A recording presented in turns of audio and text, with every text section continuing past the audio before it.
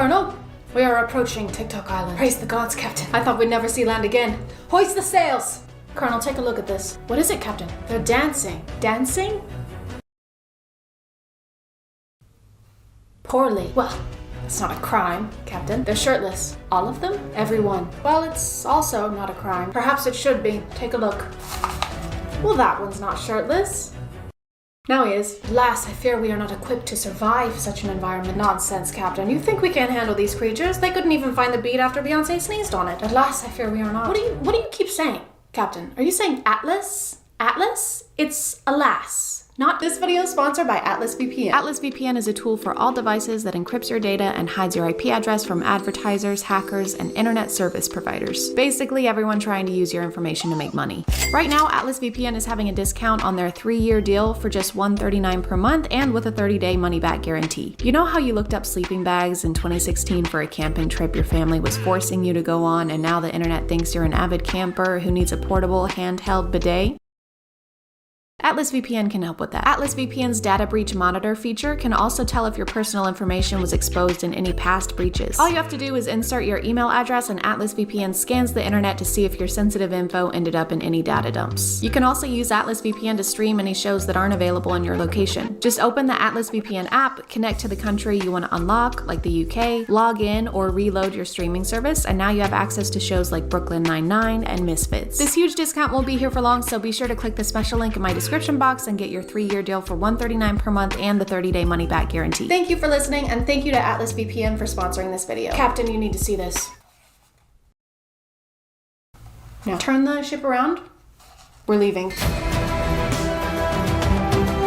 Hey guys, and welcome back to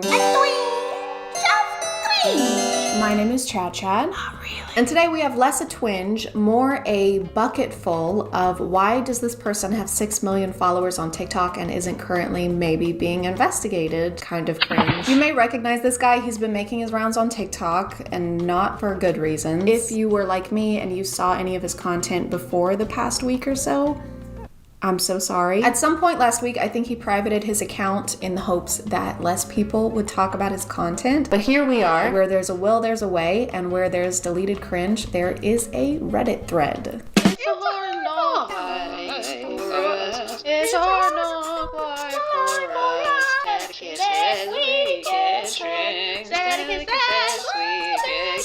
So this is a lot, but I figured why not start off strong. This is the TikTok that spiraled him into some deserved criticism. I think it's pretty obvious why some might take issue with this video, and I also think it's pretty obvious why he can't get anyone to date him. This is a fake rose. You can't base a potential relationship on a lie.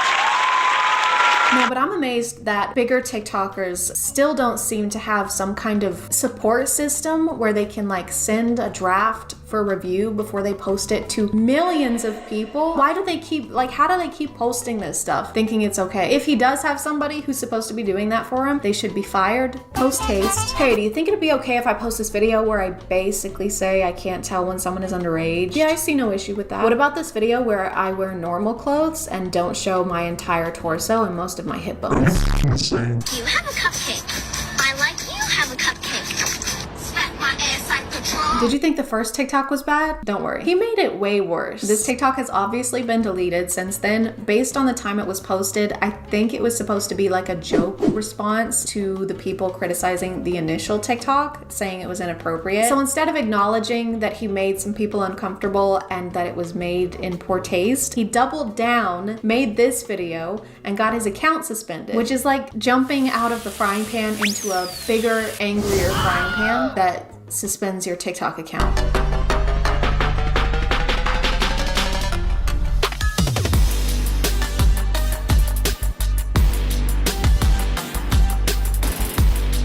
You could have chosen literally any song. How many songs are on TikTok? Hold on. Okay, they're not gonna tell me, but I'm sure it's more than just this one. Most of the time when TikTokers are mouthing lyrics, they're incorporating it into the videos somehow. What's happening in this TikTok is not specific to the lyrics, I hope. So I repeat, why this song? This man has the number 20 in his bio, but he made this video where he gives his birth year as 1997, which is the year that I was born, so he's at least 23. And then I had the great displeasure of reading a comment that let me know the 20 in his bio is not referencing his age, but but rather his hair in centimeters, which, if you were wondering, in inches is 7.8. So congratulations on having that information in your head now. There were a lot of comments sticking up for him saying that a lot of 13-year-olds look older than they actually are nowadays. I don't think that looks are the only factor in determining if someone is your age or not. You can't tell when a 13-year-old is not on the same maturity level as you, so you're equally or less mature than a 13-year-old then. Why would you admit that to us? Hey, has anyone seen my watch? It was like super expensive. I haven't. Ooh, no. Sorry, I haven't. I also haven't seen it. You kind of answered weird. No, I didn't. Yeah, she's right. It seems like you took it. I didn't take it. I just really struggle with not stealing watches. That's what she had stolen. Yeah, that's what I had stolen. I literally just said it. Okay, you know what, guys? It's not my fault. Okay, a lot of watches look 20 years old nowadays.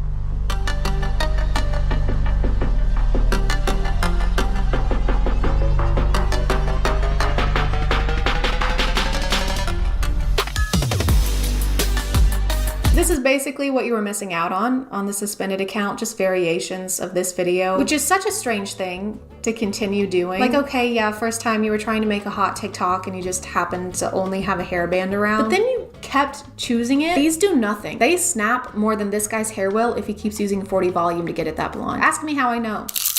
Don't ask me.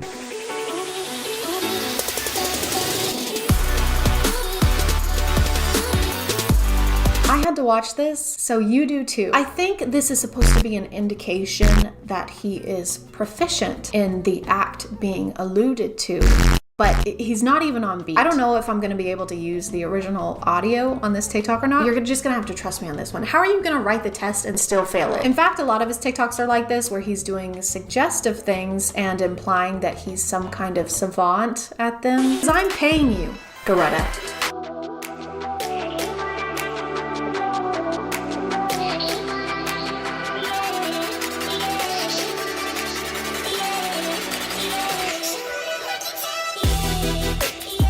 No, thank you. Call me shallow, because no diving allowed. I haven't gone through menopause yet, but from what I've heard, there isn't much of a Red Sea. If anything, I think it's like kind of the opposite of that issue. So this is, again, incorrect. I don't know where he's getting his information from. It's probably the same place that this guy is. They should collaborate or something. Just get together and let us know how we work. Welcome back to the ChadCast. We have a lovely lady guest here today with a question about menopause. Ooh, menopause, huh? I know, right? Hot. Emma, what's your question? Yeah, I just feel bad all the time. I'm either freezing cold or sweating. It's just miserable. I don't know what to do. Have you tried adjusting the thermostat? Ooh, that's a good one. Thanks, Chad. Yeah, no, it doesn't really matter what the temperature is outside my body. I believe in this situation, and Emma, correct me if I'm wrong, but that you would use tampons. No, that's wrong. Emma, please don't correct me. Absolutely no correcting on the ChadCast, Emma, please. Okay, well, it's just I don't really get those anymore. It's pretty dry in the ovary department. Well, I wouldn't know anything about things being dry, would I, Chad? You wouldn't. Neither would I. Neither of us would. But you know what would help you, Emma? No, I don't. What? Chad, are you thinking what I'm thinking? You know what? I think I am, Chad. Emma. It's chocolate. Chocolate? Chocolate. Chocolate. Chocolate. I don't think chocolate will help me. Just take the chocolate, Emma. Just take the chocolate. Chocolate makes the woman problems go away. Take the chocolate. No, you need the chocolate. Don't want chocolate. I'm gonna call it there, guys. As always, feel free to let me know what you think in the comments. Thank you for subscribing, and if you are still here, thank you so much for watching. I appreciate you clicking on my video out of all the videos that are on here, and I'll see you next time. Okay, bye.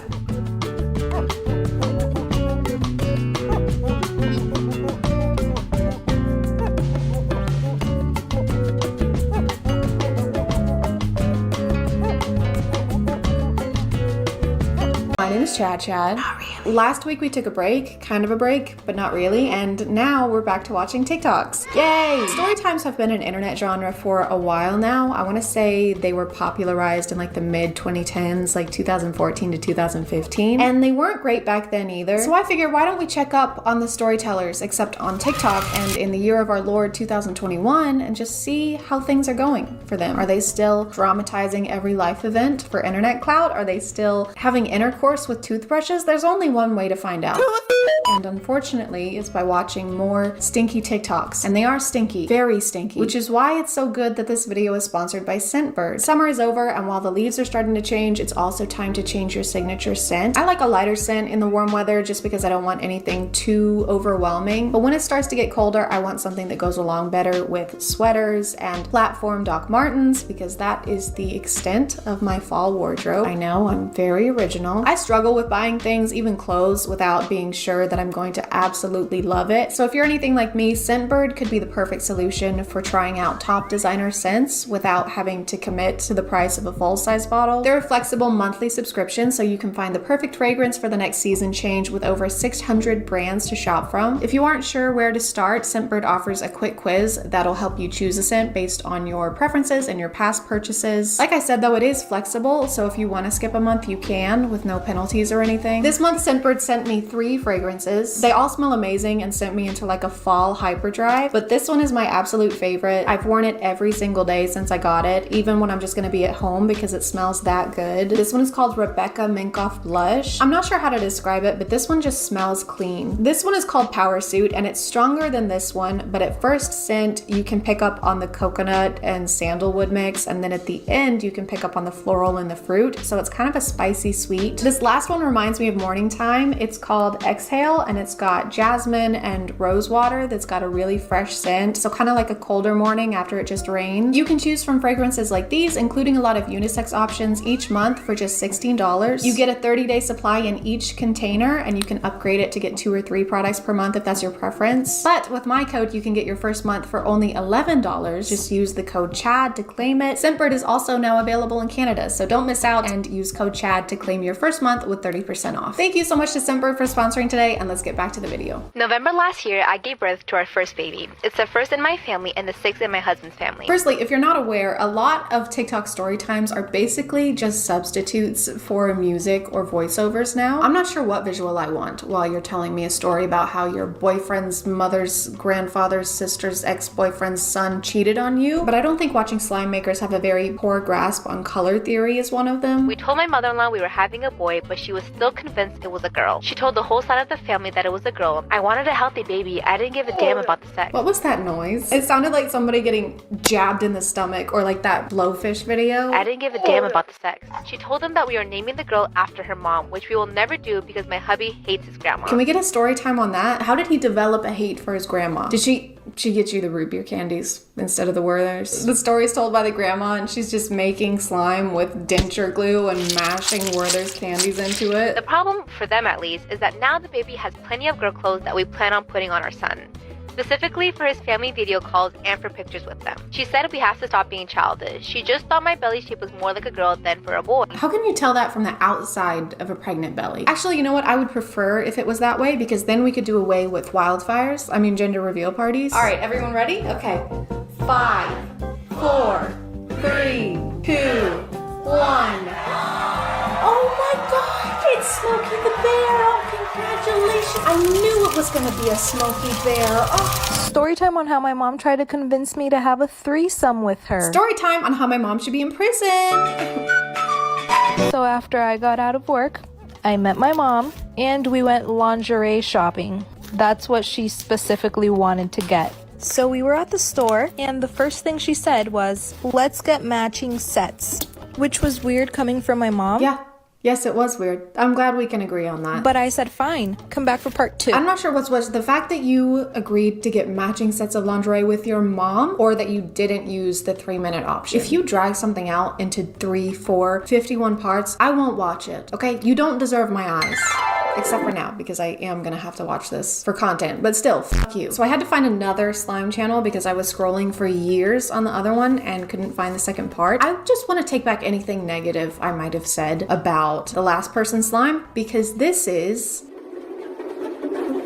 What is this? Like I said, it was really awkward coming from my mom because I've always been close with my mom, but never that close. I like how they're trying to explain that this was weird because they weren't that close with their mom and not because it was, you know, their mom. My mom called me downstairs 10 minutes after. She said, "So you know there was a reason why I wanted to buy matching sets with you. And let's call her boyfriend Brian." She said, "Well, Brian gave me a really good idea." And then she said these words, "Let's have a threesome." Okay guys, I feel like I should repeat what's probably in the title of this video somehow. People make these up for clout, so the chances of this being something that actually happened are at like 2.5% if we're being generous. I just don't want some people in the comments to try and explain to me that these aren't real. I know I just have a stupid, poopy woman brain, but I do know when I sit here and poke holes in the plot lines of these, it's not because I think they're real. It's because if I sat here and just told you that these aren't real over and over again, I don't think it would be that interesting of a video. My mom tried to convince me. That's not real. And we went lingerie shopping. This is a fake story. Let's have a threesome. This never happened. I was speechless. And she said, "I know it sounds crazy now." Stop adding things to the slime. It is unusable at this point. This slime single-handedly caused global warming. They don't use acid anymore. They just fill a vat with this stuff and it gives people superpowers. It made the Teenage Mutant Slimy Turtles slimy man. And then Brian jumped in and said, "It's not an actual threesome. What we really want is for you to watch us. But we want you to wear your mom's same lingerie." Oh, thank God. I thought it was gonna be something creepy. They tell their mom no and that it's weird. And the mom goes, "You know what? Now that you said something, this is really weird." And then they break up with Brian. Thank God, because he seemed to be a pretty bad influence. Okay, on to the next one. Lucifer was a baby born in 2020 and most of his life seemed normal, except one thing which was unexplainable. Every time Lucifer's dad came near him, he would immediately start crying. It might be because you named him Lucifer, like the synonym for Satan. I like how a lot of these TikToks have to have something flashing on the screen or in the caption, like 100% real, true story, this actually happened. Like, okay, I maybe would have believed you, but now it just feels like you're a salesman trying to sell me a car that used to be owned by a 17-year-old boy. Never been in a single accident. One accident minus one is how many accidents this one has had. That dent is from cleaning the car too hard, if you can believe it. Did I mention it's never been in any accidents? At first, no one thought much of it until it continued every single day. And the craziest part is that Lucifer loved being around his mom. The doctors ran multiple tests on Lucifer but couldn't quite find the problem until this particular doctor stepped up and decided to run tests on Lucifer's dad instead. And it's what he found next that will leave you speechless. Hit the plus for part 2. Oh my God, that's so weird. Better watch part 2 to figure out what happened. Oh wait, there is no part 2. It doesn't exist. I didn't think it was possible for me to be more disappointed. But here we are. Based on the way a lot of these videos go, I'm going to assume that the dad wasn't actually his dad and was really a serial killer who used the face machine from Mission Impossible to steal his identity, okay? And then when they went to the doctor and ran blood tests, they realized that it wasn't actually the baby's father. And then Tom Cruise emerges from the skin suit and turns into a mummy, starts a war of worlds on top of a gun. I don't know, I didn't see any of the movies. This is why you should always keep your phone charged. A girl named Marissa came home from school at around 3 p.m. She walked in the door and told her mom that some random number kept calling her all day. Her mom told her the person may have the wrong number and just to ignore it. Marissa said okay and begins to do her homework. A couple hours later, she receives a phone call from the same number. Marissa answers at this time and says, "Hello?" The man then says, "We finally found you. Don't worry, Bunny." Bunny? It's Candace Stone. Speaking of that show, I think season 3 comes out October 15th. So just don't be surprised if I don't upload or interact with social media during that week. I'm just kidding. It's not going to take me a week to watch that. Marissa begins to panic and tells her mom what just happened. Her mom yells and says, "Grab your stuff, we need to leave." Marissa, confused, packs her things and gets into the red car. Her mom begins driving fast and turns on the radio. The radio says, "The baby named Marissa who was kidnapped in the hospital 10 years ago has been found and police are searching for a red car." Marissa looks at the woman and says, "Who are you?" The woman looks back and says, "You can call me mommy." But the baby was named Marissa, and so it was So she was still going by Marissa? The woman who kidnapped the baby didn't think to change the name of the child she stole? Why did it take them so long to find her if she was still under the same name and attending school with the same name? What I'm getting from this is that her birth family hired the worst detective alive. Can we circle back to the intro of this video? What does this have to do with keeping our phones charged? This is why you should always keep your phone charged. So that we don't get kidnapped as a newborn babe? I feel like there's not much we can do about it at that point. Someone stole our baby. What? But she's only a day old. Wait, hold on. Hello? Goo goo gaga, goo goo ga. Oh, Goo thank goo God. goo. Gaga, goo goo goo What is gaga. it? She said they're in a red car heading eastbound on 23rd Street. Oh my Goo God. gaga. Gaga goo. Of course. What did she say? She also says BYOB. Huh? Bring your own boob. She's starving. I think that's gonna do it for today, guys. Not because I'm out of TikTok story times, because they never end, but because it is 4 a.m. I've heard sleep is good for you, so I think I'm gonna try that out. Thank you for subscribing, and if you are still here, thank you so much for watching. I appreciate you clicking on my video out of all the videos that are on here, and I'll see you next time. Okay, bye.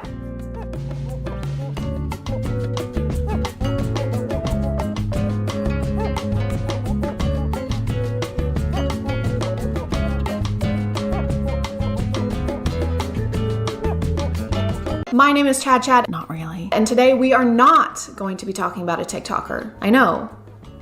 Shocking. But don't worry, we'll still be watching cringy shit. It will just be cinematic cringy shit instead. I've seen this movie a couple times and I'm not going to lie to you, it's probably one of my favorite bad movies of all time. I'll recommend it to people and try and get them to watch it and they end up just watching the trailer and then never talking to me again, which is understandable, I guess. Disclaimer. This is a disclaimer. I'm not making fun of this movie for being low budget or for them obviously having minimal resources. If you're somebody who wants to make movies or if you're somebody who wants to write for movies, I think it's great if you just go out, no matter what you have, no matter what equipment you have, and you just make it, okay? I think that's great. I'm making fun of it because it's awful. It doesn't cost a lot of money to write a good script. Unwanted Presence was released in September 2014 and had an estimated budget of $150,000.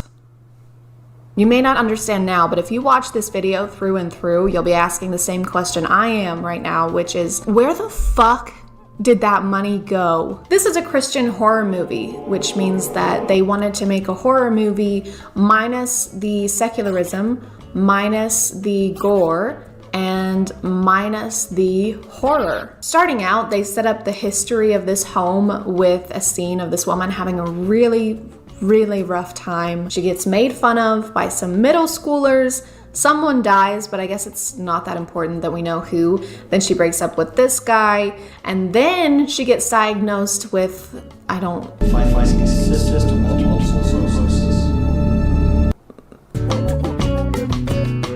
not be putting people on legal trial for witchcraft anymore, but that's not gonna stop the internet from throwing allegations around. Makeup is witchcraft. I said what I said. Anytime you have to start trying to cover up and reconstruct your face with different powders and blushes and... She's wearing lip gloss as she says this, by the way. Lips don't shine like that on their own, by the way. She also keeps mentioning Transformers in this video. We got the men, you know, these Transformers, they out here looking more feminine than the women. And I don't really know why. Like, what does putting on a little mascara have to do with the battle between Autobots and the Decepticons? I like how we constantly hear variations of this on how makeup shouldn't be allowed because it changes our appearance too much. You don't look like that for real. With the makeup on and with the makeup off, you look like two completely different people. You're transforming. It's witchcraft. Like, okay, since when is changing how something looks a bad thing? Does she also hate it when people paint a room? Whatever you do not renovate your bathroom around this lady. She's gonna freak the fuck out. A lot of these videos frame witches as being this kind of secret agent whose mission is to infiltrate the church. Okay, this is gonna sound crazy to some of you, but it needs to be said because it's real. Why did she slap us like that? What did we do? Does she think we're witches?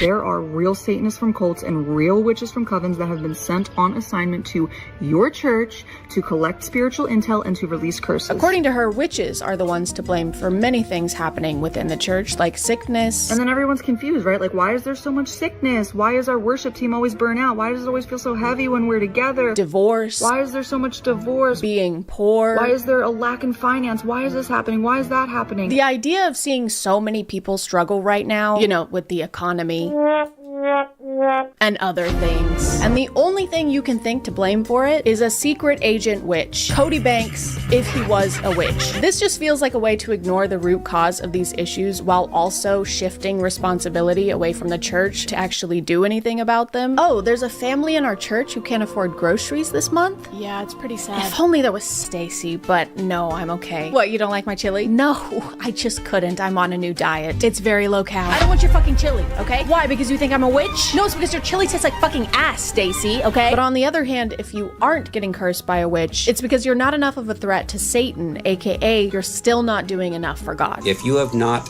felt any witchcraft, then you're most likely not a threat to Satan's kingdom, and you're not doing much for God. So it's bad if you get cursed by a witch, but also bad if you don't get cursed by a witch. Damned if I do and damned if I don't. Me, when I'm a beaver and I'm trying to decide to go to work or not, their qualifications for someone being a witch are also so broad that they can be applied to literally anyone. And they're never actually describing someone who practices witchcraft. They're just describing the supernatural Snow White and the Seven Dwarfs version of a witch. What does a witch in the church look like? They will usually dress very conservatively, so you would never guess that they're a witch. Oh, dressing modestly means you're a witch? You mean the thing that the church has been telling women to do since forever? Put some clothes on, whore! Okay. Take some clothes off, you witch! Okay. Does this mean that the Duggars are witches? Is that why they had so many kids? So they can Hansel and Gretel them? That's why they've always got the kids cleaning the kitchen, so they can trap them in the oven, like the Visit. Extremely good at acting godly, give you words from God. They want to put their hands on you in prayer. Their laugh can sound like a cackle. So if someone dresses modestly, or appears to be a good and godly Christian, or just has a kind of funny laugh, that means that they're a witch? You just incriminated about 95% of any congregation. You just described Seth Rogen. Seth Rogen is a witch now. This is what I mean, dude. Whenever they're describing the big, bad, scary witches, they're actually just describing regular people that we encounter every single day. These witches are using biblical language. I just came across this lady on TikTok, and gorgeous, so pretty. And that's always something that I know. If someone's beauty is very exaggerated. So when someone is beautiful, that makes you suspicious of them? Oh wow, you are so pretty. Oh, thank you. Too pretty. But then my spirit was like, this doesn't sound right. And I went to her page and I was looking at her stuff, and nothing was outwardly witchy. Like, she didn't say she was a witch. There was no information that gave specifically witch. So you saw a woman on TikTok who wasn't a witch, whose account had nothing to do with being a witch, and by your own admission had nothing outwardly witchy going on, and yet you still came to the conclusion that she's a witch? And I go to her link in her bio, and I'm like, oh, this is heavily Christian language. And I said, okay, witchcraft confirmed. I wonder where we've seen this kind of thinking before. I wonder if there's any other times in history where women have been labeled as witches despite there being no evidence to back those claims. Their explanation of witches are so dramatic and demonizing that it kind of feels like the Santa Claus for church-attending adults. The best protection against witchcraft is to forgive everyone. Humble yourself from all pride in your life. Repent for your sins. If you're good all year and on your very best behavior, then the big bad witches can't project their asses into your room and tell God that you're watching OnlyFans models twerk on dildos shaped like tentacles, okay? It's definitely a type of fear-mongering, but to what end? Like, what is the point in doing this? I'm not actually asking, I just said that for a segue. I know what the reason is. Money! Wow, what a surprising surprise! They're all doing this to sell something on the internet! I have a book called Freedom from Soul Wounds and Demons. Not only is he selling a book that teaches you how to protect yourself from witches, he's also selling an online course. Of course! Of course he is! This creator is also selling an online course, which is really funny because of this. Child, as I'm reading the descriptions, she's like, this course is to help you, find the power within. So this is your daily reminder that the witches are getting really good. So you saw her selling an online Christian course and decided that that conclusively proves that she's a witch, when you yourself are also selling an online Christian course and a book. These people need to stop writing books and start reading them. Please, touch book. This creator also falls into the selling an online course category, but she belongs in a special subcategory that I found and like to call used to be a witch but then became a Christian and isn't a witch anymore, but now they spill all the insider secrets and all the hot goss about being a witch as a career now on the internet. It's a working title. You know, I didn't really feel weird about Halloween until I got delivered of demonic spirits. It glorifies demons. It glorifies darkness. It glorifies and celebrates death. It's actually disgusting, some of the Halloween decor that I see on people's front lawns. I can't believe that. How could we put that in our front yard? You don't like when death is celebrated or when imagery involving death is in people's front yards. You're gonna hate Easter. Wait until I tell you about what happened on the cross, dude. You know, the one that people put in their yards and on their bodies and in their churches? This subcategory is mostly people claiming that practicing witchcraft made them a horrible person while also sounding like they know nothing about witchcraft. She said, my husband had an affair with a woman at work. How much you charge me to destroy her? Holy shit, it's an actual witch hitman. Oh no, it's Agent 666. Wingardium Levio, kill that bitch. Okay, if your husband is cheating on you, don't hire a witch to kill that woman. Hire a witch to kill your husband. How much you charge me? I said, I charge you $10,000. This story is so unrealistic. You're telling me you agreed to kill someone for $10,000? That's it? That barely even covers the cost of materials. Have you ever bought a coffin? That leaves you with like $1,000 profit, max. Guys, who the hell is Max? This grift relies on engaging a Christian audience by demonizing non-Christians. So of course he has to pretend like when he was a witch, he actively hated all Christians. She said, by the way, she's Christian. I said, well, I do it for free. It's like in God's Not Dead, when the only way they can portray an atheist character is by making them the evilest person alive. Oh my god, a puppy! I fucking hate those things. Wow, look at this gorgeous sunset. It makes me sick. Oh my god, is that premarital sex? I fuck with that heavy. I bought a coffin. I bought 21 candles. I put everything together, and the devil comes in. I could feel his presence coming. She said, how God said to leave her alone. She can't be touched. Anyone who believes in a god can't be assassinated by witchcraft. Good thing that's a pretty niche demographic. Hey, if you ever have anyone you want to get rid of, just let me know. Oh wow, thank you. Unless they like the color blue. Okay. Or if they've ever stubbed their toe on something. Or if they've ever played or not played the video game Minecraft. Can do it. So I was a practicing witch for 10 years, was involved in black magic, rituals, seances, you name it, I was doing it. I like this one a lot because the pictures she uses to prove she used to do witchcraft are just her wearing eyeshadow and of her smoking. Girl, if that's all it takes, I think we all have practiced witchcraft, especially in 2016. I'm gonna tell you the top 5 ways that the devil deceives Christians into continuing to practice witchcraft even if they've renounced the outward practices that seem more apparent. Number 1, rebellion is witchcraft. So this is rebellion to your husband. Rebellion to your husband is witchcraft? Is it? Is it really? You know what? If you want to head back to the 1600s when your husband could get you thrown in prison for not making his bread crispy enough, you go right ahead. Enjoy wiping your ass with straw. And bubonic plague. Videos like these and ones that share experiences with witchcraft all have the same purpose of painting witches as these monstrous, comically evil characters that only exist for them to prevail upon. We had a witch come into our meeting and says, I'm more powerful than Jesus. And I said, oh, that's interesting. And I went over and said, hey, you doing okay? And he says, no, I can't move a muscle in my body. He says, what's going on here? And I said, well, there's someone that's more powerful.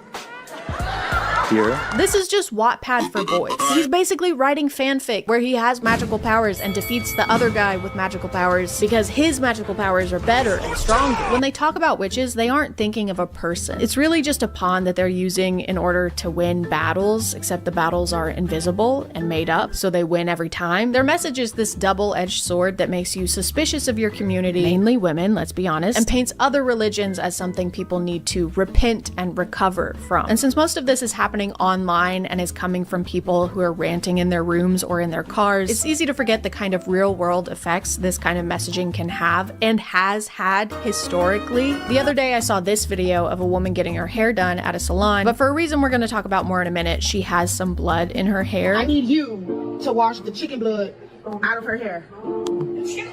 Wait, why do you have chicken blood in your hair though? Which is not something that I would personally want to wash out of someone's hair if I was a hairdresser. But these are her friends, they're her regular hairdressers, and they did. They show her transformation at the end, and she looks amazing. Her new hair is clearly giving her a confidence boost because she's smiling and she's glowing. So imagine my confusion when I looked in the comments and saw this. In the name of Jesus, I rebuke any negative energy from this video. Witchcraft is real! That was a destiny swap spell for sure. That was 100% a fate swap. She took someone else's life to better hers. I don't know witchcraft, but I know Jesus, and that isn't right. Nobody's talking about how she looks so drained in the beginning of the video, but at the end, she's literally refreshed. You mean like how people go and get their hair done, and then afterwards they look refreshed because they just got their hair done? Let me not start talking about the pasta ritual that some women do. I don't know what that means. Is that like when you go to Olive Garden and you eat the Alfredo tortellini dish and it's really, really yummy? I like that ritual. That's a good ritual. People on TikTok immediately started labeling her as a witch, saying that this was some kind of witchcraft where she was trying to swap fates with someone. That bitch is a witch. That's witchcraft. That's evil as fuck. But worst of all, claiming that she had cast a spell here that caused the death of her friend's child. The stylist who washed the chicken blood out of her hair, her baby girl passed away not long after that. That is how dangerous this is. That is how immoral and evil this stuff is. This video is what inspired me to talk about this because unlike the other ones I've shown, this was directed at an actual person. This was a literal modern day witch hunt. She's gonna pay for that. The woman who done that is gonna pay for that. In reality, this woman practices Santeria, which is a religion that started in Afro-Cuban communities. She made a comment explaining this and that the blood was there as part of a protection ritual she was doing for herself because she was about to go on a trip, which has now been deleted because people were harassing her and accusing her of causing the death of one of her loved ones. And on that day, all I got was a hair rogation. A hair rogation is completely harmless. It's just a head cleansing for like protection. And an animal of choice wasn't even a chicken. I'm not evil. I'm not no demon. I'm not out here trying to get nobody's soul. I'm not sacrificing anything. This is extremely demonic.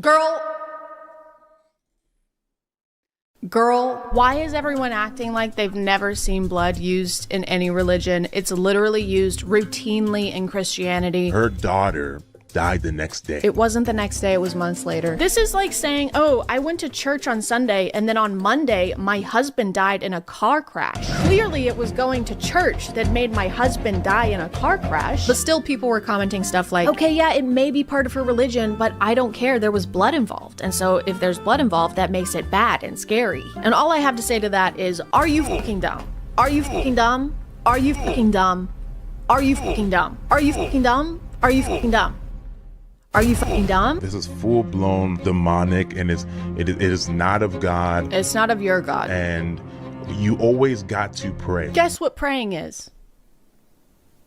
A protection ritual. Guess what she did? A protection ritual. You guys are doing the same shit. You're doing the exact same thing that she was doing, just in different ways. And There's nothing good about Santeria, these spiritual cleanses, and I'm gonna put an egg cleanse, and I'm gonna sacrifice an animal and put the blood on my head. You know what's really funny about this talking point is that God literally instructed Moses for every family to sacrifice a lamb and take the blood of the lamb and wipe it over their doors as a protection ritual to protect their firstborns. Animal sacrifice, blood ritual, protection spell. Am I losing my fucking mind? It's the same thing. Do you read the Bible and then get hit by the Men in Black thing that just zaps your memory clean? Is that what's happening? So this is just a friendly reminder that sometimes we see something we don't understand, and sometimes people believe in things that we don't believe in. And during those times, we shouldn't be jumping to conclusions, even if everyone else is. Also, if your religious beliefs are founded in shitting on other people's religious beliefs, that's not a religion, that's just you being a hater. You're just a hating ass bitch, and you would be no matter what your religion was, and that's okay. I mean, it's not, but that's what it is. Anyway, guys, I've got to go fly over El Monte because my friend whose name is Hotel Transylvania needs a ride, so I'll see you next time. We've spotted flying on a broom with a body hanging in El Monte. That looks like people on a broom. It's Hotel Transylvania.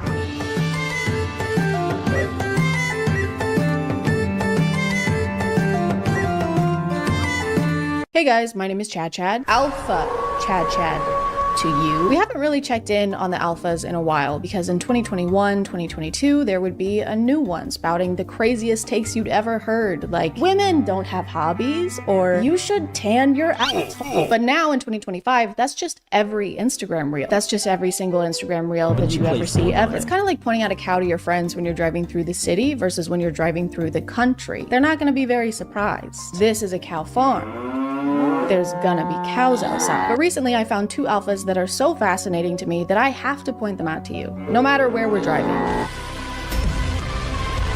If you watch reels for over an hour every day, don't do that. So do I. Then you've maybe seen this guy before. His favorite whiskey, Johnny Walker. What do I do at duty free? Fucking Johnny Walker. That night, sipping the fucking Johnny Walker in the war room by myself with him, chilling. Luke Belmar is a biohacking, crypto trading, e-commerce-ing, alpha finance bro millionaire. Give me a $10 million contract every 4 months. That's you know? By the way, I didn't realize what biohacking was until a few days ago. Apparently, it just means changing your diet and routine to try and improve your life. That's obviously a simplified definition, but based on the term they've been using, I thought it was a lot more serious than that. Biohacking is your ability to reverse engineer life. Bio means life. Hacking through it is your ability to figure out the most optimal ways to experience life. So it kind of seems like they've just alpha-fied taking care of themselves. Hey bro, you want to film a podcast episode real quick? Because we need to convince ourselves we're doing something fiscally profitable in order to sincerely talk to each other. Sorry dude, I can't. I'm biohacking. Bro, what? You're biohacking? That's crazy, dude. That's impressive, for real. Yeah, thanks. I know. I'll let you get back to it, okay? You focus up, all right? I'll talk to you later. Okay, see you, bro.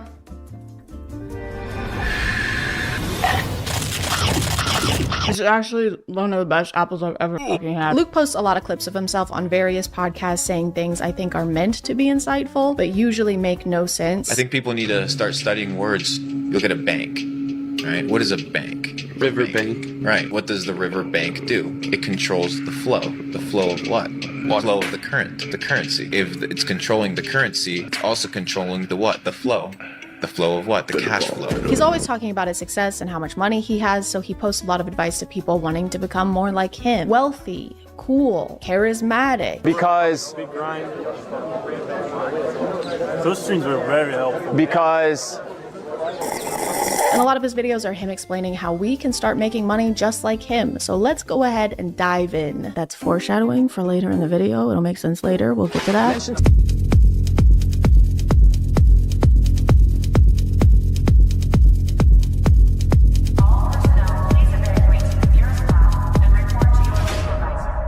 The secret to being rich, guys. Ask rich people to give you money. Pretend to be their friend so you can use them for personal financial gain. It's a side hustle because you're hustling them. At the end of this clip, he also says this.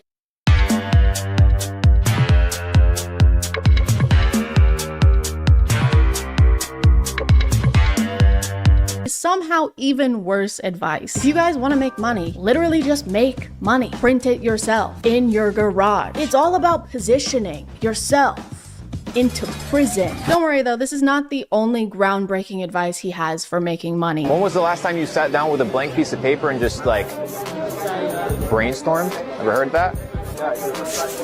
Yes, I'm pretty sure they have heard of that. He has so many people listening to him right now. They're hanging on every word he says. And he uses that opportunity to ask if they've ever heard of journaling. I got a problem at the top. Give me a fucking 100 solutions for that problem.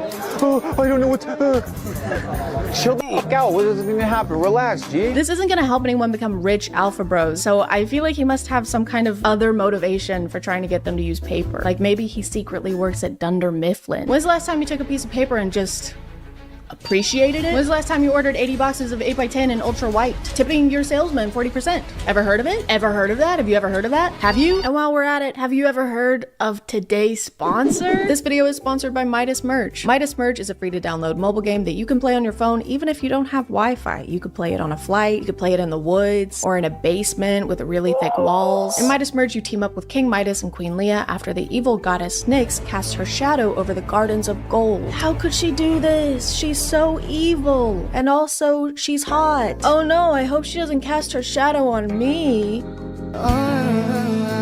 It's up to us to save the gardens of gold and restore them to their shining glory by merging items. Merging these sunbursts will brighten the garden and also free these little creatures from the cages that Nyx has been putting them in. Stop it, Nyx! Put me in a cage instead. You can even merge these cute little creatures and evolve them into higher levels, aka into cooler looking creatures. The more of these creatures you have, the faster you'll be able to save the gardens of gold from the evil goddess of night, who keeps calling me sweetie and also kitten. So we're basically a thing now. If you want to check out Midas Merge, just click the link in the description or use the QR code here, and if you're one of the first 100 people to use my link, you'll get this level 2 turtle named after me. You'll get your very own ChadChad turtle that looks just like me. Just kidding, it doesn't. That would be scary. Thank you to Midas Merge for sponsoring, and let's get back to the video. These haven't really been helpful so far, so let's watch this one, literally called Luke Belmar's Steps to Be Rich. This has got to be what we're looking for. 1. Go get spring water. Don't drink Dasani purified water. It's gonna fuck you up. Water is gonna fuck me up. 2. Once you have a little bit of money, start eating super clean, super organic. Understand that the food that you consume has pesticides, has chemicals. Once I have money, which I still don't have, because that's what this tutorial is supposed to tell me. Don't use a microwave. Microwave, you're literally cooking your food. Microwave will cook food. Neglect celebrities. Don't give a f celebrities. They're just dirt. Ignore celebrities, even though we're supposed to be making rich friends, and they probably won't want to be our friend if we call them dirt and stuff. Yo, drop me a $250,000 wire. He's a dirt pig. For someone who's always talking about the meaning of words, I think people need to start studying words. he seems to not understand the ones in step by step. We still don't know how to get rich like him. This wasn't even unhelpful advice. This was advice for after we've done the thing we needed advice for. What's up, guys? Today I'm going to be showing you how to tie a shoe. This is just a quick step-by-step. As you can see, my shoes are already tied. Go fuck yourself. Don't put food in here, by the way. It'll make it cold. Be careful. Is that Chris Hemsworth? Oi, it's me, Chris Hemsworth. Get the fuck out of here, Chris. I'm gonna beat you up. You're gonna be so Thor tomorrow. I think one of the funniest things about Luke, though, is that he is completely obsessed with the Taint brothers. You know, the convicted human traffickers. You know, some of the worst people on the planet, some of the worst people alive right now. He talks about Andrew's brother Tristan so frequently and with so much excitement that it's like he's a freshman in high school getting to hang out with the mean, popular seniors. Tristan Tate got us lit on Blue Label, Johnny Walker, $250 cigars, $500 cigars, right? What an experience. So we're gonna go hang out with them today again. Dude, the guy did a 5-day fast. First thing how he breaks his fast, cigars and whiskey, and still outruns us. What a G, bro. Dude, this guy starved himself, spent $1,000 on consumable goods, and still trafficked women right after. That guy is sick, dude. In the head, he's fucked up. Your favorite car, bro? The red one, the Aston Martin. Tristan thinks well, guys. Critical thinking, I fucking love it. Hello? Who, Luke? Yeah, he's here. One sec. It's Krispy Kreme. They said they want to offer you a job. They said because you're so good at glazing. He didn't even explain his thought process for why this is his favorite car. He just said the color. He literally just said the color of the car. That didn't even take regular thinking. The red one. Luke reacts to everything Tristan says like Tristan is paying him, which he might be. Yo, drop me a $250,000 wire. Tristan Tate, piece of dirt. Allegedly. Most definitely, allegedly. 1000% for sure, no doubt in my mind, allegedly. It's like Luke is on payroll and he's trying to keep his job. I think we should move this filing cabinet over there. Yes. Genius. That's why this guy's in charge, right? No, actually, I hate that spot. That's the worst spot in the building. And I've always thought that. I've always said that. I don't know. Maybe we should move the filing cabinet to my butt? But then it'll be in the way. How will I kiss it? Your butt. How will I hold it and kiss it and make out with it then? It's so crazy whenever people talk about the Taints like they're literal gods because again, they're convicted human traffickers. And second, the least alpha thing you can do is look up to a man. Like, why are you looking up? What were you doing down there? It's also such a public way to announce what kind of person you are to the world. Like, this is where you want to be. This is where you want to end up. This is your guy. Wooly Willy is your guy. I think this gives a pretty good idea of what kind of person Luke Belmar is because wanting to be around the Tate brothers is like wanting to be inside a toilet bowl because it means you're probably a big piece of shit. The water advice is pretty recurrent in all of Luke's teachings. It keeps coming up. You can do Mountain Valley spring water. You can do Avian. Evian, I love Evian. Yeah, those are good ones. Tastes good. Fiji? No. He refuses to drink any regular water. It has to be specifically approved brands of bottled water. And he tends to project this mindset onto others around him. Today I went to the dentist and she's like, can you rinse out your mouth? And I'm like, I'm not rinsing out my mouth with this tap water. Even the monkey knows. Natural spring water, none of this tap water bullshit, bro. The monkey was drinking the water, though. It seemed like it was having a good time until you approached it with the gentleness of a thwomp.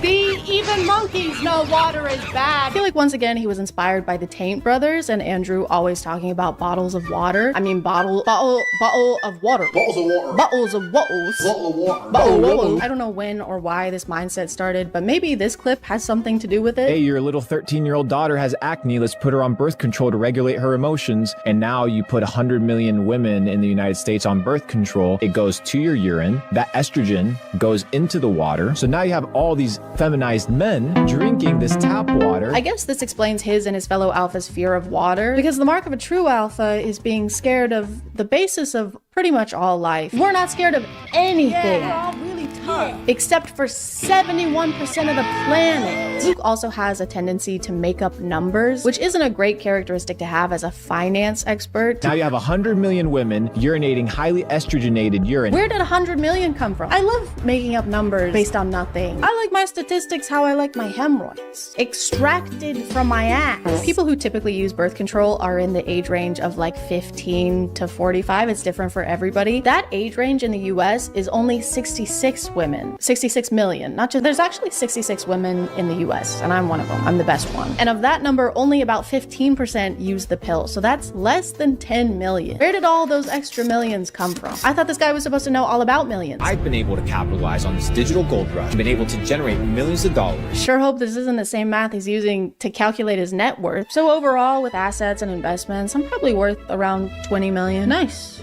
What about liquid? Where? It's actually totally fine that we haven't learned anything of value yet from these videos because Luke has an online course that he sells. Now I can tell you, as a matter of fact, that there's people your age making an absolute fucking killing online, whether it's through e-commerce, drop shipping, crypto. He has an online course that makes him most, if not all of his income. What? Bones, what is happening? Who could have seen this happening? Why didn't you warn us, Bones? It's technically not just courses he's selling. It's actually a club where you get exclusive opportunities to connect with fellow entrepreneurs, which is something you can do on Instagram. All you have to do is comment the words Capital Club, and I'll send you a private link so that you can tune into this private event. Do you guys think it's private? Sorry guys, I just didn't catch if it was private or not. Could you guys let me know if it was private or not? Here are some examples of the exclusive connections you can make after giving Luke and his entourage up to $15,000. What do you guys do? Full-time trading. Full-time trading? Yeah. What markets? Forex and commodities. Where's my commodity? All right, there you go. Connect.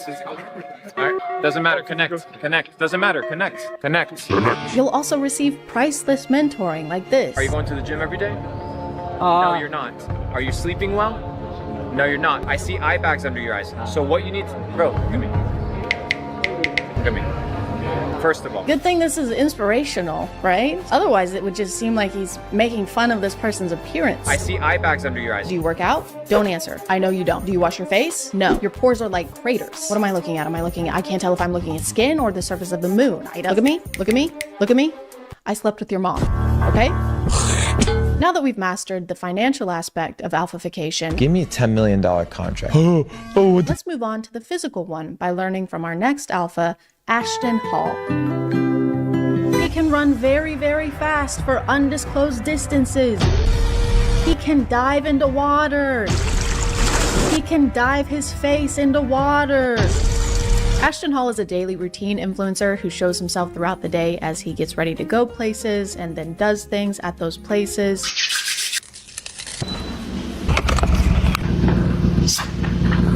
By the way, Chris James is how I learned about this guy because I deleted X from my phone. I couldn't stand to be there or look at it anymore. So everybody say, thank you, Chris James. Thank you. Is he gone? Thank God. That guy has 2 first names. Like, how many do you need? Don't be greedy. Ashton has been getting a lot of attention over this last month for how crazy and unrealistic his routine is. For example, he starts the day by waking up at 3:50 or 3:55 in the morning.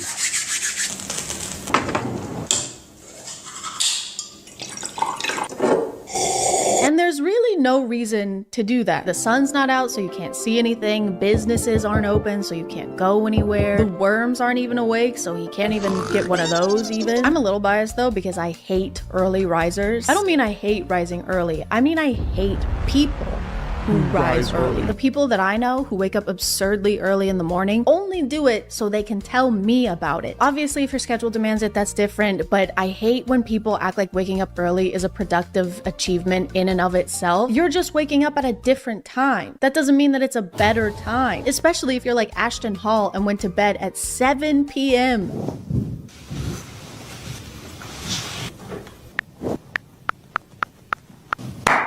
Actually sleeping more than most people. He goes to sleep at 7 and then doesn't wake up until 3:50 in the morning. That's almost 9 hours of sleep. Why am I doing so much math in this video? His morning routine video that went super viral says this in the caption: day 191 of the morning routine that changed my life. 3:50 a.m. to 9:30 a.m. Sin lives late at night. If you're dealing with a weak mind, bad decisions, or lack of productivity, go to sleep early. Sin lives late at night. It's still night when you wake up. Sin is still around. He says variations of this phrase a lot. Brother, what do you mean, how do I wake up at 3:50 a.m.? Listen, I go to sleep early because temptation lives late at night. But if your willpower goes away the second the sun goes down, you probably have really weak willpower. You're still the same person no matter what time it is. So if you're making bad decisions, you can still do that during the day. Hey, you want to be in this 70-person orgy with us? There is nothing I'd like more. Sure. Yeah. I can't even begin to express how much I want to do this and how long I've wanted to do this and how much I appreciate you asking me and including me in this. What time is it? It's 5 a.m. I can't do this. But you just said you were gonna— I'm not that person anymore. It was 10 seconds ago. Ashton spends the rest of his mornings doing various things between each round of putting his face into ice water. Dipping his face into ice water is kind of like his checkpoint throughout the day. And he only does it with this specific brand of bottled water. He doesn't use tap water.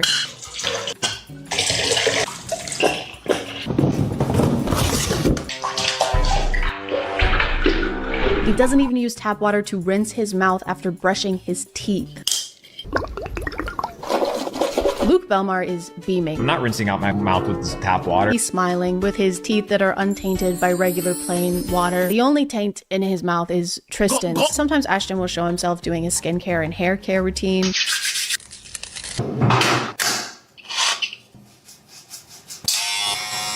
Hey, do you want it to grow or not? These two things just canceled each other out. I'm getting mixed signals. He just row gained and then row lost. He also uses Sensodyne toothpaste, and there's nothing wrong with that. I just feel like maybe his teeth would be less sensitive if he didn't constantly expose them to iced water. After Ashton is done waking up in the mornings, he usually goes onto his balcony to drink more water. My favorite part of this is when he squats after finishing his push-ups to drink more water, because the wind moves his pant legs around, but when I first saw it, I just thought his legs were shaking. Yep, just finished doing push-ups for 16 minutes straight. That is actually literally gonna make my legs hurt tomorrow. One of the weird things about Ashton's content is how his wife is included in it. Actually, it doesn't even feel right to use the word included because she's not included. It's just her hands. She doesn't have a name or a face. She's literally just a pair of hands. Usually when other people show up in his videos, they're actually shown.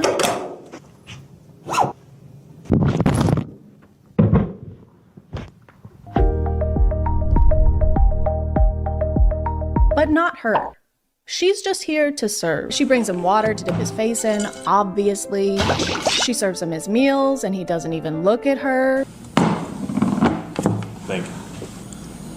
Why does he need someone to bring him food anyway? He's been awake for 5 hours at this point, and he couldn't find time to scramble an egg. He could have just done it here when he stood in place for 4 minutes straight.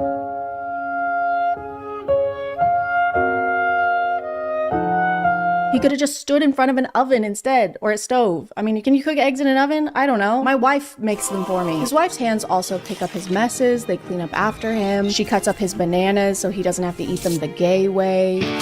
She even has to dress him sometimes.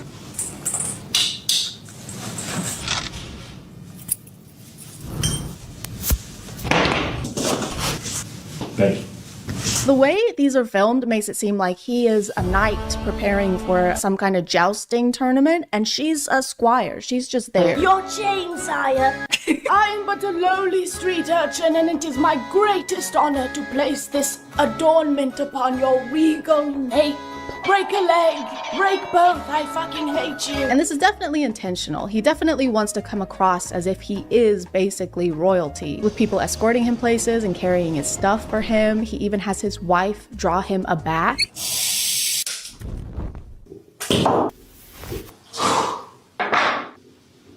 Hey. And it works. He definitely comes across that way. He does seem like he's royalty because he's a little princess. Ashton is also a self-acclaimed fitness coach, so he shows us a lot of his workout routines. And I say self-acclaimed because literally anyone can say they're a fitness coach. You don't have to have any kind of certification to say that. You also don't need any kind of certification to have an app where you sell fitness courses for $20 a month or $90 a year. You can just do that. Fitness coach. Yeah, he's fitness coach into the back of his car. The production quality of his running videos is insane. They have 2 camera rigs set up in 2 different cars so they can drive on either side of him and film him running in super high def. They've got him in slow motion, he's covered in sweat by the end, and you would be too if you ran for less than 10 minutes. Less than 10 minutes. He doesn't even run for 10 minutes. He starts running at 7:27 and by 7:36, according to him, he's done running. He's done standing too. He's in the air. He already did 4 minutes of that this morning. He doesn't need to do any more. He spent more time prepping and traveling to this location than he did running at this location. He could have just run down the stairs at his building instead of taking the elevator and saved himself like an hour and a half. Does that even count as a workout at that point? This is more like fleeing. He just briefly fled. He also tends to make a lot of noise during these intense runs. Wait, what's he saying? Guys, he's saying ice. Guys, he's scared of the ice water. That's why he's running away. His teeth can't take it anymore. Oh my gosh. The hands must be controlling him. They're making him do this. She's not serving him. She's serving torturous villain, baddie, bitch, pussy, slay, mother, The only reason guys like this are able to maintain these routines or waste time talking about what kind of bottled water is best Fiji? No. is because they're already rich. They didn't get rich because of these routines. They have these routines because they are rich. They have someone doing their chores for them. They have someone taking their car to get their oil changed. They don't do regular people stuff. They're bored. They've got to do something. Just make sure you're not comparing yourself and the things you're doing to these optimized alphas or anyone online who seems like they have a productively maximized routine. Because first of all, there's no such thing as a perfect routine. We have butt cheeks. It's not that serious. And second of all, they're easy to fake. Even I could fake the perfect routine if I just took everything I've learned from Ashton and Luke today and combined them. And I'm gonna do that. Right now.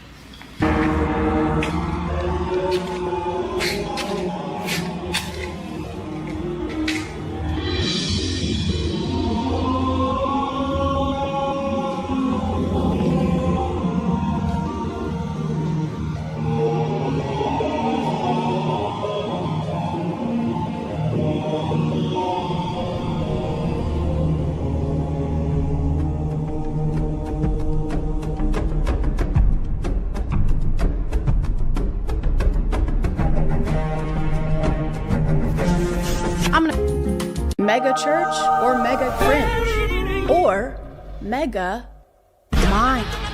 Growing up, my family always went to church. We went to tiny Baptist churches that had more wordless candies than people. Sometimes we went to bigger churches that had Starbucks in the lobby. And one time we even went to a church that was inside an old subway building. I don't know how the subway went out of business. All you need to feed thousands of people is like 2 fish and 5 loaves of bread. All that to say, I'm pretty familiar with the many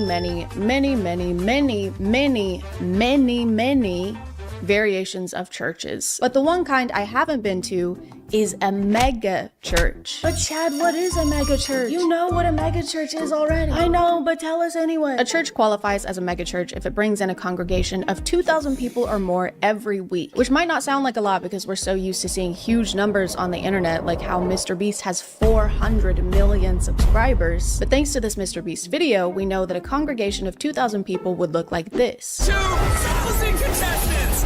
And thanks to this Mr. Beast video, we know that an 11-year-old girl crying and pleading for her place in a competition to win $250,000 would look like this. You are a kind person. Your time here is over.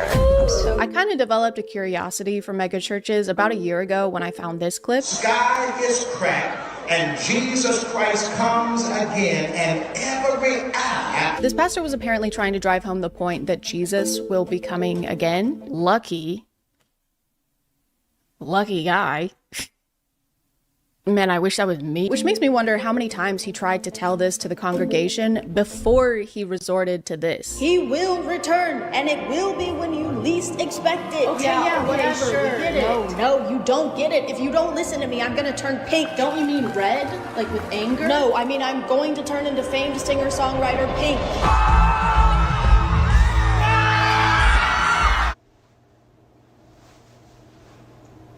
But I started seeing a lot of videos similar to this one from an account called Pastors with Props that post some of the craziest over-the-top sermons that you ever did see.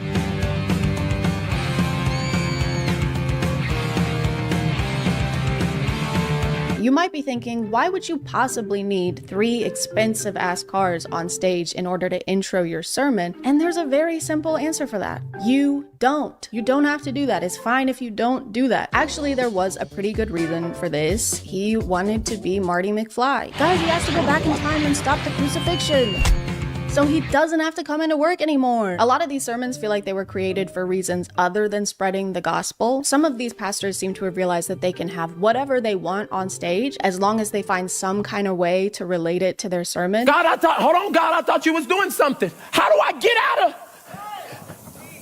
I'm your anchor. Oh, brother. Did you really need to spend probably tens of thousands of dollars on an ocean set with rain machines and an entire real boat just to say that God is your anchor? That's one of the least groundbreaking messages in the gospel. Or water breaking, because the anchor goes through. I don't know if they get to personally keep the items they use on stage and if this is some kind of way to get things they already wanted while getting to write it off as a church expense, but it's kind of really hard to think it's not. We're all going on a journey, walking through life.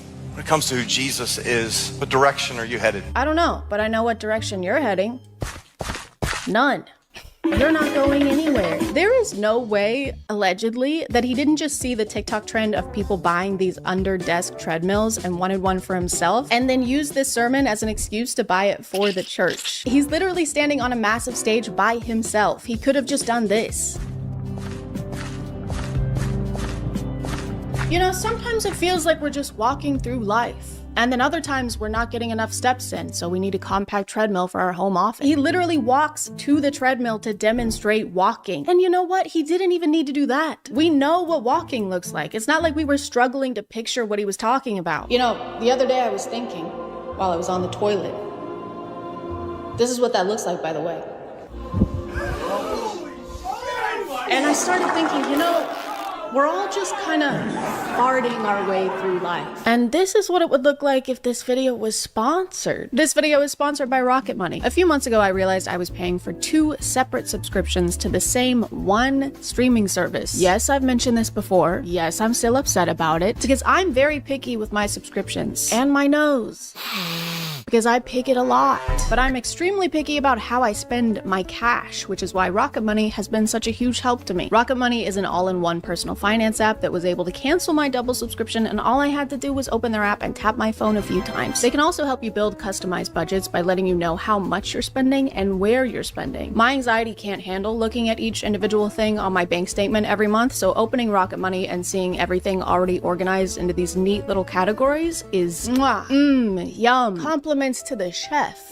Clearly, I hated it. If you want to check them out, just click the link in the description or go to rocketmoney.com/ChadChad to get started for free. And if you want, unlock even more features with Rocket Money Premium. Thank you to Rocket Money for sponsoring, and let's get back to the video. For some reason, vehicles seem to be the most common things for these pastors to incorporate. I don't know why. It couldn't be because those are some of the most expensive things you could incorporate into a sermon. It couldn't be that. It couldn't be that reason. Obviously, we have Marty McFly, we have the boat, but we also have a full stage of motorcycles,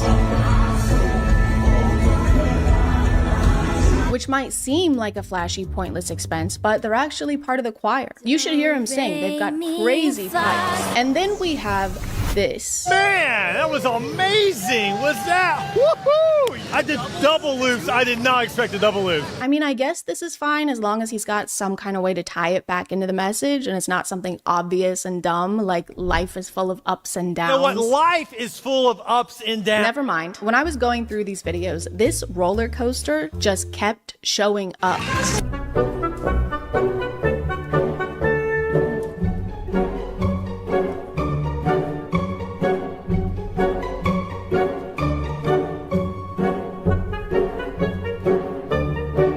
You know, I broke my foot yesterday. Oh my god, bro. He went around twice. Why does he need to go around twice? It's so awkward. This was longer than actual roller coaster rides. That went on for so long that by the time he got off, his name was Ed Old. I do like the theme song for this event, just being people singing the word of the thing on stage. Under this treadmill, under this treadmill, I'm a rock star, richest rock star.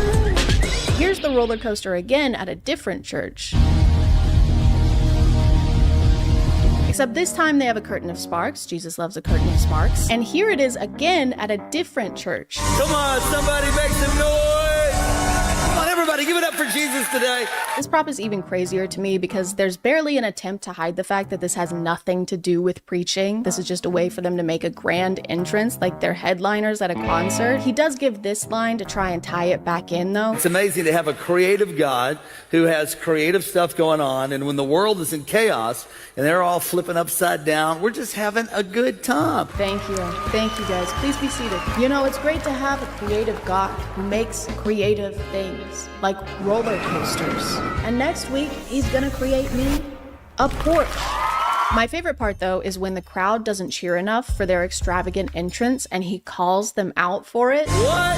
Come on, you can do better than that. We know that a lot of you in the crowd today can't afford to take your families to Disney World, so we decided to spend thousands of dollars recreating one on stage to right in front of your impoverished faces. Now clap.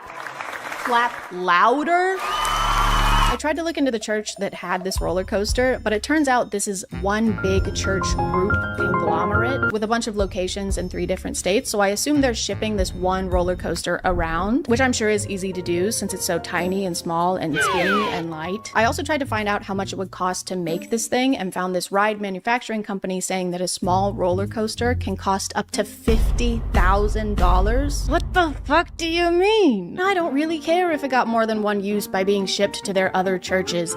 There was no need for it to exist in the first place. $50,000 could have helped everyone in your congregation that couldn't afford rent that month. Or a car. You could have bought a whole car for a family in your community that needed one. I don't care if you get more than one use out of something that's useless. Hey man, when you're done with the giant, broken, and also empty gumball machine, can I borrow it? Ah man, I would, but I actually loaned it to Paul. What? I'm sorry. Why? Yeah, and I'm not gonna be done with it for a while. But Paul, I need it to... Well, too bad, because I'm using it for... Bitch.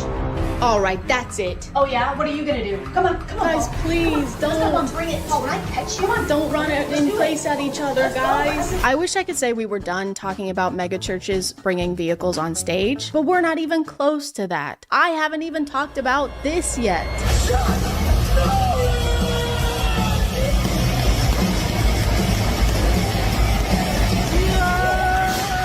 And what is this? Is this some kind of monster truck thing? Assembly? No. This is a men's church event. Church. This is church. This is the annual Stronger Men's Conference hosted by James River Church, which has 16,000 regular attendees. This is the craziest thing I've seen in my life. Why are there trucks? Why is there so much fire? Why are there flames? Was that Master Chief? Is that fucking Master Chief?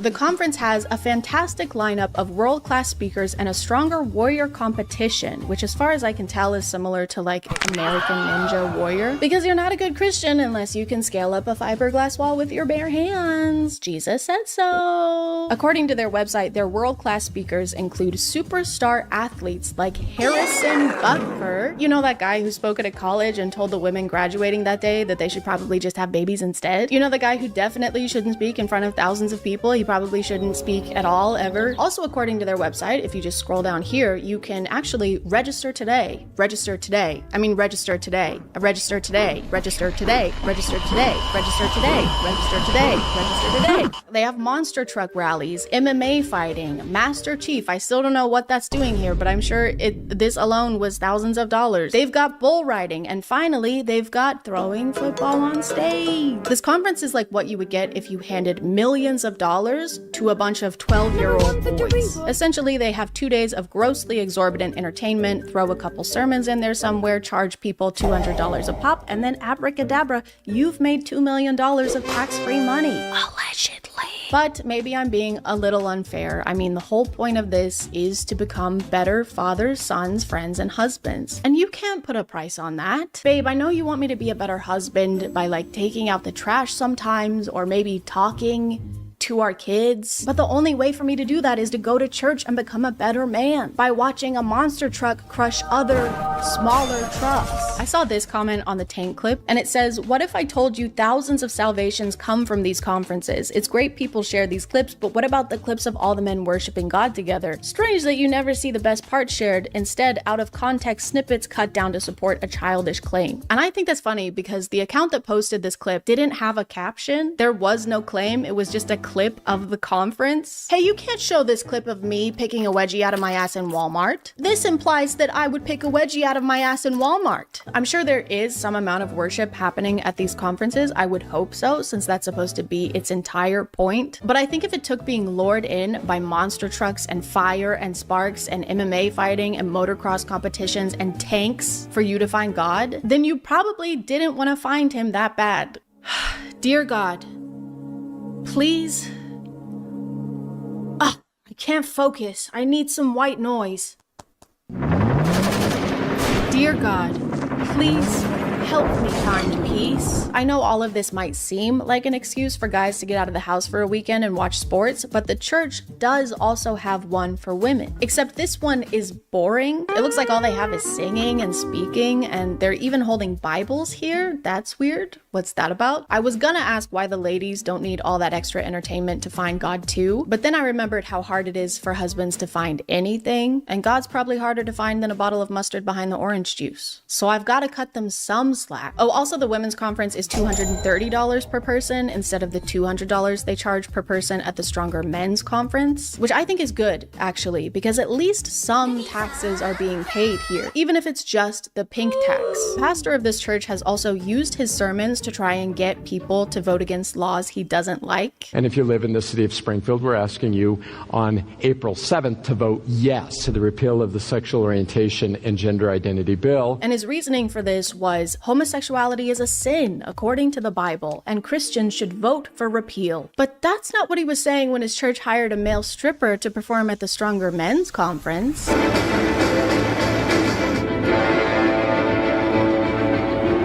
really see how male pole dancing will strengthen these husbands and fathers. I think the only strengthening happening here is probably in the pastor's pants. Anyway, moving on to a different megachurch.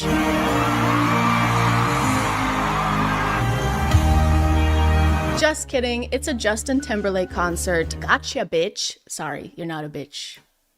Just kidding, yes you are. But the fact that you almost can't tell a difference between a church service and a famous celebrity's concert, I think is a very bad sign. I feel like this is all in an attempt to get more people to come into church. I'm sure there's a lot less people physically going into church every Sunday nowadays, and this is how some of them are trying to adapt. They think they need to make things louder and flashier. They think they need to have Master Chief. I still don't know why that was there. But to me personally, this has very much the opposite effect. This doesn't do anything except boast how much wealth some of these churches have, to the point that they're able to toss it into these pointless theatrics instead of actually helping people the way their religion teaches they should. And I don't know exactly what Jesus would do, but I'm pretty sure it wouldn't be this. Hello, it's me, the Lord, and I want you to follow me. I am Halo reaching for you so that I can give you my love. Yes, sir. Which is Halo Infinite. All I want is to be there, Halo for you. And you never have to be afraid, because I will fight your Halo wars. Together we will be unstoppable, because I am the Master Chief of the universe.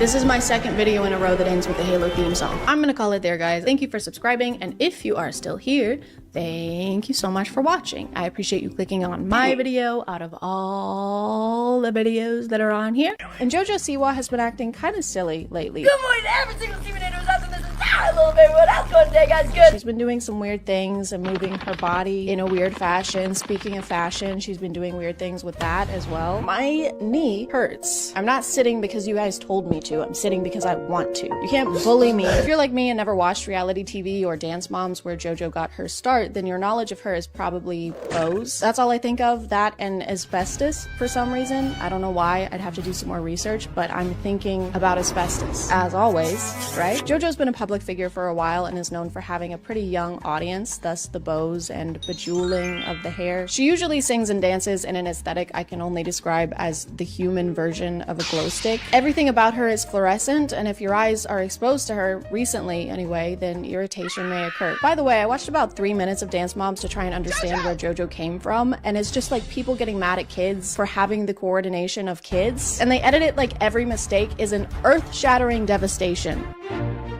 Hold on. Did you just point your toes? How could you do this? I'm sorry, Your mom is crying. You made your mom cry. It was an accident. You were an accident. But now JoJo is going through a kind of rebranding, and I say kind of because it's not the best rebranding we've ever... She's coming out with a new song tomorrow, actually, and I know that because she has not stopped talking about it. JoJo, you coming out with some new music. What? Yes. No one knows what's happening. No one knows what's going on. I do. I know what's happening. Nobody else. It's so fun to watch. From what she said in her social media and in interviews, it seems like this song is supposed to break her out of her past career geared towards younger audiences and be the turning point that lets us know this isn't for kids anymore. She's not a good, sweet girl. In fact, you might even say she's a bad girl now. Warning. The following content is not made for children, may contain sexual themes, violence, strong language, dramatic scenarios, and flashing lights. Viewer discretion is advised.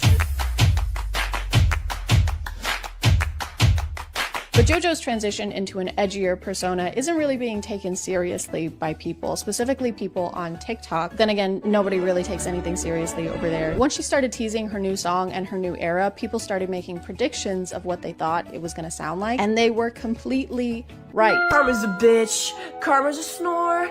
I'm a bad girl, bad girl. I was a bad girl. The lyrics from what we've heard so far are kind of cliche, kind of things that we've heard before in similar songs. I wanted to start a new genre of music, and they said, what do you mean? And I said, well, called gay pop.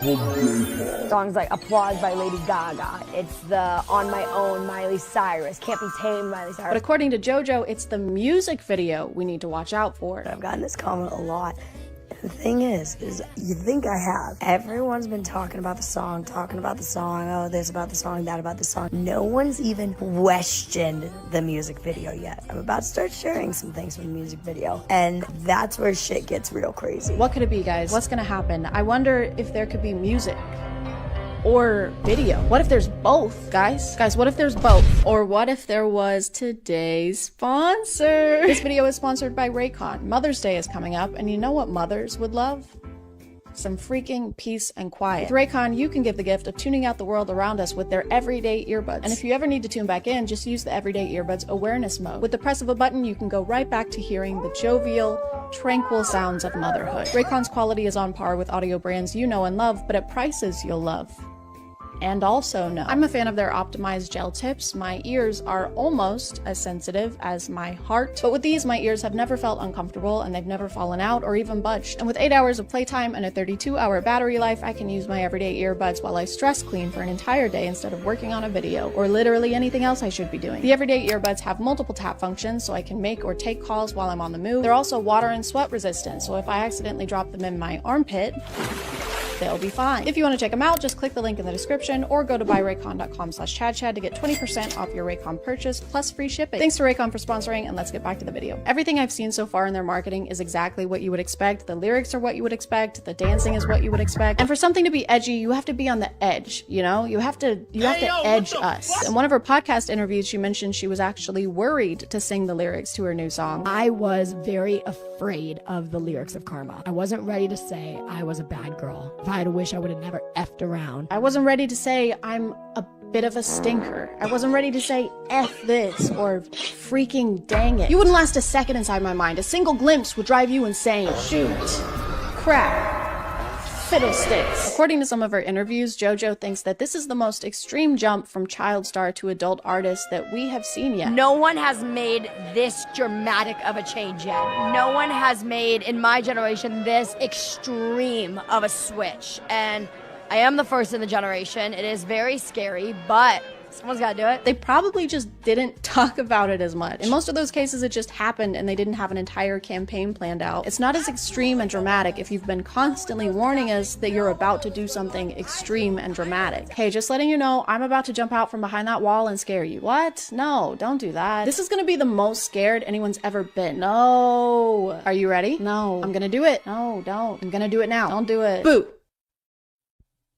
Nothing? No. I'm friends with Shane Dawson. Oh my god. At this point, she's teased and promoted this song so much that I feel like I have a pretty good understanding of what's happening in it, and I have yet to see the extreme part. She's been posting so many clips of this song on TikTok that after scrolling through her feed for about 30 minutes, I had it stuck in my head for the rest of the day. The rest of the week, actually. Me trying to get this song out of my head. This is me. Get it out, please. Like it or not, what's been in your head the last 3 days? You don't want to know, JoJo. You wouldn't last a single second in my dark and twisted mind. You don't want to know what's up here. Gosh. Darn. It's a torture. It's torture. Constant torture. She'll post videos from her car a lot, singing the song, mouthing along to the song, dancing to the song.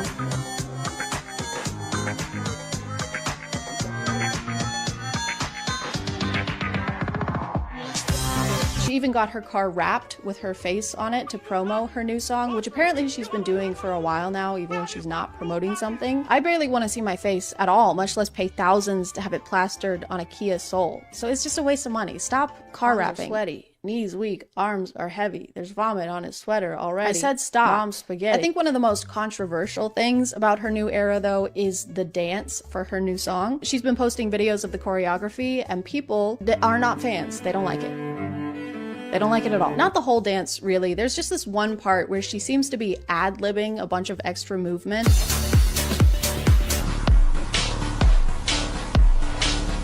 The other dancers don't seem to be doing quite the same dance that JoJo is, but despite the spinal trauma, she can't stop doing the dance. Literally, she'll go through the dance sitting in her car. She'll rehearse the dance after rehearsing for 12 hours. She'll rehearse the dance in bed.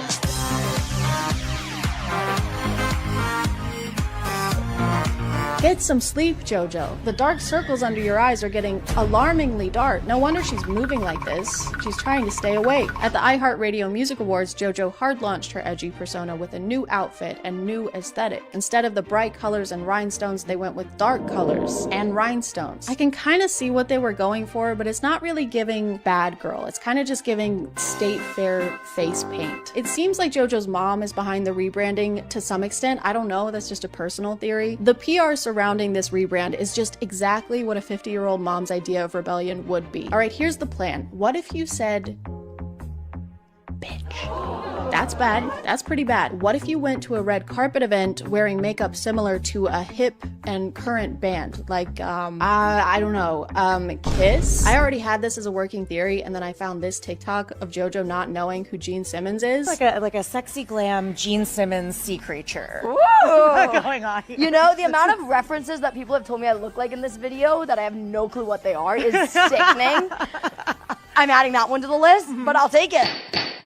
That's a gavel. I rest my case. When I first saw JoJo talking about 12-hour rehearsals, I was thinking, wow, that's dedication. I can't think of anything I would want to do for 12 hours straight besides kiss and smooch Harvey from Stardew Valley. But then I realized that she has a team of dancers who also have to endure these 12-hour rehearsals. And that seems like a little much. I don't know if it's necessary either. This doesn't look like it requires recurring 12-hour sessions of rehearsal.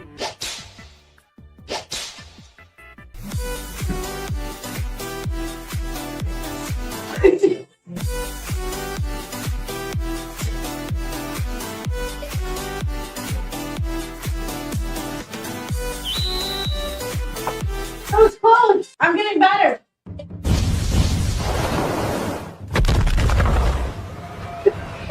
I'm getting good.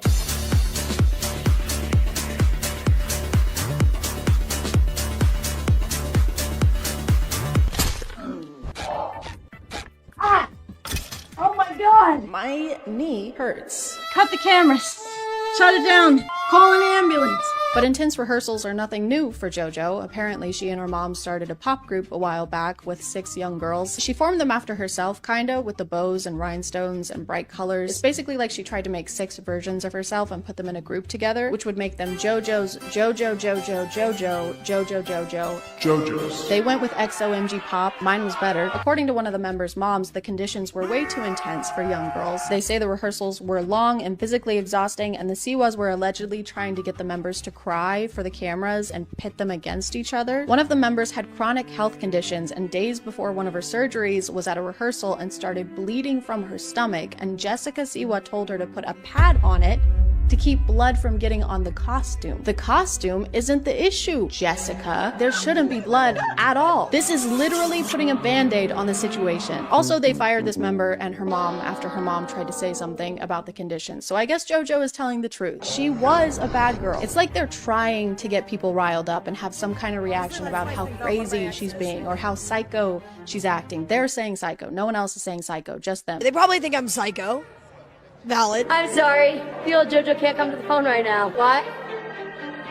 That bitch is in dreamland. They even orchestrated a paparazzi session as JoJo is leaving a sex store. Oh no, is this me holding a giant penis plushie while decked out in merch promoting my new song coming out on April 5th? I said April 5th, write it down, with the words 18 plus only conveniently hovering above my head? Guys, please. Come on. No photos. Also, I took a screenshot of this picture for the video, and then the next day, Snapchat auto-generated me this collage, like they're related subjects or something. Just because there's 2 bones doesn't mean they belong in the same place, Snapchat. Anyway, I'm getting this framed. But guys, today is the day. The wait is finally over. Honestly, I'm a little excited, so let's go see what all the fuss is about. Karma, karma, karma, karma, karma. Okay, well, that had music and video. Bye.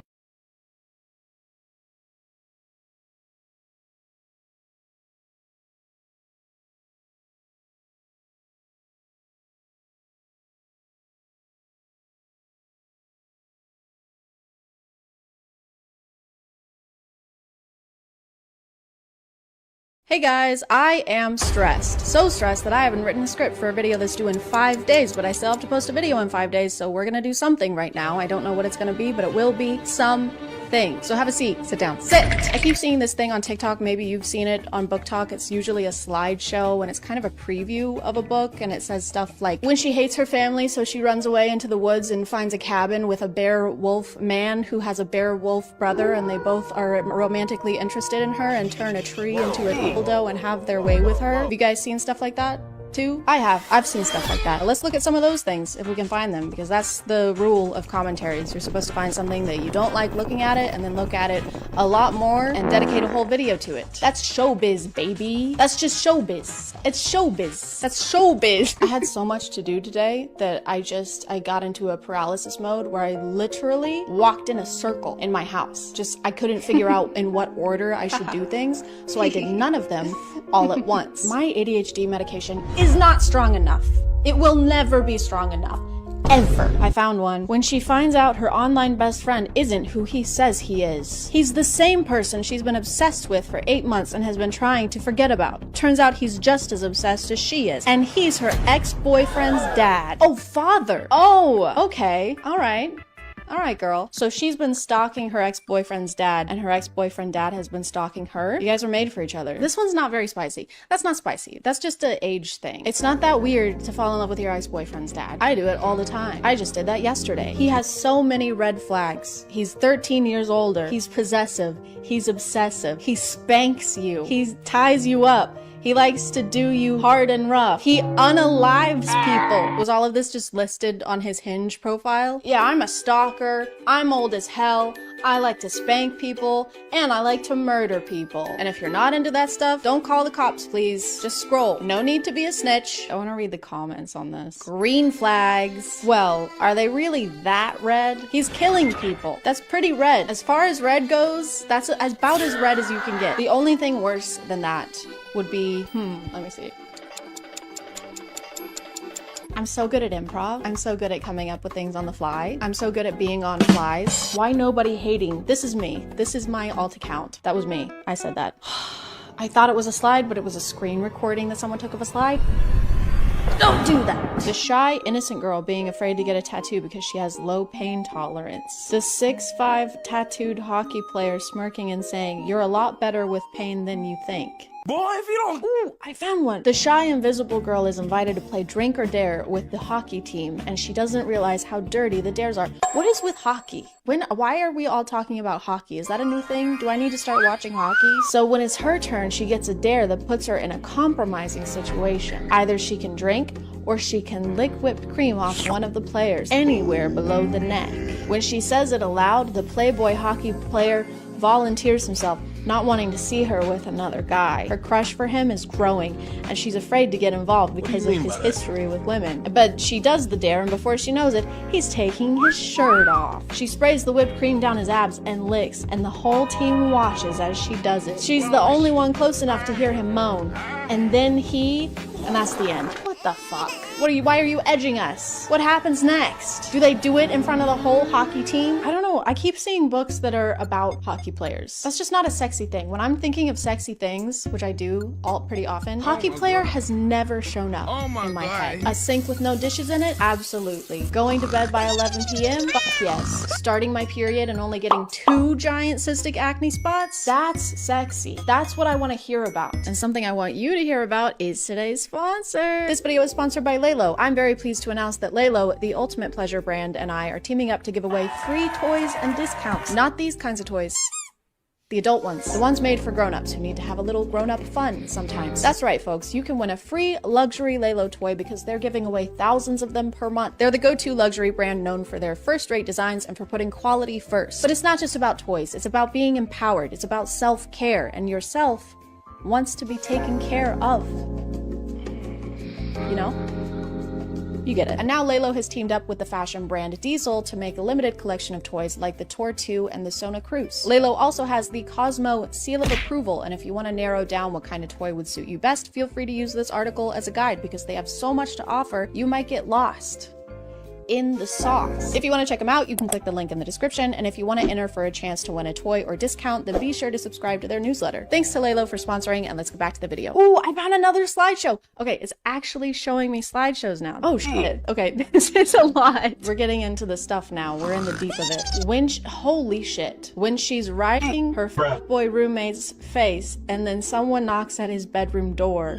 That's the shock emoji. Unable to stop myself, I sink my teeth into her thigh, loving the way she hisses down. Okay, this is just Corn. This is just Corn. Dude, you alright in there? Mark Page's eyes widened and all's good, but he has no idea. Okay, this is just corn, and I'm going to skip this one. Oh my god, I don't want the corn. I want the scenarios. I don't want to read that one either. Her sleeping through her alarm for 3 minutes straight. Her brother's best friend lying next to her, smirking as she sleeps through it. Wake her up, man. Help her. Now she's gonna be late for her meeting, and you could have done something. This is no smirking matter, sir. Also, no one sleeps with a lace bra on. This isn't cute. No one does this. Oh, time to go to bed. Let me put on the itchiest piece of clothing I own. When she never reached an so he. Okay, I don't want to read porn. Guys, I just want it to be silly. I don't want to hear about that stuff. That's gross. How is this allowed to be on here? I have seen the C word more times than I can count. 23, 24. What are you doing, TikTok? I'm so glad we actually found slideshows. I was worried we weren't going to find any.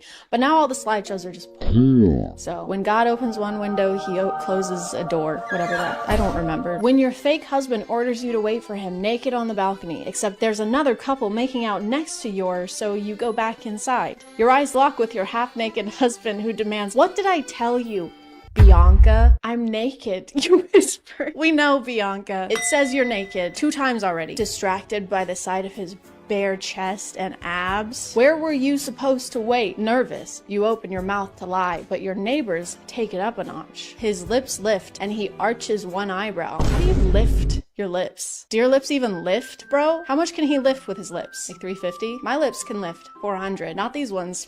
I've got the strongest lips this side of the Mississippi. This is a little more explicit than I was thinking. This is a little harder than I thought it would be. And I'm a little harder than I thought I would be. When there are 9 straight pages of him eating her out? No, thank you. And you posted them all on TikTok? When he's meeting his boss's daughter for the first time and he says, "You must be what, 22, 23, 24, 25, 26, 27? I'm 28. Thanks though." Why does this have 103 likes? This is just a conversation of 2 people discussing how old they are. And 100,000 people were like, "Yes, good. I like that." You're 69ing with your brother's best friend. As you do, you try to, okay. All right, this is too much. Oh my God. Guys, this is just, I'm looking at porn on camera. This is weird. This is not what I wanted. This is stressing me out more. When she calls him friend to stop the situation from getting too steamy. Is that our safe word? The top comment says, "Can someone please explain to me what safe word means?" You're too young to be seeing this video if you don't know what that means. Log out. Go outside. When her husband doesn't want to get her pregnant. I saw the rest of it before I finished reading it. When her husband doesn't want to get her pregnant, so he sends his brothers to do it. What? Why would, it doesn't say he can't get her pregnant. It says he doesn't want to. I don't want to f my wife. Just get them to do it. Mom, I don't want to f my wife. Can Charlie do it? Why am I always the one who has to f my wife, Mom? God, I hate this family. When your hot bodyguard is enjoying you and he accidentally answers a call, it's the head of the mafia on the line, his boss, and your dad. He clamps a hand over your mouth and glares at you in warning. But it's too late. You're about to... What does this mean? I'm about to flag? Oh my God, don't stop. I'm about to checkered flag. Busy. Talk later, he groans before he throws the phone. You just hung up on the boss of the mafia. I don't know much about the mafia, but I'm pretty sure you're not supposed to hang up on the guy who runs the mafia. Why did we romanticize the mafia in the first place? When no one ever sits next to him in meetings because they're scared they will get fired. Her pulling out the chair beside his and sitting in it. Bruh. What? He'll fire people if they sit next to him? Hey boss, can I sit here? Of course you can. And you're fired. I just don't understand. Oh, it's called grumpy romance. That explains it. He's just a little grumpy. He hasn't had a snack. We either have boring or hardcore corn. There is no in between. That's it. That's all you get. Let's go. She's staying at her enemy's house because only he has an open room. But she decides to fix the place to make use of her time. But while she's fixing the shower, he walks in with nothing on. That's okay, and that's it. All right. Well, it would make sense for him to be walking to the shower with nothing on. I don't know how else you would walk into a shower. Also, why is she staying at her enemy's house? Because only he has an open room. You can't find anyone else who has a free room. You guys can't be that big of enemies if you're still open to staying in the same house as him. Seems like you guys just have beef. Also, if I'm staying at someone's house and I get a little bored, my first instinct isn't to start renovating their home. Well, I have a free hour, so guess I gotta replumb the bathrooms and then sleep with my sworn enemy. There's nothing else to do. I can't do anything else. There's nothing else. You were having an argument with your husband. He's sitting in the living room while you yell at him for half an hour now. And the worst part is that you're not even listening. I was. Just waited for you to finish, love. He then did a manspread in the sexiest way possible. I'm all ears, babe. Babe, what's wrong? I'm listening. Go on, love. Yell at me. You weren't going to yell at him anymore because you could have seen the way he looked at you. Okay. You could tell he was turned on. I mean, did you see how he manspreaded? He's turned on, for sure. I know you too well. Oh, love. Just thinking about you yelling at me while I do the most unholy things while you scream my name. The recommended search is manspread scenarios. Don't encourage them. We're trying to nip this in the bud. We're trying to get rid of this. We've been complaining about this and now you guys are sexualizing it? Cut it out. It's not sexy. Imagine you were in an Uber coming from a club with your friends.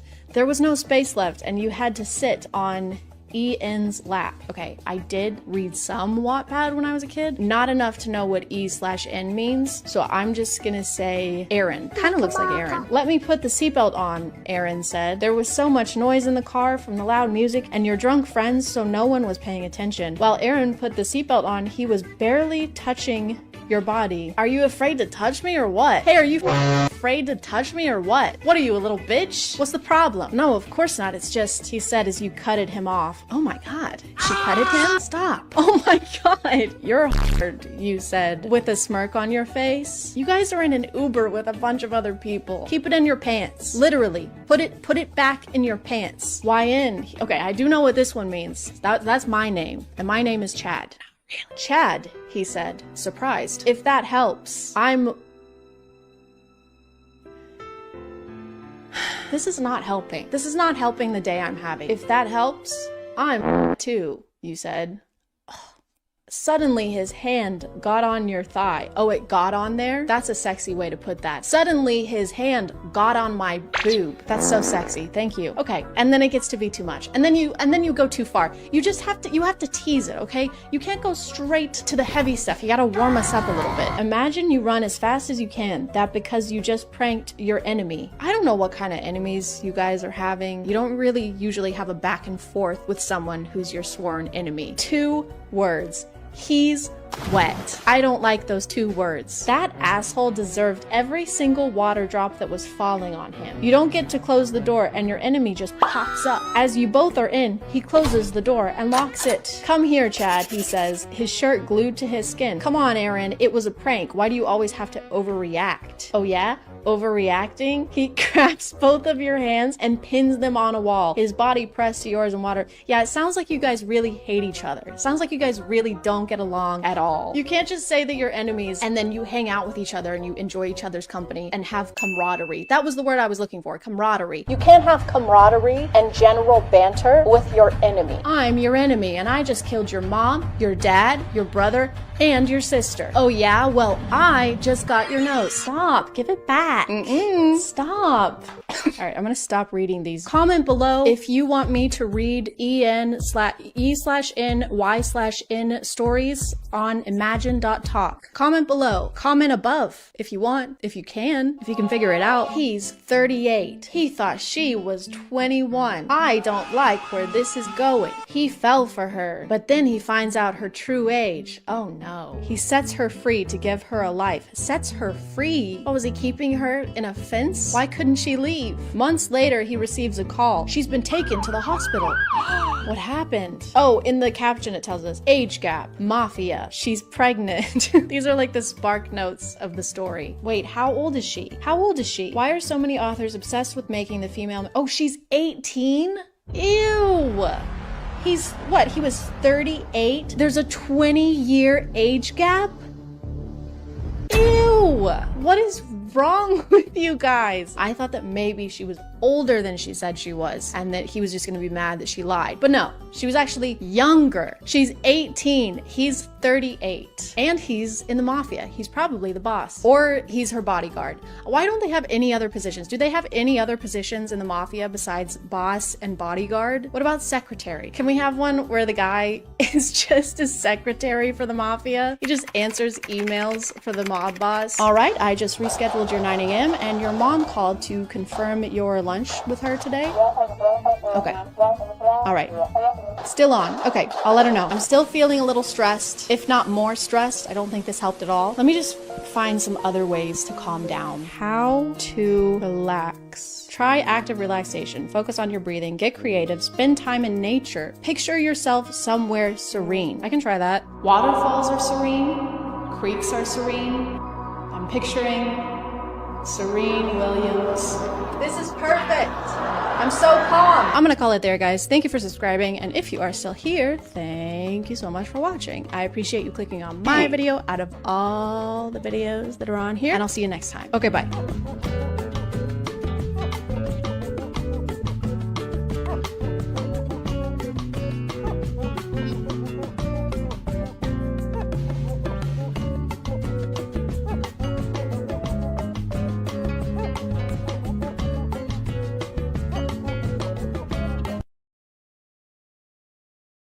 My name is ChadChad. And today we're doing sales training. We're gonna learn how to sell so freaking good. We're gonna weigh anchors, we're gonna hoist things, we're gonna poop on so many decks. I'm just kidding. What we're actually doing today is way more fun than that. We're gonna learn how to sell things to people who probably don't want to be sold to. Heck yeah. And who better to teach us than the #1 salesman in the world, Andy Elliott. Andy is a world-renowned salesman who found a bunch of success in sales and now has courses so he can pass along his knowledge in the industry. On TikTok, he posts a lot of clips from his seminar, which is called The Master Closer, and that is referring to closing deals, not someone who gets off by leaving the room. What are you doing? A master closing. Ew, dude. Close the door at least. If you insist. Or wait, don't. That's not what Andy is kind of an interesting instructor though, because he seems to take what he's teaching very seriously. Like life or death.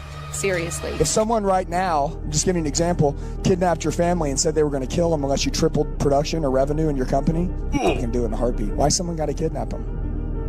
Why is that even gotta happen? It doesn't gotta happen, Andy. No one said you have to do that. And how is my family being in a traumatic situation helping me make a sale? I'm just gonna be more stressed. And if you sign the papers today, we'll throw in 12 months of SiriusXM. That's okay.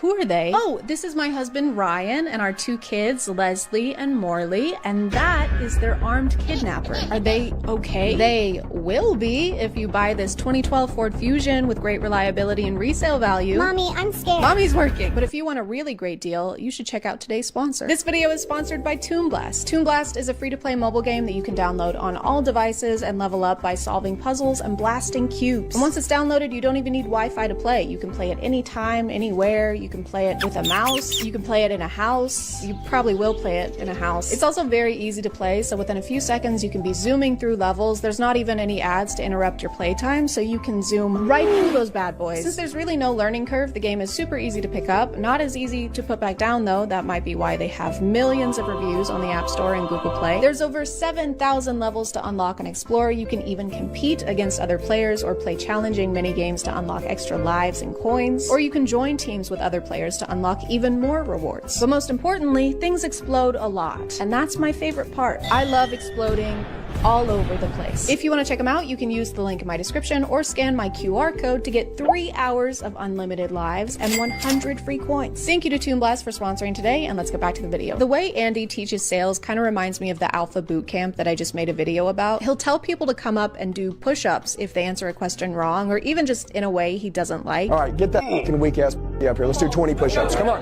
Come on. He talks about kidnapping and torturing people way more than the normal amount being none. Number one, your script. I should be able to pull you up in the middle of the room, flip you upside down, pour water on you, waterboard your ass, slap you in the face, and say it. ABCs, happy birthday, date of birth, what's your name? Whatever I ask him, he should be able to tell me. You need to know your name, your birthday, your ABCs, and if you don't, I'm going to torture you. Very good. And what does W stand for? I don't know. Waterboarding.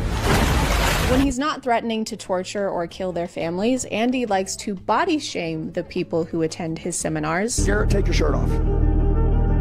Come on, Garrett. Take your shirt off, Garrett. Bringing a volunteer on stage for anything is awkward enough, but then asking them to take their clothes off? Imagine attending a sales seminar and then being asked to strip in front of Mr. Clean. I may only kill 99.9% of germs, but I kill 100% of my deals. Now get up here and show me your balls. He actually takes it a step further and touches this guy on the waist while asking if it bothers him. Does this bother you? Yes, sir. Okay, doesn't bother you enough. But the only thing that bothers me, Andy, is the way you're freaking chomping on that gum. Okay, doesn't bother you enough. If it did, you wouldn't have it. Am I right? You're chewing with your mouth open and you're talking into a mic. That's like seeing you're on the Jumbotron and then beginning to pick your nose. Andy's weird obsession with people's physical appearances doesn't stop with the people attending his seminar, though. He actually has the same expectations for the people he employs. I'm going to tell you this, my entire company, my entire team, if you don't have a six-pack, you don't work for us. No, I know. It's called, everybody say standard. It's called having standards, guys, and not a huge HR violation. How does that help you sell anything? In what situation is someone going to see your stomach during a sales pitch? This is one of our new fiberglass models. It's a little more expensive, but I think it's just what you need. I don't know. I can barely afford the funeral expenses as is. Plus my car just broke down. How about now? Oh my God. I'm still broke. I can't buy it. But I'm so sexy. He always excuses his weird physical criteria for people as being standards, and if you don't meet them, you're just a freaking loser. It's called, everybody say standard. How about we raise them? How about we raise them? How about we raise them? So he's either really into abs or he's really into dried grapes. How about we raise him? How about we raise him, guys? Guys, why don't we raise him? We should be raising. This clip isn't even the only example of him making someone take their shirt off on stage. This is a recurring thing. I know you see the word solar on my shirt. I don't see solar up on your roof, dude. So up until now, what's been holding you back from pulling that trigger? He made this guy come on stage, take off 50% of his clothing, and then asked him to pitch solar panels. This is kind of what I hear him doing today. This is kinda why I'm here. I get that the whole point of the seminar is to get feedback and become better at pitching, but do you have to write his mistakes on the board? Do you have to get the whole room to laugh at him? But don't worry, guys, it's not degrading. In everything that I'm saying to you right now, I'm not tearing you down, I'm not degrading you, I'm not insulting you. He can make $500,000 if he wants to. So glad we cleared that up. I'm not insulting you, dude. Even though what you just said was dumb as fuck. It's almost like he needs to prove how much better at sales he is than any of the people he brings up on stage. So he has to make them take their clothes off or do something embarrassing so that they don't pitch well. It's like cheating. You ready to play baseball to see which one of us is better at baseball? Oh boy, am I. Okay, but you can't have a bat though. Okay, or a ball. That makes sense. I win. Man, you're really good at this. So he wants everyone's nips out, which is already weird, but he also can't stop talking about slamming people into walls. He's broke. Am I right? He needs to put his back against the wall. You guys need to put your back against the wall. They're trying to play it safe, and I am literally pounding their ass in the ground. Oh, Andy, I think you're at the wrong conference. The sexual euphemism seminar is down the hall, okay? In room 69. With all of these rants going on, I'm not really sure when he has time to teach sales. He mostly talks about how you'll be instantly better at sales if you just look better. Let me ask you, if you lean down and you let all that muscle come through, dude, you'd be twice as good at looking. You'd be making twice the money. Maybe some of you in here didn't know that being better looking would make you more money. Which is egotistical when you think about it, because he claims to be the world's best salesman. So it's basically him saying, how do you make more money? Just be sexy. Like me. Have you tried being a suave womanizer who wears shoes like a court jester? You don't even have bells on your toes? I'm out of here. Their website says that Andy personally guarantees the seminar will improve your life and easily triple your income. And yeah, if I took my shirt off, I could probably triple my income too. I'm just kidding, that's not happening. Unless, I'm just kidding. But even when he's not going on rants, his sales advice still isn't that great. Okay, you ready? 30 seconds, close the room on buying insurance. Ready? Hey, let me ask you a question. Do you got a family? Do you got a family? Do you got a family? You got a family? Hey, let me ask you a question 5 times. I am going to ask you the same question 5 fucking times. You got a family? A lot of his techniques don't even seem like techniques. They just seem like guilt tripping. Do you want on the worst day of their life when you're gone for your family to be protected?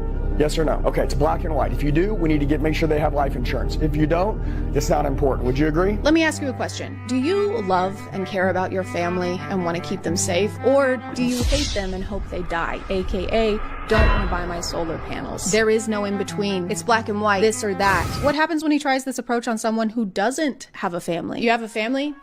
You have a family? You have a family? You got a family? You got a family? Well, I did. Do you have a family? You got a family? Find the courage to say yes, regardless of what it costs. And you went home and you said, hey, baby girl, didn't matter what it cost, you're number one to me. And to prove that, I went ahead and pulled the trigger on the kitchen remodel because you're number one in my life. Do you think she'd have a problem with that? Yes, Andy. I think she might have a problem with that. You know what would make your wife super happy? Spending thousands of dollars without telling her. She might even slam you into the wall and pound your ass. Again. He even admits at some point that he never really knows what he's talking about. Do you need to know how solar works, or do you need to know how to sell it? Sell it. Dude, I broke the record in the United States for selling cars when I was young. I didn't know anything about cars. I don't give a how it works. What does solar do? Yeah, who gives a how it works? I don't know. The potential customer might care how it works. The overall message seems to be, it doesn't matter what you say or what you know, as long as you say it confidently. And I thought this was a seminar for salespeople, not politicians. You know, Andy creates unnecessary hypotheticals and makes people super uncomfortable on stage, but at least he's open to criticism. And by the way, if I say something that offends any of you, it's because you're f***ing ego. You can die with that f***ing ego. You can die f***ing broke. Okay? Whoever's not with them, go f*** yourself. We don't need you. Man, I'm sorry, guys. I was about to say that it's possible to be a salesman and teach people how to pitch products without weird power trips or humiliating them based on their appearance, but I just realized that's my ego talking. Also, I'm poor and should probably die. You can die f***ing broke. I think this is all just a result of telling someone like this that they're the best at something too many times. It's kind of like Pinocchio, but instead of lying every time someone compliments him, his pants get a little bit tighter. To me, it seems like he gets off on the idea that he's better at sales than everyone in the room, which, yeah, that's why they're there. You can't rub your knowledge of something in the faces of people who are paying you to share it with them. You'd never see any other kind of teacher doing that. Can anyone answer this one for me? No? Josie? I'm not really sure. See, this is why you're all broke. We don't know how to solve that problem yet. You know what else you don't know how to solve yet? Being short. What? None of you have jobs, and I bet most of you still live with your parents. We're in kindergarten. I know how to solve this because I'm not a dumb little kid like you. That's why you're the teacher. Everyone point and laugh at Josie. Do it. I can't even count to 5. Hey guys, look, this is Josie. What an idiot. I'm so much smarter than you. I'm gonna call it there, guys. Thank you for subscribing, and if you are still here, thank you so much for watching. I appreciate you clicking on my video out of all the videos that are on here, and I'll see you next time. And don't forget to check out Toon Blast by scanning the QR code or clicking the link in the description for 3 hours of unlimited lives and 100 free coins. Okay, thank you. Love you. Bye.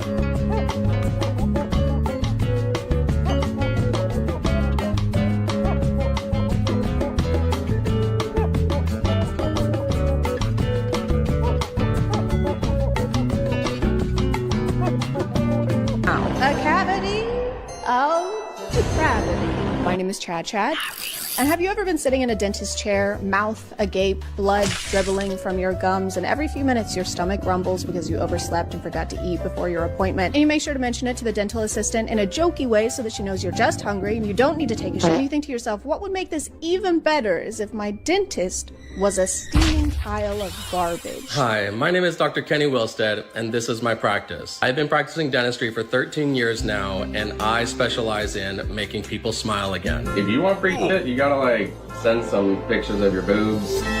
This guy is Dr. Kenny or Dr. Ken, not like the Barbie doll Ken, even though they probably have the same number of testicles. But Kenny's job is just to, he's got a pretty big following on social media and specializes in smile makeovers. At least that's the type of service he usually posts content about. And he recently announced a new TV show that he started filming for. Exciting news, we are filming for my new show. But he prides himself in the fact that his practice is down to earth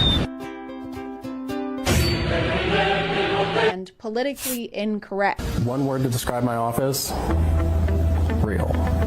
Well, okay, 2 words, because unprofessional. And most importantly, jokes are allowed over there, okay? Unlike everywhere else where joking gets you locked up on the spot. Hey dude, look. Get it? I'm under arrest. Yes, you are. Man, and having a funny dentist would be great, fantastic, except Kenny's version of joking is usually demeaning his clients and harassing women. Look at what the cow drug in. Talking about your outfit. Oh yeah. I don't know what this is, but it's a first. Kenny seems to confuse being cool and unprofessional with not having basic respect for his clients, so he constantly crosses boundaries he shouldn't by making jokes at his clients' expense. Damn.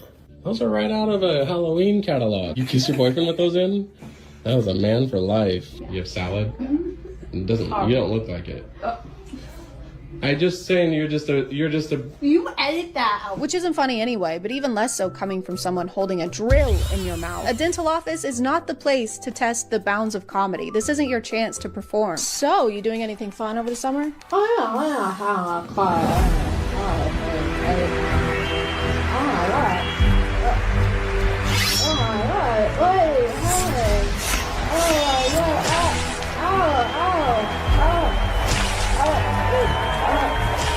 But if you want to see something truly magical, then you should check out today's sponsor. This video is sponsored by Book of the Month. Listen, you like to read, you like to have books, but sometimes you don't know what book you want or where to find it. Sometimes you just want a book to fall into your lap. Whoa. What, that's crazy timing. Book of the Month makes it easy peasy to find a new book each month by showing you 5 to 7 options from upcoming authors that you can pick from using their app. And then bam, it shows up at your house in this pretty little box, and shipping is always free. They even have an app where you can track your reading progress and complete challenges for rewards, plus a loyalty program that gets you lower prices the longer you use it. Book of the Month is a great opportunity to test out genres you don't usually read, and with their new launch of curated audiobooks, you can even read on the go by choosing and downloading books right through their app. Each month you can opt for hardcovers or audiobooks. This month I got Starling House and the Unmaking of June Farrow. This one is about love and curses, and I love love and cursing. But if you want to check them out, just click the link in the description, and for a limited time you can use code SPOOKY to get your first book for only $5. Thank you, Book of the Month, for sponsoring, and let's get back to the video. Kenny makes it a point to do kind of a casual interview with his patients before their procedures, and this is where a lot of his joking tends to happen. Dang, was that you? That was me. That Bro, was me. that's embarrassing. We need to be nice, okay? No. He constantly insults people's appearance by implying that they were unattractive before he fixed their teeth, or sometimes just outright calls them ugly. Yeah, my work is nice. I make really ugly girls pretty. He'll call people names. What's up, slut? Come on, hurry up. I want to see how you handle this bitch. He goes way too far with some of his jokes. Alright, check your shit off. Not your clothes, just your mask. He even crosses physical boundaries.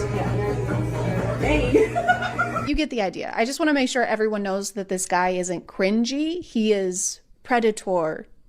He makes completely inappropriate sexual comments to them as well, which isn't unprofessional. It's crazy. Damn, you've had worse things in your mouth. Now I'm crying mess. Yeah, now that you're all flustered, like we just f***ed or something. No, we're gonna fuck her for sure. I don't even like fat chicks, but right now... Let's not pretend you're getting anyone with that riz. The only thing you can pull is teeth. Kenny's office announced a contest a while back where people could submit applications for a chance to win a free smile makeover. To apply, they'd ask people for details about their teeth and why they hadn't been able to get them fixed, which usually involves unfortunate circumstances. And if you thought Kenny was going to navigate that with any amount of tact, don't. He's a dentist. He uses too much Sensodyne to have that kind of sensitivity. I've been miserable, depressed. What kind of boyfriends do you get? Boyfriends? Do you have a boyfriend? No. Why do you think you don't have a boyfriend? Kenny's ability to make any normal interaction uncomfortable or inappropriate is almost impressive sometimes. Even the announcement for his new TV show gets kind of weird. We have open auditioning happening right now. The first couple frames are of him sticking his tongue out. There's nothing inherently wrong with that. I just really hate it. He can't get through the video without making a joke about a casting couch. Okay, the hashtag is DKS casting, not casting couch. So be aware.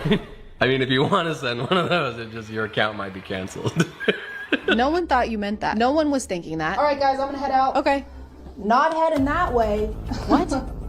I mean, like, if you want. I never said that. Like, if I you don't know what want, you're we talking can, about. But, like, that's not what I meant, Nobody though, said that. definitely, Nobody in here for said sure. that. Unfortunately, he doubled down on this joke and DM'd the same one to someone who applied to the contest. Maybe the hashtag should have been casting couch, because after I posted this is the response I was met with. If you're entering into this giveaway, just know that it's about more than just teeth, supposedly. You know you're messaging people from your public business account, right? And not your Hinge profile. Sorry, your unhinged profile. This is clearly a pattern for him because he sent a similar DM to an applicant during his last contest.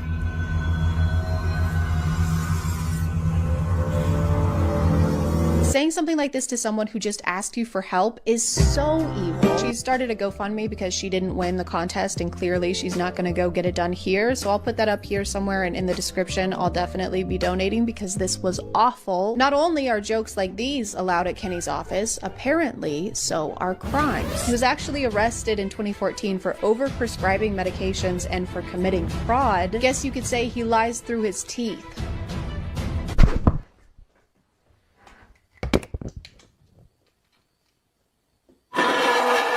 It actually makes complete sense that he said the show is about more than just teeth. If you scroll through any of their social media pages, you'll notice that almost all the clients they pose seem to be women. If you watch one of the rare videos where the client is a man, suddenly Kenny seems much less comedically adventurous. I look in the mirror and I see my past. I see all the mistakes that I made before. So your teeth are kind of like a constant reminder of what you've been through. In fact, he doesn't make a single joke directed at his appearance in this one. I thought jokes were allowed here. I thought we were being silly, goofy in here. It's almost like it's not about making jokes and is really about saying creepy, suggestive shit to women.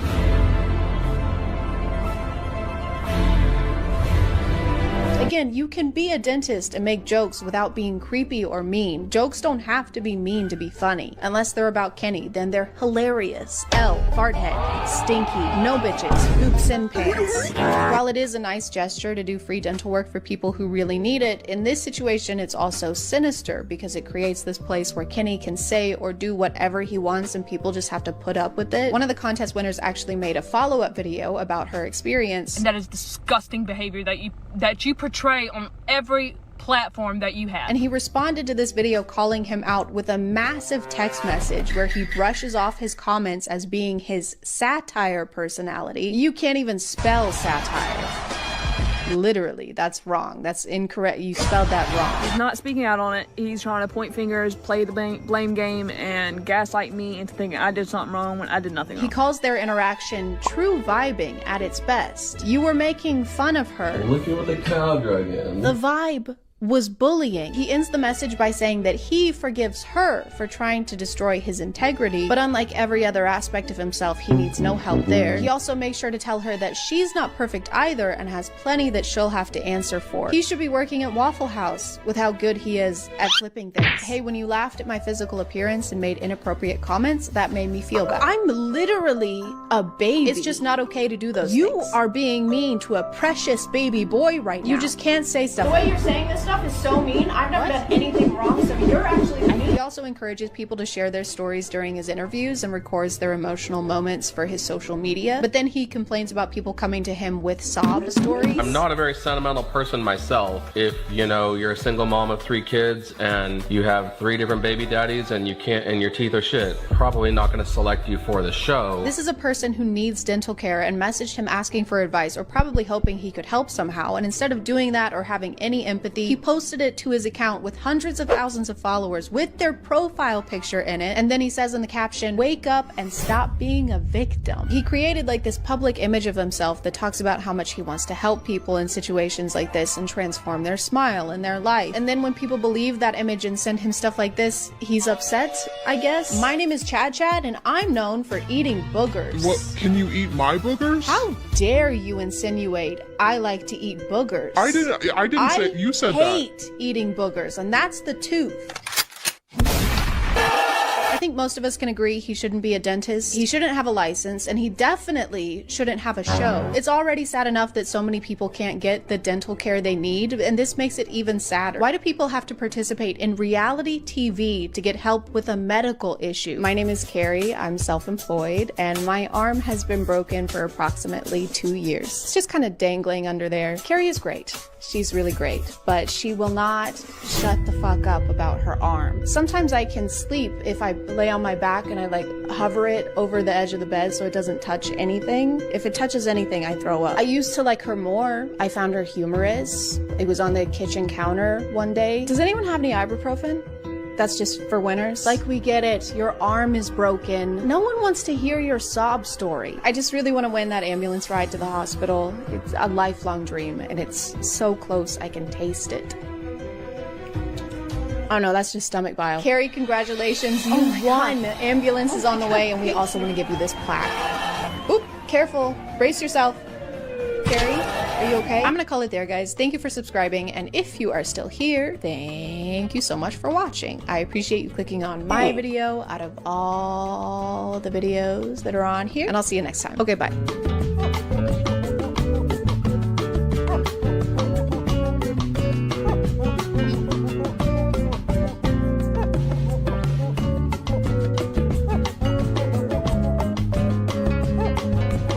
Hey guys, and welcome back to My name is ChadChad. Not really. And have you ever been naked? If you have, shame on you. That's disgusting. Put that away. At some point in history, even though there were dinosaurs and like other people literally trying to eat us, we were like, you see this? That's kind of weird. We should cover it up. And so we invented clothes. More specifically, a woman named Eve, well-known wardrobe denier and fruit enthusiast, invented clothes accidentally. Fast forward a little bit, a few million years or a few thousand, depending on who you ask, and now we just won't stop making clothes. We have clothes that look like this, clothes that look like that, one shirt, two shirts, red shirt, blue shirt. This wasn't planned. You can even eat some in a house with a mouse, I've heard. Don't eat clothes. Don't do that. Now the fashion industry is worth billions and billions of dollars, and it's because being not naked is a capitalist agenda promoted by Big Parm, Big Parmesan, Big Cheese. Big Cheese doesn't want you to be naked. You should be ashamed of yourselves. But we can't just keep buying clothes. I mean, not all of us can afford a shirt that looks like someone already bought 50% of it, or to spend $80 to look like we just escaped urgent care. So what are we supposed to do? Just not wear clothes? Don't you fucking dare. What if I told you that you could stay fashionable without having to actually wear clothes?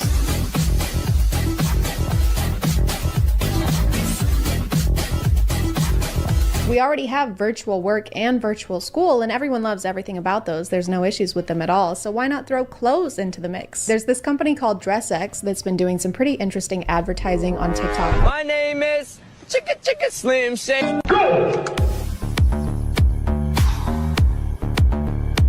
You may have seen some of their biggest hits featuring Water Dress. But this is a real find. Which is not a film about a young boy who finds a sentient mythical dress in a Scottish lake, unfortunately. Their hook is basically, hey, do you like buying clothes without having to try them on? Well, what if you never got to try them on?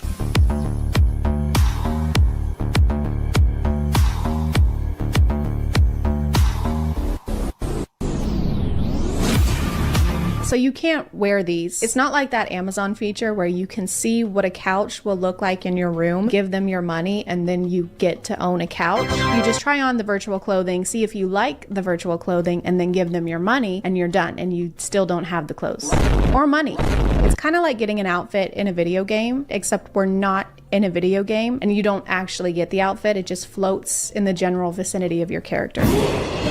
Thank you, young traveler. You found my long-lost wheel of cheese. Of course, no problem. It was in a strip club, actually. No, I wasn't. Please accept this suit of armor as a token of my appreciation. Where is it? Right here. There's nothing in your hand. That's an empty hand. Sure there is. Just look closer.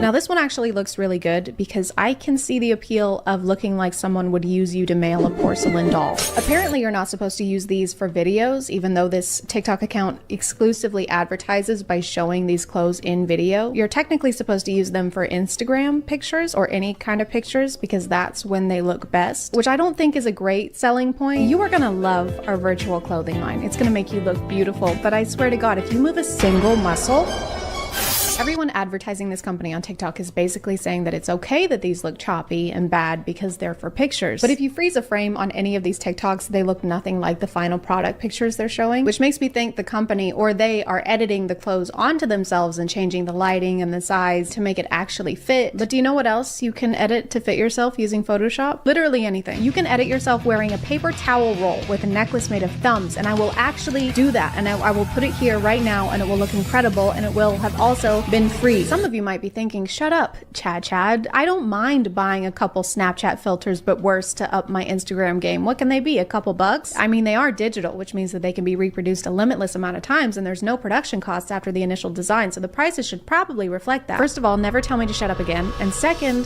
they cost just as much as real clothes. The water dress that we saw earlier is only $120. What a steal. Actually, they're stealing from us. This is theft.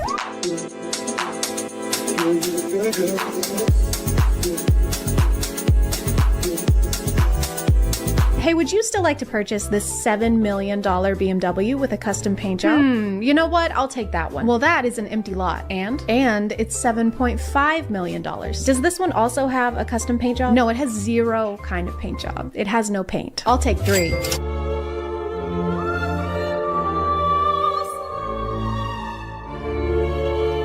This one is called the Oracle dress, and it's $110. It's called that because after you put it on, you begin to prophesize that you just wasted $110. This one is also really good for first dates. Thank you so much for agreeing to pay the bill. You really didn't need to do that. Oh no, it's my pleasure. Let me just grab my card. Sure. One sec. Let me just... Oops. Hold on. Hang on. Do you need help? Hold on. You know what? I can just pay for it. It's fine. Would you? This dress costs half my rent. If looking like a tall R2-D2 isn't enough, you can also accessorize your look with digital earrings and purses.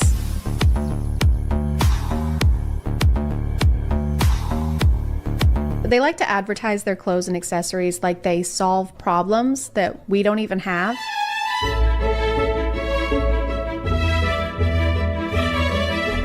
No pierced ears? Now you can wear earrings sometimes, very few times, exclusively in front of your phone, and they're more expensive. They also want us to believe that we can't tell when the virtual accessories are virtual.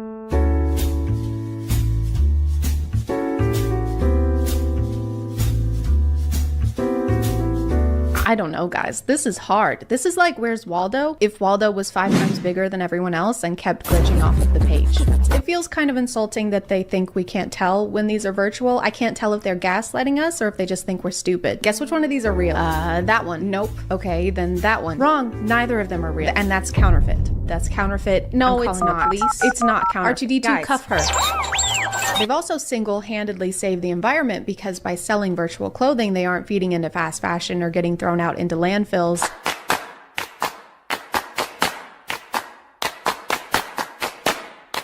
Which is a great mission to have if you're offering any kind of solutions. In their website directions, they tell you to wear actual clothes underneath the AR ones, you know, so you're not naked. So you still have to buy and wear real clothes in order to wear the virtual ones. You're just adding an unnecessary, expensive step, and the environment is still We strongly believe that the amount of clothing produced today is way greater than humanity needs. Okay, true. We share the beauty and excitement that physical fashion creates, but believe that there are ways to produce less, to produce more sustainably, and not to produce at all. Okay, but you still... Anyway, at the current stage of DressX development, we aim to show that some clothes can exist only in their digital versions. Okay, wait, but that's not your current stage, because your current stage is we still have to wear clothes.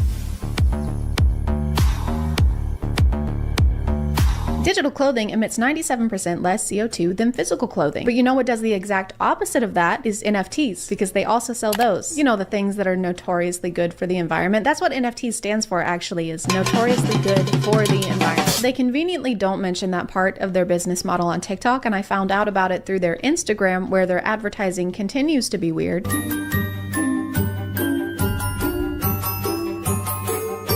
Physical only fashion is so outdated. Is this Regina George? Do you have Regina George doing your marketing for invisible clothes? Oh my god, I love your shirt. Where'd you get it? Oh, thank you. It's thrifted, actually. Oh, so you want the world to die. What? No. If you're not naked, You can't sit with us. experiment with your style wearing 100% digital looks. It's fast, non-polluting, less expensive, and just super fun. Absolutely, they are non-polluting, but the NFTs that you're selling 2 posts down are not. Do you guys just forget that you're selling NFTs? Or welcome to our clothing office. This is where we design our AR clothing. It's a lot of fun and we all love to work here. And this is our global warming office. This is where we mine Ethereum and produce over 45 million tons of carbon dioxide per year. It's a little sweaty, but we'll do whatever it takes to be able to own a picture of an MMO loading screen. Creating your meta closet has never been easier. I don't care how many closets you met, okay? How about you meta some bitches? They say somewhere that their products are for influencers who probably buy clothes for social media and then don't wear them again, which is a very small demographic to cater to. Plus, I can't really picture Emma Chamberlain wearing an infinite balloon animal scarf. Their Instagram looks cool, like their designs are cool as art, but you can sell art without using more energy a year than the Netherlands. Like this one, for example, is really cool. Today's your last chance to get these virtual jeans so you can look like you're pissing yourself twice simultaneously. Simultaneous pee.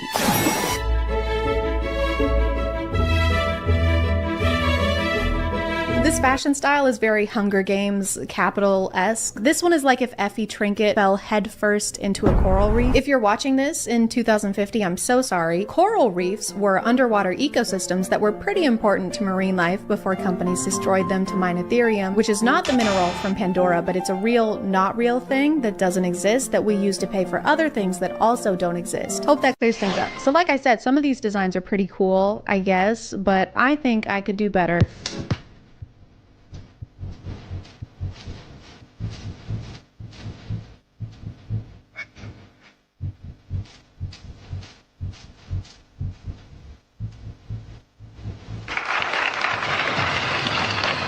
If you want to help out the environment, just do the regular things, like don't shop fast fashion if you can afford to. Or even if you just keep your clothes for longer, like if you wear your clothes for longer. I've been wearing these clothes for 3 weeks straight. I smell really bad. I'm gonna call it there, guys. Thank you.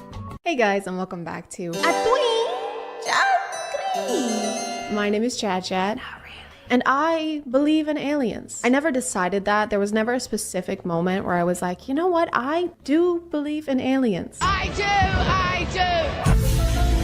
Because I've always just assumed that, you know, in the endless universe, there are probably other places that can also support life. Like there are a lot of ants in the world, but each ant probably thinks that their anthill is the only anthill in the world, but that's only because they haven't invented space travel yet. I've never met anyone who claimed to be abducted by aliens or who claims to have had some kind of extraterrestrial encounter. But I like to think that I'm an open-minded person and that I would hear them out, which is why today we're talking about Demi Lovato. Demi Lovato is a pretty well-known singer and was in a lot of Disney movies / TV shows. You've probably heard of them before, so I'm not gonna dive too deep into their history. But there was a certain clip that caught my attention the other day. So I woke up in my room and there was like 3 beings. And they were like, do you want to see your planet? And I was like, oh, sorry. Sorry. You were like, hell yeah. I was like, hell yeah, let's go. This is a pretty short clip, so I wanted to get the full context of what's happening here. Demi has a new show called Unidentified that's streaming on Peacock TV. We'll get into that later. So the reason for this interview is that Demi is promoting their new show, and this conversation takes place after Kelly shows a clip previewing it. Well, wait, in that clip we just saw you looking for aliens. So have you seen an alien? Have you ever had an experience? I have never seen an ET face to face. Oh, that's something else I should mention. Demi doesn't believe that we should call aliens aliens. They say that that is offensive to aliens. Sorry, aliens. Sorry, aliens. Sorry. Demi Lovato has said referring to extraterrestrials as aliens is derogatory, and the word should no longer be used for potential otherworldly visitors. Speaking to News, Lovato explained their reasoning while responding to fan Span, while responding to fan speculation that they have an unreleased song called Aliens, quashing the rumor. That's a weird word. It sounds like you're getting phlegm out of your throat. Quashing the rumor. The singer said their fans should know they don't call them aliens because it is a derogatory term for anything. My fans should know that I do not call them aliens because alien is a derogatory term for anything. That's so true. Even extraterrestrials. Which is why I call them ETs. Which I guess I kind of get what they're trying to say here, but at the same time, I feel like this would be very, very low on an ET's list of concerns if they were to encounter our planet. Our government would definitely take it into custody and definitely perform less than humane tests on it, so it probably wouldn't be too worried about what word we were using to refer to it with. I will now use this circular saw to enter your brain cavity. I would prefer if you didn't. Then I will study your alien brain to discover all of your secrets. I don't have any. Excuse me, what did you call me? I'd say this is a case of let's cross that bridge when we get there, but the bridge isn't even built yet. The bridge isn't even under construction. The bridge is still in the daddy bridge's ball sack. Okay, we don't need to be worried about this yet. Yeah. I had a night where I was dreaming, and I say dreaming very loosely because I don't really know what happened. So see, this is why I wanted to watch the full clip, because the TikTok that the Kelly Clarkson show posted, which got 3.2 million views, mind you, doesn't include the part where they say that this is dreaming, I think is what they're saying this was. So that kind of seems irresponsible to just post this without that context, because the comments are absolutely roasting the shit out of Demi, saying that they're on drugs, saying that they've completely lost their mind. I don't know if it was intentional or unconscious, but if I was Demi and the show that I did an interview for clipped something in a way that made me seem crazy, I would probably have a heart attack. But I all of a sudden was in my room, and I know I said, I sound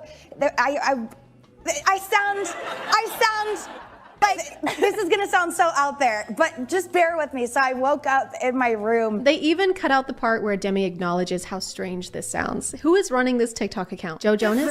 Joe, is that you? Yeah. So I woke up in my room and there was like 3 beings. Us to the 3 beings? Okay, corporations, you need to stop, all right? We get it. You're hip with the young whippersnappers. You know what this means. I actually think the only time I ever see this used anymore is by corporate accounts. So now it's getting kind of like corporate Twitter, trying desperately to seem relatable. That moment when your mom says no more video games. When your mom buys our chips that inflame your stomach lining. Bernard, you are 98 years old. Please retire. I'll stop working when I'm dead. Your left eye fell out again. Yeah. Are you gonna go home now?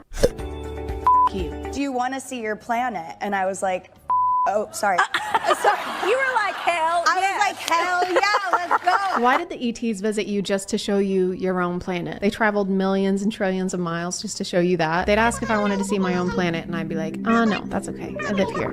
I live here. I like whooshed out of my room and was like hovering over the planet, and then all of a sudden they're like, you want to see our planet? And I was like, hell yeah! Yeah. So then I whooshed to this like pink and purple planet that I've never seen. But okay, so I googled pink and purple planets after this just because I wanted to see if one actually exists, and it does. This one is called GJ504b, which is crazy because that's my brother's name too. It's 57 light years from Earth, is about the same size as Jupiter, and it's a gas planet. I doubt this was the home of the ETs that visited Demi just because it's literally made up of poisonous gas. I don't know, maybe they can survive the environment because they're also made of gas, like my brother. That's basically the end of the interesting part of this interview, but I wanted to check out the show if I could. It came out the end of September. I had this crazy experience that happened to me in Joshua Tree. Jesus Christ, why is the like ratio so bad? Can someone tell me what I'm missing? I don't remember. Like, why is Demi so disliked? Did they do something? Demi Lovato has apologized after starting a public feud with the Big Chill, a frozen yogurt shop in Los Angeles. Oh. It was the froyo. It was this bright light. It kind of moved in like these weird ways that a plane wouldn't move. I hate to be this person, but this doesn't look real. See how the stars keep moving after the camera stops moving? It just looks strange. Anyway, I'm sorry. I said I was gonna try and have an open mind, and I've been shitting on everything in this video. My goal is to find out what really happened. Wow, wow. That looks like a gnat. That looks like a bird. What if extraterrestrials aren't traveling light years to visit us? What if they're already here waiting for us to reach out? So, like a ghost? Is that a spirit box? Don't you use that to try and talk to ghosts? So it kind of just looks like they're going to be doing a lot of stargazing and yoga? No, sorry, that's a singing bowl. Still don't see how that applies, really. It really looks like a ghost hunting show, but they just throw the word UFO in there every few minutes. UFO experiencer. Demi Lovato serenades extraterrestrial entities, as you do. Carmen?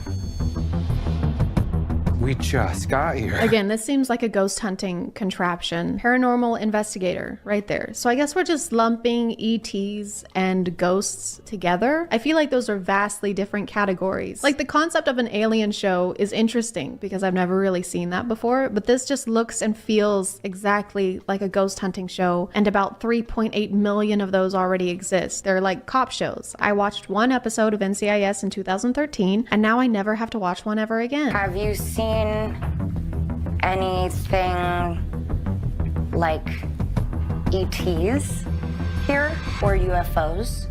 Star people?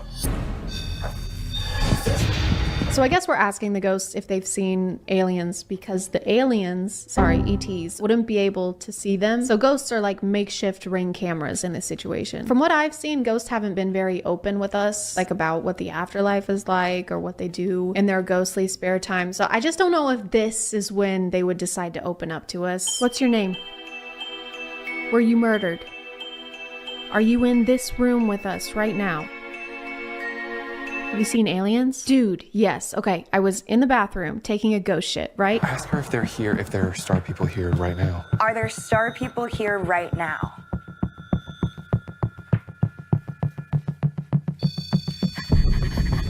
They probably explain this in the full episode, but I'm trying to figure out what kind of equipment this is. This article just ominously calls it the radio, but it looks like it might be some kind of proximity detector based off of my extensive research on Google Images, which would mean that every time this goes off, it's just because the ghost is stepping closer to them and then stepping back. Are there any star people here right now?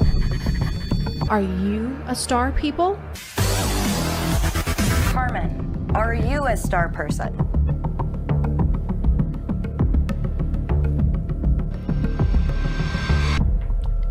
Maybe it's because we're in the room, because, you know, they don't like men, She doesn't like men, and I get it. Do you want us to maybe do a little experiment and step in another room while you take over? What do you mean? Y'all have been here this whole time and she's been talking just fine. Did you not want to say anything else because the boys were in here? The ghost is not saying yes. She's saying, okay, I can clearly see them right there. They just turned around the corner. I may be a ghost, but I'm not f***ing blind. Okay. She has trauma. She does? Mm-hmm. Okay. How do you know? And that's why she doesn't like men. Okay. I respect that. I respect that. Totally. What are these reactions? Can you imagine like going on a third date with someone and you open up about your trauma and they're like, okay, I respect that. I respect that. I do. Are you gonna pick up the check? I mean, I'm so sorry about that. That sucks, dude, but I don't get paid until Friday. Maybe if you sing a song as an offering, we could come back in the room. Oh, yeah. Okay. If I sing you a song, can my friends come back in the room? Okay, now y'all are just making up rules as you go. This is like trying to watch third graders play a game of tag. There you go. What the fuck is that? Is that a knife? Call the police, we're witnessing assault.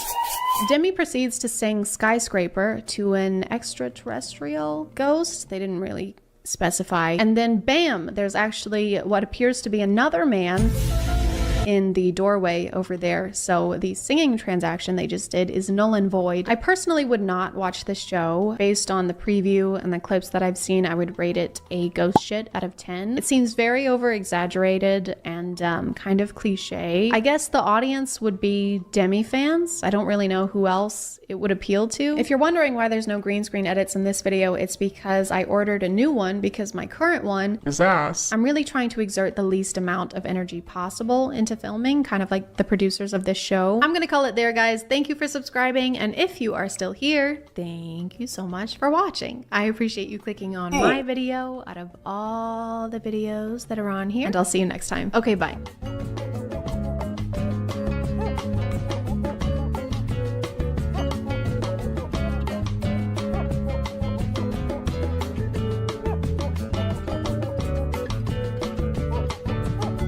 Hey guys, before we get started, I just want to say I think you're all pretty ugly. Ew. This has been a reenactment of what the internet is constantly telling us all the time. You really can't open TikTok without seeing an endless amount of morning routines, nighttime routines, workout routines, 5 to 9 after my 9 to 5 routines. Because if there's one thing I need, it's to feel like I'm being unproductive in both my professional life and my personal one. I'm failing around the clock. Yeah. The internet just makes us feel like there is always something we could be improving, like how the inside of your fridge looks, or how the outside of you looks. And I'm going to hold your hand when I say this. If you look ugly, if you look crazy, that's all on you, baby. Over the past few years, I feel like beauty routines have gone from don't forget to wear your SPF to don't forget your 2-hour nightly beauty routine that involves lasers, literally lasers. So I just finished applying this serum and then I harness the full concentrated power of the sun. The more influencers we have, the more beauty trends we have. And the more beauty trends we have, the more I want to scream. We also have TikTok Shop now, which incentivizes influencers to promote an endless amount of skincare products, which as a result incentivizes them to have an endless skincare routine. But even that's not enough anymore. Your 2-hour nighttime routine, that's rookie stuff, because now your routine needs to last all night long. Put my bonnet on, my skin garment, and then my nail keep on. So good night, guys. Good morning, guys. One of the newer beauty trends is what TikTok likes to call a morning shed. And no, that is not a euphemism for waking up with a boner, even though sheds are made of wood, and it would make complete sense if it was that. A morning shed is a routine that happens before your actual morning routine, where you remove all of the products that you wore overnight.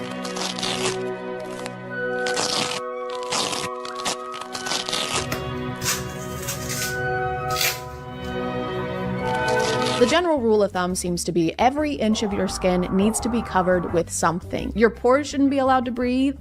You shouldn't be allowed to breathe. An example of a typical morning shed product is this jaw strap that I'm not personally convinced does anything. To try and figure out what it's supposed to do, I found a similar one on Amazon, and this says that it's an effective bandage designed to double chin and sagging skin. Wait, it's gonna double my sagging skin? Is it gonna give it to the next person? If you're still not sold, they have before and after pictures like these, and as you can see, the results are so instantaneous that she didn't even have a chance to move. She's in the exact same pose. It's almost like this is the same picture. If you're advertising a beauty product and you use Photoshop in the before and after pictures, why are you doing that? This is arguably the last place you should use Photoshop when you're trying to demonstrate how something works. All right, now remove your cake from the oven and it should look something like this. Mine looks nothing like that.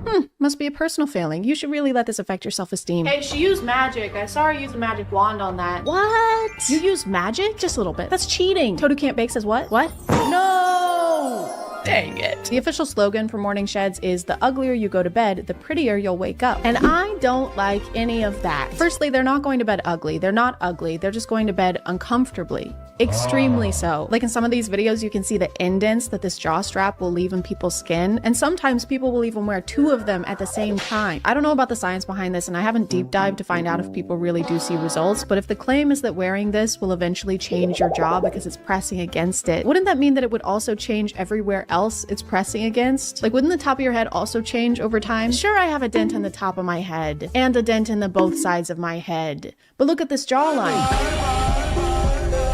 A small price to pay for beauty. Morning sheds even go beyond the face sometimes. Get a castor oil pack from Amazon for $12. Pour it over my liver to support detoxification, specifically with excess estrogen, which can cause like different PMS. Helps with digestion, constipation, inflammation. And I'm not a doctor. I know it's hard to believe because I look so intelligent and I'm always performing unlicensed surgeries out of my garage. But I do know in order for something to have an effect on your organs, it needs to be in contact with your organs. I don't think castor oil is penetrating your skin and getting into your organs. It's laying on top of your skin. This is like putting saran wrap on top of your fries and then salting the saran wrap. Also, she says it detoxifies her liver, but the liver is already a detoxifier. That's the liver's full-time job. Helps with digestion, constipation, inflammation. You can put it over your ovaries and it'll help with cysts. It's gonna help the cysts? What's it gonna help them do? Is it gonna double those too?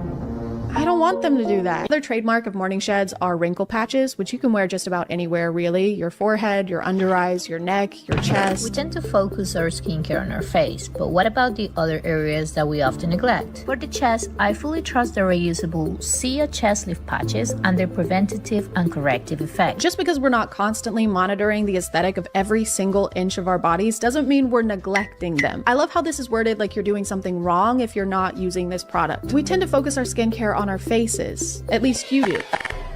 And you're a massive piece of shit for that. We just keep expanding to new body parts that need wrinkle patches, but we're not gonna be able to keep up. Every part of the body is going to wrinkle because every part of the body is covered in skin, hopefully, unless you're Gus Fring. So what these brands really should do is think ahead and invent a full body wrinkle patch. You just slip it on at night and take it off in the morning, like a cocoon. Having to shed in the morning already makes us sound like cicadas, so we might as well act like one too. Good morning. Morning. You shedding today? Yeah. You? Yeah.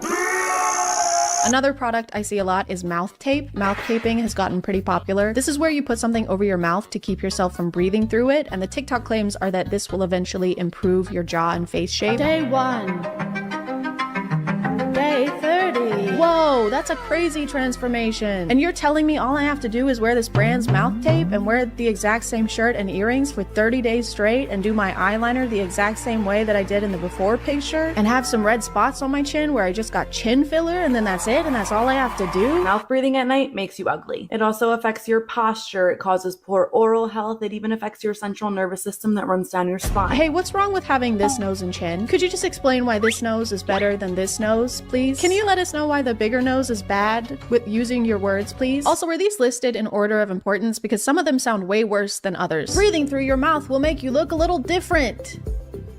It'll also completely shut down your nervous system and you'll die forever from it. I really can't stand the fact that pictures like this and this are what they're using to try and sell us on mouth tape because people just look like this. Not because they're unattractive, not because they're doing anything wrong, not because they're not buying your product, but because they just are. And they use these images and say things like, please don't walk outside if your jawline looks like this. There are families out here trying to enjoy their summer. If your jawline looks like this, you don't deserve to see the sun. If your jawline can't cut glass, then you also can't cut it as a human being. But don't worry, you can fix this. You probably just been a mouth breather this whole time. Okay, good. All right. Phew, it's fixable. How do we fix it? All you gotta do is start using this mouth tape. And it's super easy to apply. All you gotta do is just gently put it on your mouth. Pack of these will usually be over $50. But you know I got you guys. I have a link down here for under $20. Okay, all we have to do is buy this product he happens to be selling and happens to make a profit from. I like this guy. If there's one thing about people who want your money is that you can always trust them to be upfront with you. I do like that he dedicated a whole PowerPoint to letting us know how ugly we are. Hey, do you look like this? Well, don't. Cut that out. Whenever you walk outside, people scream and cry. This is your mom crying because of how ugly you are.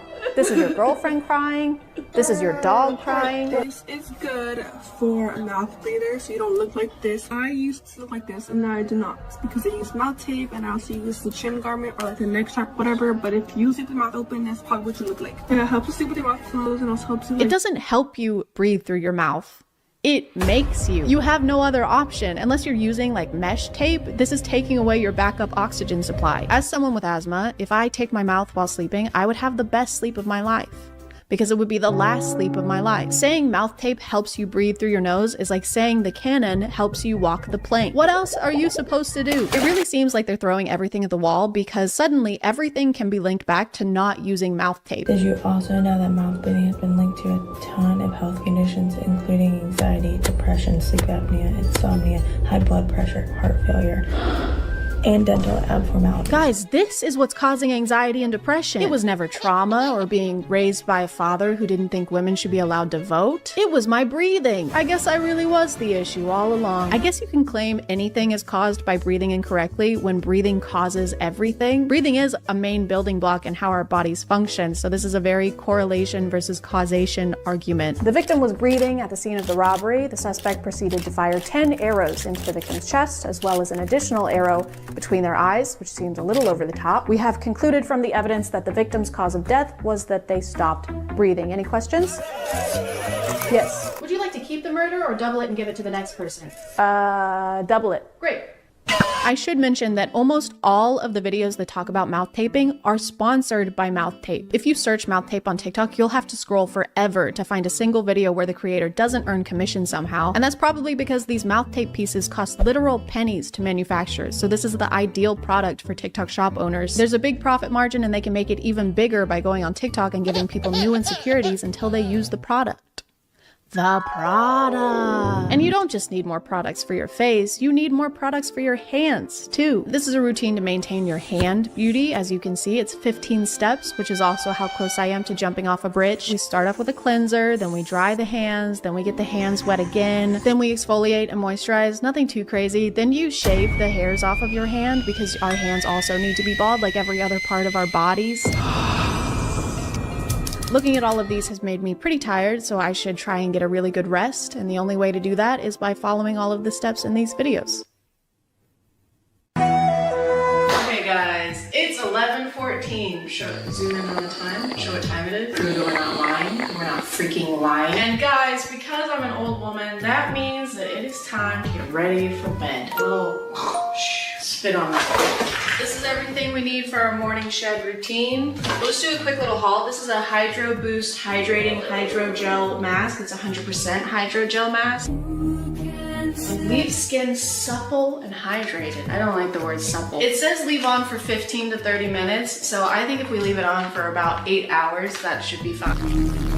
Can't forget the lips. This is a vegan collagen lip mask, moisturized and plump, made with wild cherries panthenol. I do leave for a trip the day after tomorrow, and if I wake up with just rashes and irritation all over my face, it's gonna be really cool for me. This looks like a really small bra. This looks like you put booze in it. And last but not least, don't forget the hands. The hands need to be beautiful and youthful and bald. And you know what? I decided, why stop there? Why not take it a step further? A step, because it's feet.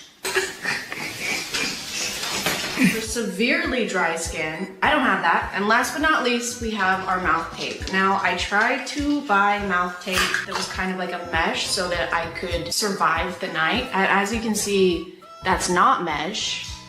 Alright, that's the haul. Now it's time to put the haul on my face and my hands and my feet. Head, shoulders, something, knees and toes. What are the words? Head.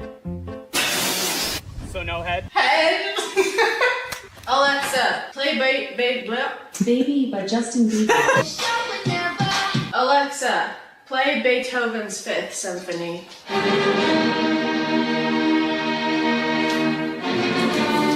I look like Manny from Ice Age.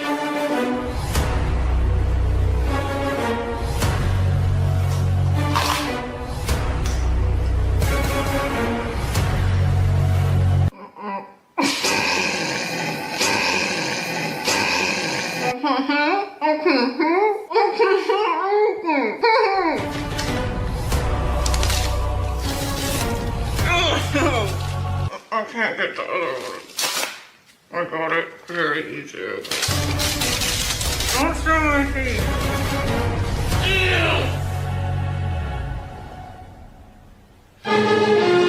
Time to go to bed.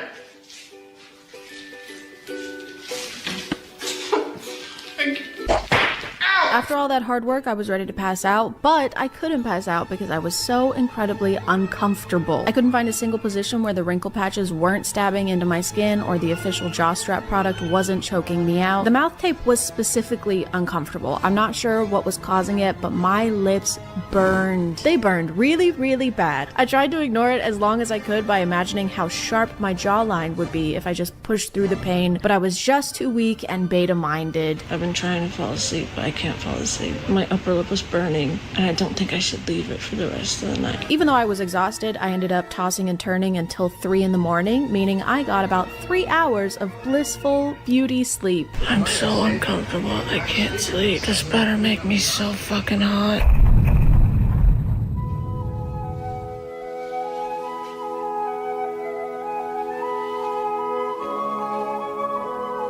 Am I hot? Ow, cut the cameras.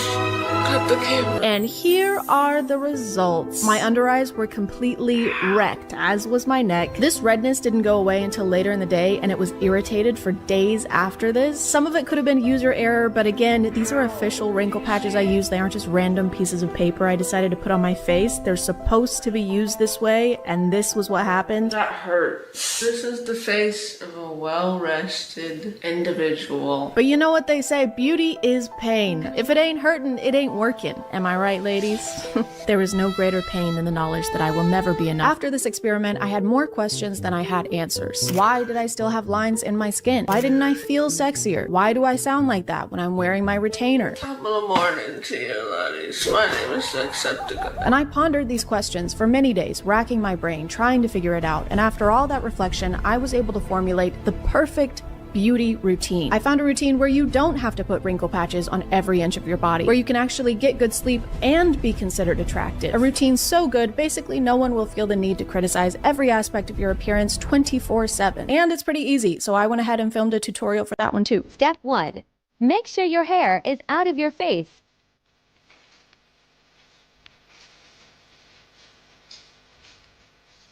Step 2. Be a fucking man. I know I've criticized a lot of the methods in these videos, but I don't want to criticize people for feeling like they need to use them. There's so much pressure to constantly look our best that it can feel like we have no choice but to try and keep up. No one willingly chooses to look at themselves as something that needs improvement or needs 1,000 changes to be acceptable. And it's getting a lot harder because trends aren't just how we do our eyeshadow anymore. It's our faces and bodies that go in and very quickly out of style. Women who got plastic surgery 2 years ago to try and fit a beauty standard are being ridiculed now because there's a new one. We don't compare ourselves to the people around us anymore. We compare ourselves to all of the people ever, but we only see the versions of each other that we've decided is good enough to be seen. Of course, when we see ourselves how we are and then see everyone else how they wish they were, we're going to be disappointed. I don't say all of this because I have some kind of grand solution, because I don't. I also do skincare routines. I also got lip filler when everyone else was, but I don't think all this improvement is improvement. I don't think it's beauty if getting prettier makes the way we think about ourselves uglier. So maybe the real improvement was realizing that chasing perfection is a never-ending hamster wheel objective, and that looking at yourself as a project doesn't benefit anyone except the companies that line their pockets with your insecurities. That we made along the way. I'm gonna go shave the microscopic hairs off my knuckles now. Thank you for subscribing, and if you are still here, thank you so much for watching. I appreciate you clicking on my video out of all the videos that are on here. I hit myself really hard, and I'll see you guys next time. Okay, bye.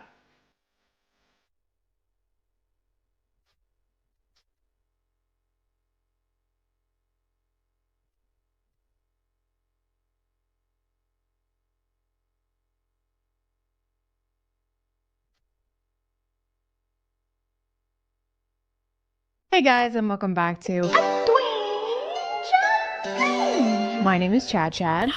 And today we're going to be learning some girl facts. Some facts about girls. Some things that are exclusive to only girls. Some girl facts. What are girls? Some of you might not be familiar. Girls are very complicated. Sometimes they'll say really cryptic things like, I wish you would pay more attention to me, or I'm hungry. Like, okay. Well, what does that mean? I wish they would just tell us what they want sometimes, you know? No need to be so mysterious, girls. So I did some research. Where else other than TikTok? I love the hashtag girl facts on TikTok because it's so obvious that a lot of the people who post them have never even breathed the same air as a girl. Most of them seem like they came from Google, or more specifically from those weird WikiHow articles, except instead of telling you how to pretend to be a vampire at school, they're telling you what a girl really means when she texts you the letter K. And everyone knows, if you want to know something about girls, don't ask girls. Ask dudes on TikTok who copy-pasted baseless studies from the internet and then stood in front of their iPhone camera like this.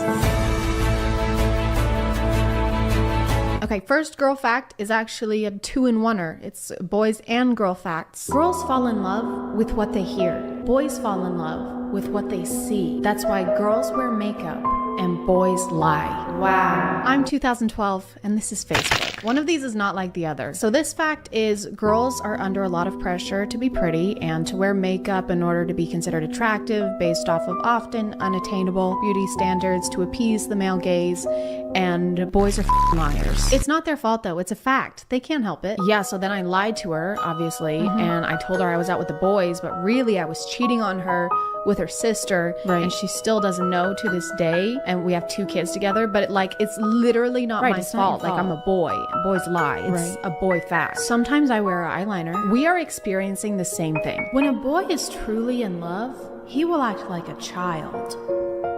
But when a girl is truly in love, she will act like a mother. I know someone who would really like to speak with you. Why is this fact so not specific? So she falls in love with you and she like sets up your doctor appointments or brings you fruit gummies to your soccer game. He falls in love with you and just starts uncontrollably pissing and doing himself. Once again, it kind of seems like girls are getting the worst end of the bargain. Girls are more attracted to guys who have the ability to make them laugh. Yes, that's it. That's the whole fact. Man, I wonder how many studies they had to conduct to figure out that girls are more attracted to people who have a similar sense of humor to them. Hashtag psychology. Hashtag psychology facts. This applies to literally everyone. Yeah, so when someone makes you laugh, it makes you feel good inside. Okay. So you like them. But if someone doesn't make you laugh, then it doesn't make you feel good. Okay. So you doesn't like them. Probably. Whoa, dude. I know. That's like psychology. It's like psychology. It's psychology. It's psychology. And why are we in the ocean? Why are we underwater for this? I just can't believe it, dude. Guys, You should write a book. I really should. Oh my god, that would be I should write a book. What would you call it? Lord of the guys, I'm Lord actively of the drowning. Friends are food, not fish. Girls normally fall in love with older boys. Girls hate it when boys always talk about themselves.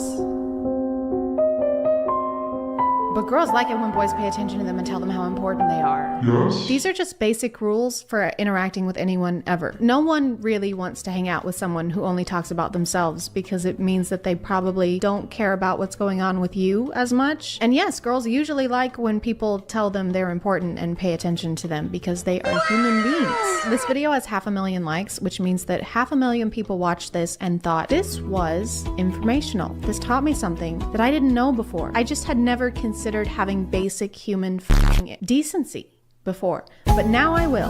Only 4% of women consider themselves beautiful. If a girl goes silent during a conversation, she is probably overthinking what you just said. You cannot just pull statistics out of your ass, plop them onto a picture of a sunset, and label it a psychological fact. Where did 4% come from? Was there a control group? Was there a placebo effect group? I don't know anything about scientific studies. Was there a hippopotamus? Girls easily get carried away by their emotions. This is true. My emotions have been bulking.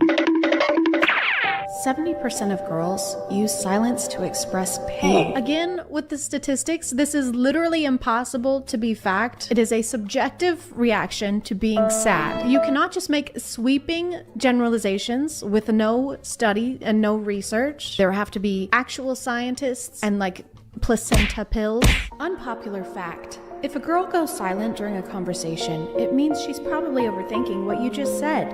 A lot of guys tend to get annoyed at this, when in reality it's easily fixable. They just need reassurance or for you to explain something again so they don't feel the need to overthink it. Unpopular fact is not a thing. A fact cannot be unpopular because it's a fact. I will define fact right now. The truth about events as opposed to interpretation. This is an interpretation of what you think is going on in a girl's head whenever she goes silent during conversation. But if this is happening a lot to you, Cody, then maybe you should not be wondering why she keeps overthinking and consider that maybe you just keep saying stupid shit. This is just a word for word copy of the other one that we saw. What BuzzFeed article are you guys stealing this from? Unpopular fact, plagiarism is not cool. You wouldn't plagiarize a car. You wouldn't plagiarize a handbag. Downloading a plagiarism is stealing. Just because her eyes don't tear doesn't mean her heart doesn't cry. Those are called emotions. Like if I were to say that your TikTok reads like the inner monologue of a 3-year-old child, that would probably make your heart cry, but that's just called having feelings. I like that the people posting these kinds of videos apparently know so little about girls that they have to steal every girl fact from each other. I've seen this one at least 5 times. Maybe we're not overthinking all the time. Maybe we're trying to like remember the lyrics to a song, or you have something stuck in your teeth. And another girl fact is that they have to trim their fingernails every 30 seconds or they will fall off and grow legs. Then they can actually reproduce, and that's how the thumb people from the third Spy Kids movie were made, but you probably didn't know that because you're a girl. And your mind physically cannot process the incredible graphics from the Spy Kids franchise. The true meaning behind the girl texts. She's mad. I'm fine. She's not fine. It's fine. It's not fine. I don't care. She really cares. It's okay. I'll be okay. She's hurting a lot. Oh, okay. Her heart just shattered. Okay. Everything is good. Okay. Something might be wrong. Okay. Something is really wrong. Don't try to guess a girl's feelings. Always ask her. So I'm kind of starting to get mixed signals. You said if a girl says she's fine, then she's not fine, and just to go with the opposite of whatever she says. But now you're saying that we should just ask her and never assume. So your girl fact is just to ask a girl. But we came to you for girl facts. We came for your expertise. We're not going to be able to learn about girls anywhere else. Girls want nothing more than to feel loved. I mean, I can think of a couple things. We might also want basic respect, safety. Safety is nice. Equal pay. That might be cool. If not, that's totally fine. When she stares at you mouth, kiss her. That is 100% not what you should do. It's just based on some of the previous girl facts we've seen. It doesn't seem like y'all are the best at picking up on signals, so maybe don't kiss girls just because they happen to glance at your mouth hole area. If she starts cussing out a storm at you and tries to be all big and bad with you, kiss her and tell her that you love her. Got it. Okay, so if a girl is visibly upset with you, don't admit fault. Just kiss her, because all girls want is love. When she's quiet, ask her what's wrong. Oh, that's sweet. Yeah. She pulls away, pull her back. Is this girl language or serial killer language? Because I genuinely can't tell anymore. If she tells you a secret, keep it safe and untold. If she looks into your eyes, look back into hers and don't look away until she does. Definitely sounds like something a serial killer would do, which checks out since you're driving us around in a car at night on an empty road to bury us, no doubt. Do not take any of this advice. If you were to see any of these happening in real life without weirdly motivational music in the background, it would be terrifying. Hey, are you okay? Yeah, I'm fine. You just got really quiet. Yeah. Yes, I did. If you're overthinking something I said, I do not care about anything you've said ever. It's gonna be okay, okay? I'm here to protect you. Okay, I'm just trying to diffuse this, okay? And if I make one wrong move, the whole world will literally end, so I could really use some silence right now, okay? Okay.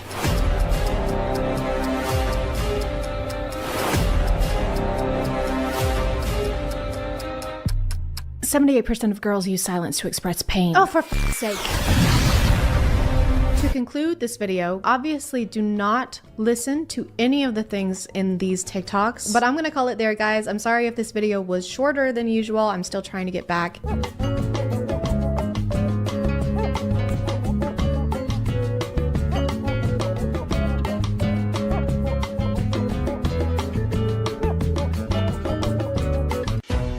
Colonel, we are approaching TikTok Island. Praise the gods, Captain. I thought we'd never see land again. Hoist the sails! Colonel, take a look at this. What is it, Captain? They're dancing. Dancing? Poorly. Well, it's not a crime, Captain. They're shirtless. All of them? Everyone. Well, it's also not a crime. Perhaps it should be. Take a look. Well, that one's not shirtless. Now he is. Alas, I fear we are not equipped to survive such an environment. Nonsense, Captain. You think we can't handle these creatures? They couldn't even find the beat after Beyonce sneezed on it. Captain, you need to see this. Now turn the ship around. We're leaving. Hey guys, and welcome back to My name is ChadChad. Not really. And today we have less a twinge, more a bucket full of why does this person have 6 million followers on TikTok and isn't currently maybe being investigated? Kind of cringe. You may recognize this guy. He's been making his rounds on TikTok and not for good reasons. If you were like me and you saw any of his content before the past week or so, I'm so sorry. At some point last week, I think he privated his account in the hopes that less people would talk about his content. But here we are. Where there's a will, there's a way. And where there's deleted cringe, there is a Reddit thread. It's hard not It's hard not quite for us. Static is that sweet, get strings. Static is that sweet, get So this is a lot, but I figured why not start off strong. This is the TikTok that spiraled him into some deserved criticism. I think it's pretty obvious why some might take issue with this video, and I also think it's pretty obvious why he can't get anyone to date him. This is a fake rose. You can't base a potential relationship on a lie.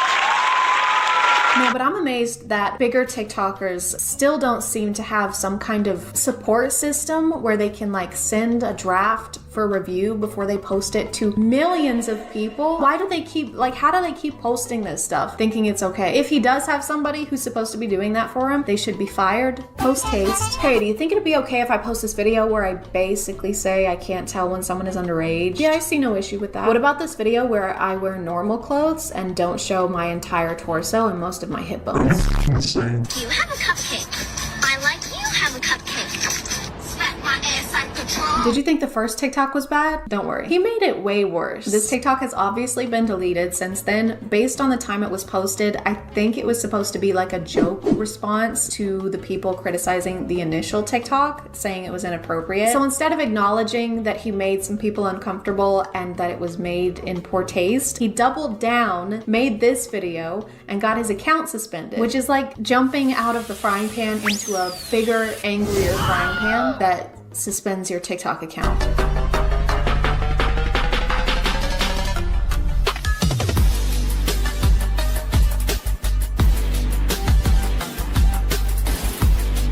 You could have chosen literally any song. How many songs are on TikTok? Hold on. Okay, they're not gonna tell me, but you know, I'm sure it's more than just this one. You know, most of the time when TikTokers are mouthing lyrics, they're incorporating it into the videos somehow. What's happening in this TikTok is not specific to the lyrics, I hope. So I repeat, why this song? This man has the number 20 in his bio, but he made this video where he gives his birth year as 1997, which is the year that I was born, so he's at least 23. And then I had the great displeasure of reading a comment that let me know the 20 in his bio is not referencing his age, but rather his in centimeters, which, if you were wondering, in inches is 7.8.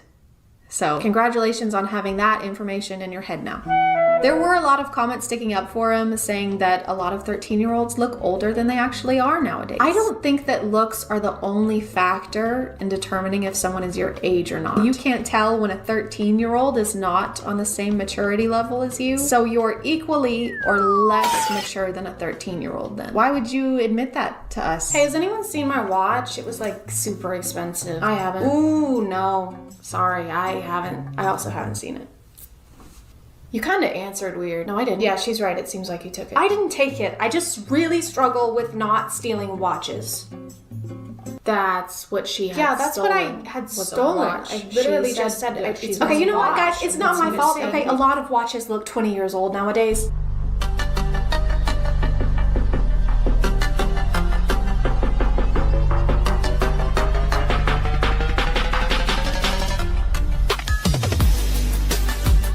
This is basically what you were missing out on the suspended account, just variations of this video, which is such a strange thing to continue doing. Like, okay, yeah, first time you were trying to make a hot TikTok and you just happened to only have a hairband around, but then you kept choosing it. These do nothing. They snap more than this guy's hair will if he keeps using 40 volume to get it that blonde. Ask me how I know. Don't ask me.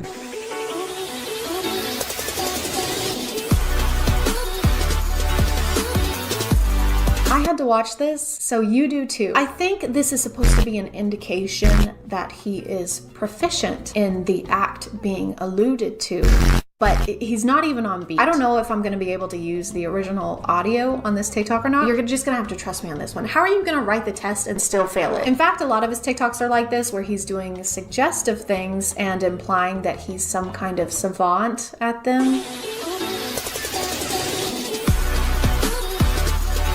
What is this? Who told you that this was good? Because they lied to you. It looks like he's digging for the last chip in a Pringles can. It's not just the fact that he's wrong, it's the fact that he's so confident in his wrongness. Every day I wake up and pray for just a speckle of the confidence TikTok dudes have when talking about female anatomy.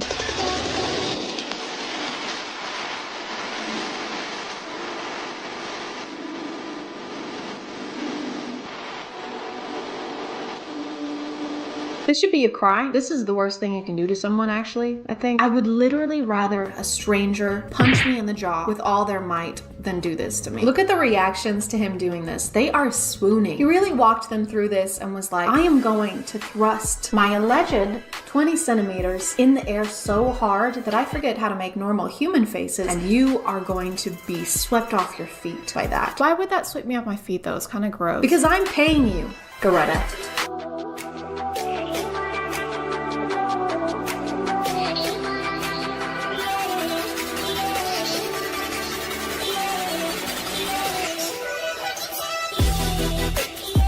No thank you. Call me shallow, cause no diving allowed. I haven't gone through menopause yet, but from what I've heard, there isn't much of a Red Sea. If anything, I think it's kind of the opposite of that issue. So this is, again, incorrect. I don't know where he's getting his information from. It's probably the same place that this guy is. They should collaborate or something. Just get together and let us know how we work. Welcome back to the ChadCast. We have a lovely lady guest here today with a question about menopause. Ooh, menopause, huh? I know, right? Hot. Emma, what's your question? Yeah, I just feel bad all the time. I'm either freezing cold or sweating. It's just miserable. I don't know what to do. Have you tried adjusting the thermostat? Ooh, that's a good one. Thanks, Chad. Yeah, no, it doesn't really matter what the temperature is outside my body. I believe in this situation, and Emma, correct me if I'm wrong, but that you would use tampons.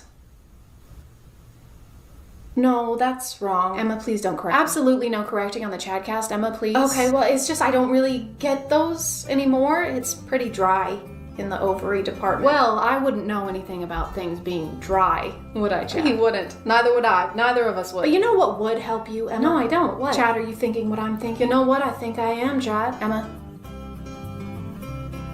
It's chocolate. Chocolate? Chocolate. Chocolate. Chocolate. I don't think chocolate will help you. Just take the chocolate, Emma. Just take the chocolate. Chocolate makes the woman problems go away. Take the chocolate. No, you need the chocolate. I don't want chocolate.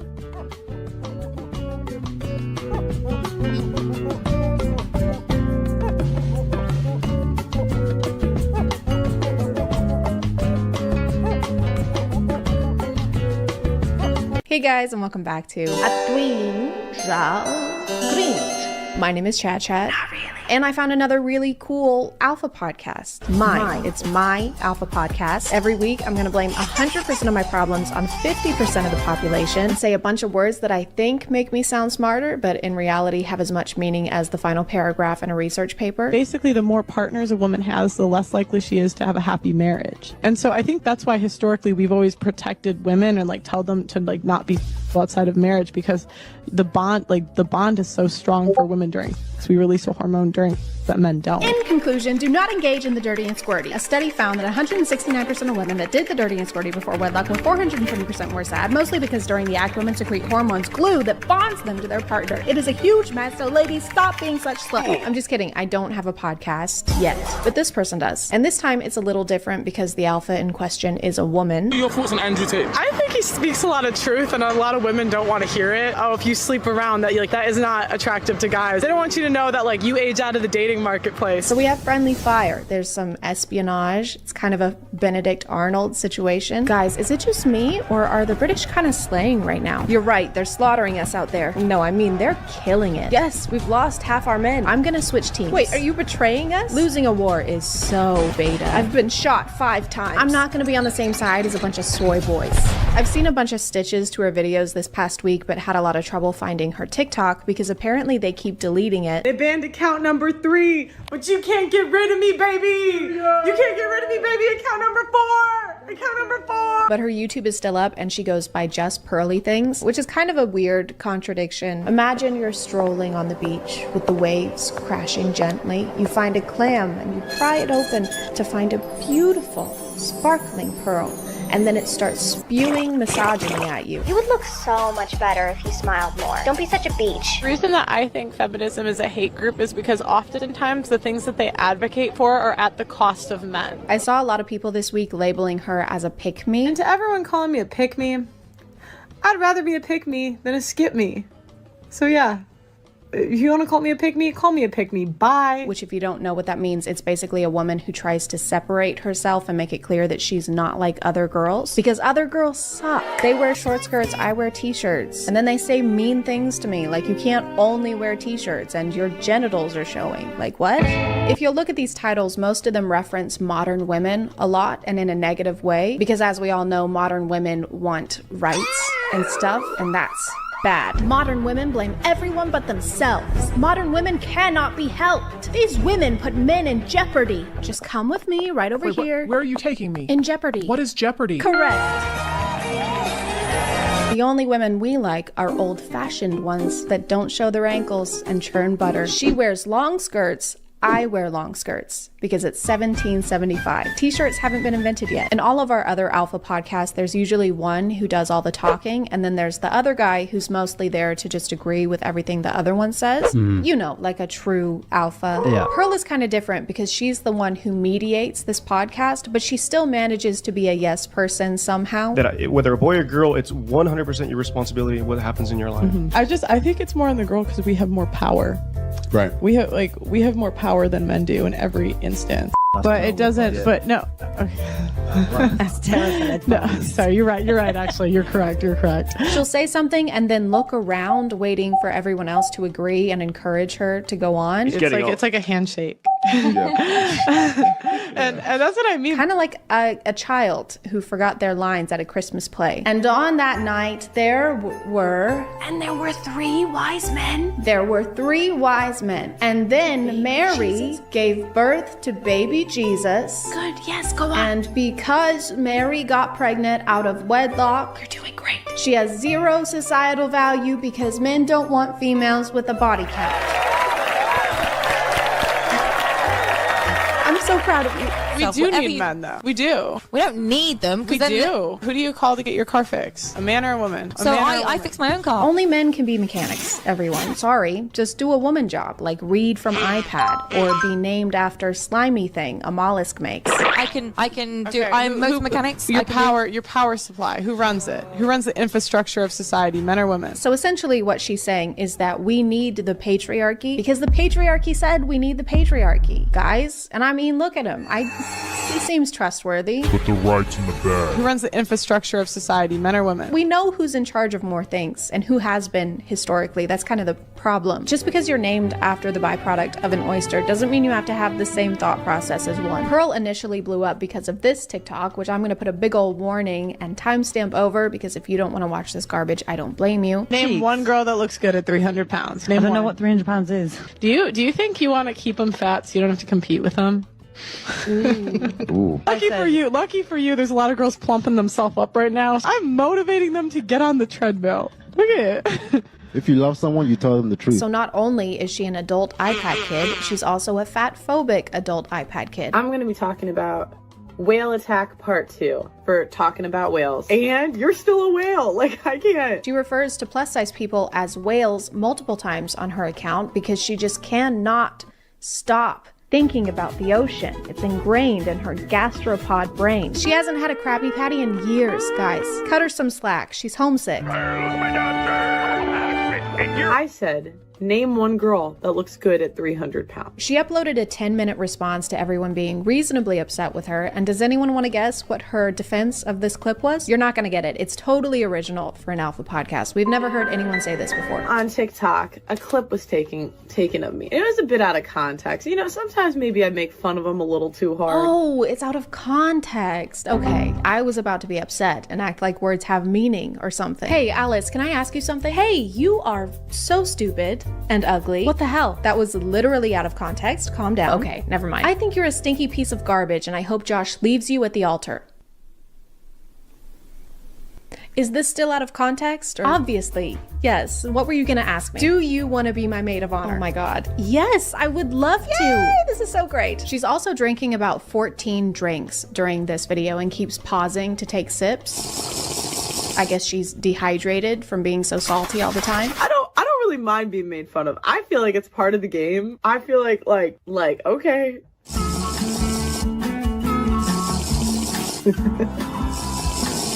I don't know if they're supposed to make this seem like more of a casual little vlog, but it's not translating that way. I know you're all insulting me because I insulted you first, but I could not care less. Obviously, she has low self-esteem and internalized a lot of it. Psychologically, she is constipated, but so is everyone else, okay? We're all constipated in our hearts. Just go to therapy or take a or go to therapy while you're taking a shit. And how does that make you feel? Shitty. Like, I think if a woman cheats, she's trying to leave you. If a man cheats, he's just like, it's like a handshake. Why is the exposure turned all the way up in these clips? We need to get their editor over to the House of Dragons team. We can't see. We must insist you turn the brightness up. You can absolutely sleep with a woman who you may find very attractive and very sexy and everything else, but your heart is still completely with another woman. I'll explain to you like this. Hey, I wonder if this guy has ever cheated on a partner before. Do you think he's cheated on a partner before? Because I don't think he has. Your Honor, really, when you think about it, as a man, I am biologically prone to setting that building on fire. Now, if I were a woman, then this would be arson, yes. But when I do it, it's just like lighting birthday candles. I think women are just more emotional. True, yes. Like women are more likely to wage war. To do what? To do what? To wage war. How are there statistics for things that haven't happened, Pearl? You can't just be like, well, I know this technically hasn't happened, but if it did, this is definitively how it would. Like percentage-wise. Like, I know more men have because more men have been in power, but women are actually more likely to do it when they're in power. What percentages? You can't just scientifically back a hypothetical. Let's take your theory and apply it to this diagram here. So first, identify the problem, women, obviously. Number 2, collect data. This one's a little difficult because you don't fucking have any. And 3, create a hypothesis. So, do women start wars? Have women worn wars? Then will women wear wars? Like, I feel like a lot of problems would be solved if we got rid of birth control and social media. What do you think is the biggest challenge for women when it comes to social media and what they see on a daily basis? I think it inflates like women's ego. So like, I think a lot of times we think we're hotter than we are. I don't know if they don't have Wi-Fi in Bikini Bottom, but this is famously the opposite effect of social media. Are you saying that you scroll through Instagram just thinking to yourself, you know, I was feeling pretty self-conscious, but now that I've seen all of these unattainable beauty standards, I'm feeling a lot better. I think it inflates like women's ego. No matter what they're saying, they use this same sad piano track in the background of every YouTube short. I think that modern women are impacted and influenced. And they don't even pay for it. You can hear the watermark playing over and over and over. It's influenced. You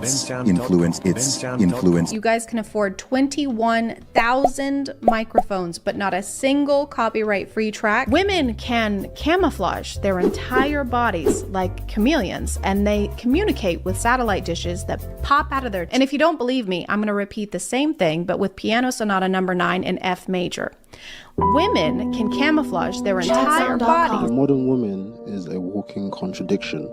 Generally narcissists, and they are the first women in, I think, probably most of history that they tend to destroy what they love and chase what they hate. Are we certain that you're describing women and not one of the villains from Scooby-Doo? And I would have gotten away with it too if it wasn't for those meddling alphas with their sure SM7Bs. Thank you.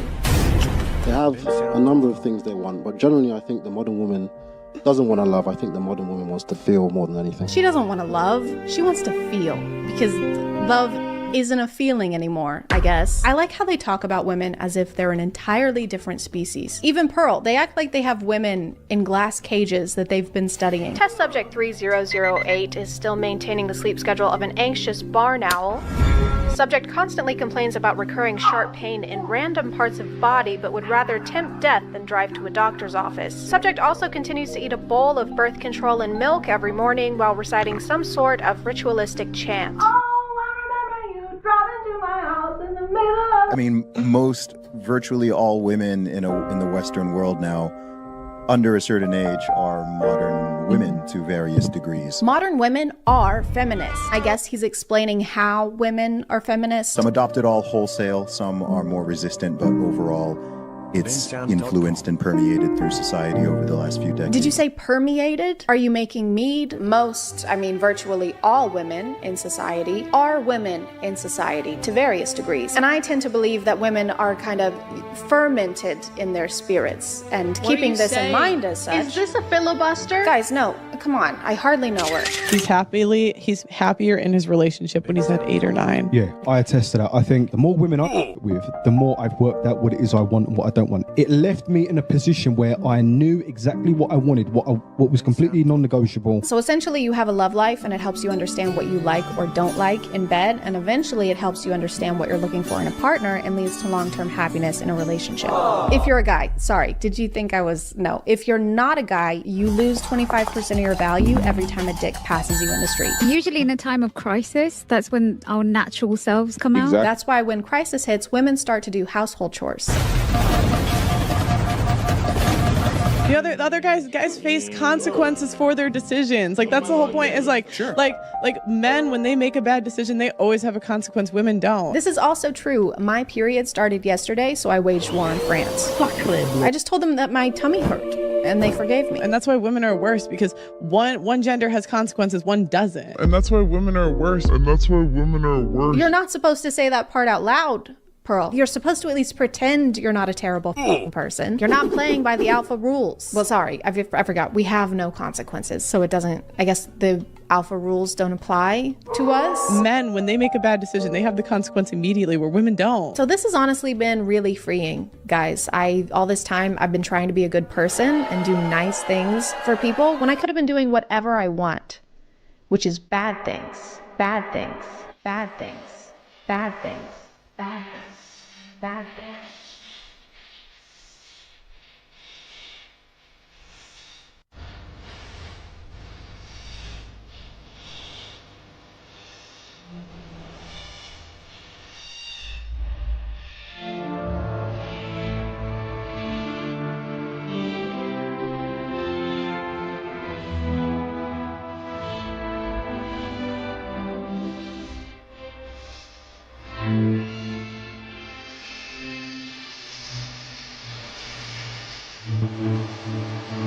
I'm gonna call it there, guys. Thank you for subscribing. I am stressed. So stressed that I haven't written a script for a video that's due in 5 days, but I still have to post a video in 5 days, so we're gonna do something right now. I don't know what it's gonna be, but it will be something. So have a seat, sit down, sit. I keep seeing this thing on TikTok, maybe you've seen it on Book Talk. It's usually a slideshow and it's kind of a preview of a book, and it says stuff like, when she hates her family, so she runs away into the woods and finds a cabin with a bear wolf man who has a bear wolf brother, and they both are romantically interested in her and turn a tree into a dildo and have their way with her. Have you guys seen stuff like that?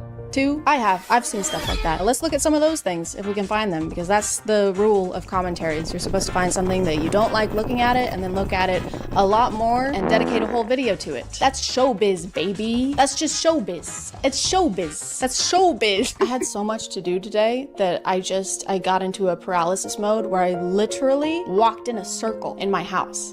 I couldn't figure out in what order I should do things, so I did none of them all at once. My ADHD medication is not strong enough. It will never be strong enough. Ever. I found one. When she finds out her online best friend isn't who he says he is. He's the same person she's been obsessed with for 8 months and has been trying to forget about. Turns out he's just as obsessed as she is. And he's her ex-boyfriend's dad. Oh, father. Oh, okay. All right.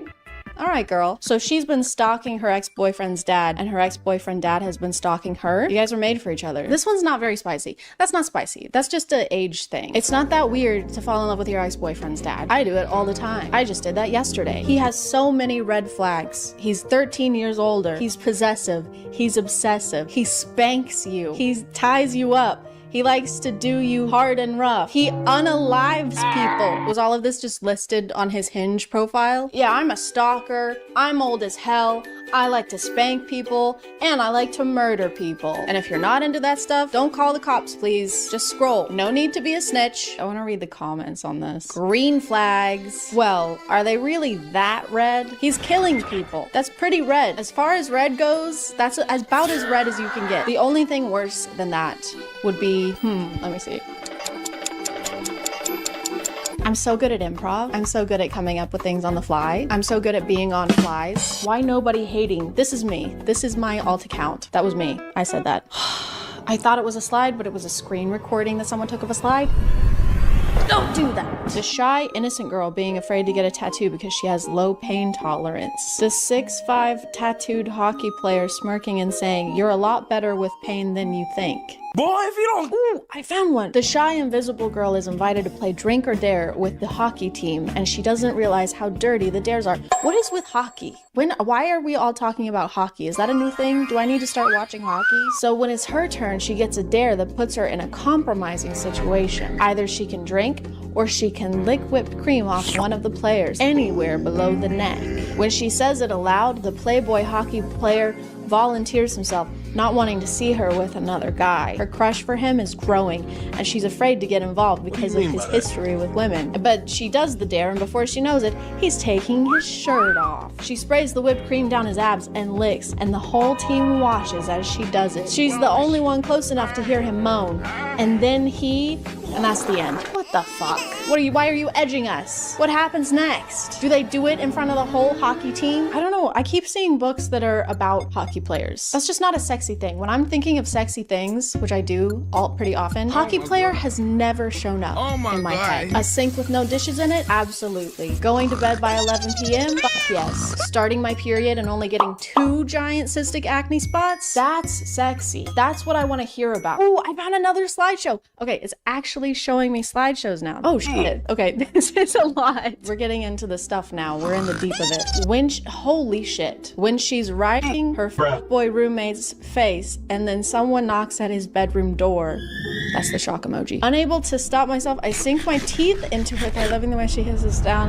Okay, this is just cord. This is just cord. Dude, you all right in there? My Page's eyes widen and all's good, but he has no idea. Okay, this is just cord, and I'm going to skip this one. Oh my god, I don't want the cord. I want the scenarios. I don't want to read that one either. Her sleeping through her alarm for 3 minutes straight. Her brother's best friend lying next to her, smirking as she sleeps through it. Wake her up, man. Help her. Now she's gonna be late for her meeting, and you could have done something. This is no smirking matter, sir. Also, no one sleeps with a lace bra on. This isn't cute. No one does this. Oh, time to go to bed. Let me put on the itchiest piece of clothing I own. When she never reached an okay, I don't want to read guys. I just want it to be silly. I don't want to hear about that stuff. That's gross. How is this allowed to be on here? I have seen the C word more times than I can count. 23, 24. What are you doing, TikTok? I'm so glad we actually found slideshows. I was worried we weren't going to find any, but now all the slideshows are just so when God opens one window, he closes a door, whatever that, I don't remember. When your fake husband orders you to wait for him naked on the balcony, except there's another couple making out next to yours, so you go back inside. Your eyes lock with your half-naked husband who demands, "What did I tell you,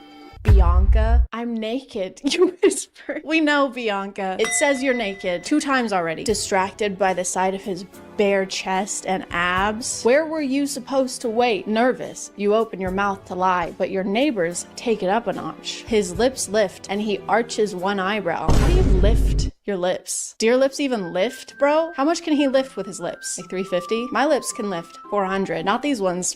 I've got the strongest lips this side of the Mississippi. This is a little more explicit than I was thinking. This is a little harder than I thought it would be. And I'm a little harder than I thought I would be. When there are 9 straight pages of him eating her out, no thank you. And you posted them all on TikTok? When he's meeting his boss's daughter for the first time and he says, "You must be what, 22, 23, 24, 25, 26, 27? I'm 28. Thanks though." Why does this have 103 likes? This is just a conversation of 2 people discussing how old they are. And 100,000 people were like, "Yes, good. I like that." You're 69ing with your brother's best friend. As you do, you try to, okay. All right, this is too much. Oh my God. Guys, this is just, I'm looking at porn on camera. This is weird. This is not what I wanted. This is stressing me out more. When she calls him friend to stop the situation from getting too steamy, is that our safe word? The top comment says, "Can someone please explain to me what safe word means?" You're too young to be seeing this video if you don't know what that means. Log out. Go outside. When her husband doesn't want to get her pregnant, I saw the rest of it before I finished reading it. When her husband doesn't want to get her pregnant, so he sends his brothers to do it. What? Why would... It doesn't say he can't get her pregnant. It says he doesn't want to. I don't want to f my wife. Just get them to do it. Mom, I don't want to f my wife. Can Charlie do it? Why am I always the one who has to f my wife, Mom? God, I hate this family. When your hot bodyguard is enjoying you and he accidentally answers a call, it's the head of the mafia on the line, his boss, and your dad. He clamps a hand over your mouth and glares at you in warning. But it's too late. You're about to... What does this mean? I'm about to flag? Oh my god, don't stop. I'm about to checkered flag. Busy. Talk later, he groans before he throws the phone. You just hung up on the boss of the mafia. I don't know much about the mafia, but I'm pretty sure you're not supposed to hang up on the guy who runs the mafia. Why did we romanticize the mafia in the first place? When no one ever sits next to him in meetings because they're scared they will get fired. Her pulling out the chair beside his and sitting in it. Bruh. What? He'll fire people if they sit next to him? Hey boss, can I sit here? Of course you can. And you're fired. I just don't understand. Oh, it's called grumpy romance. That explains it.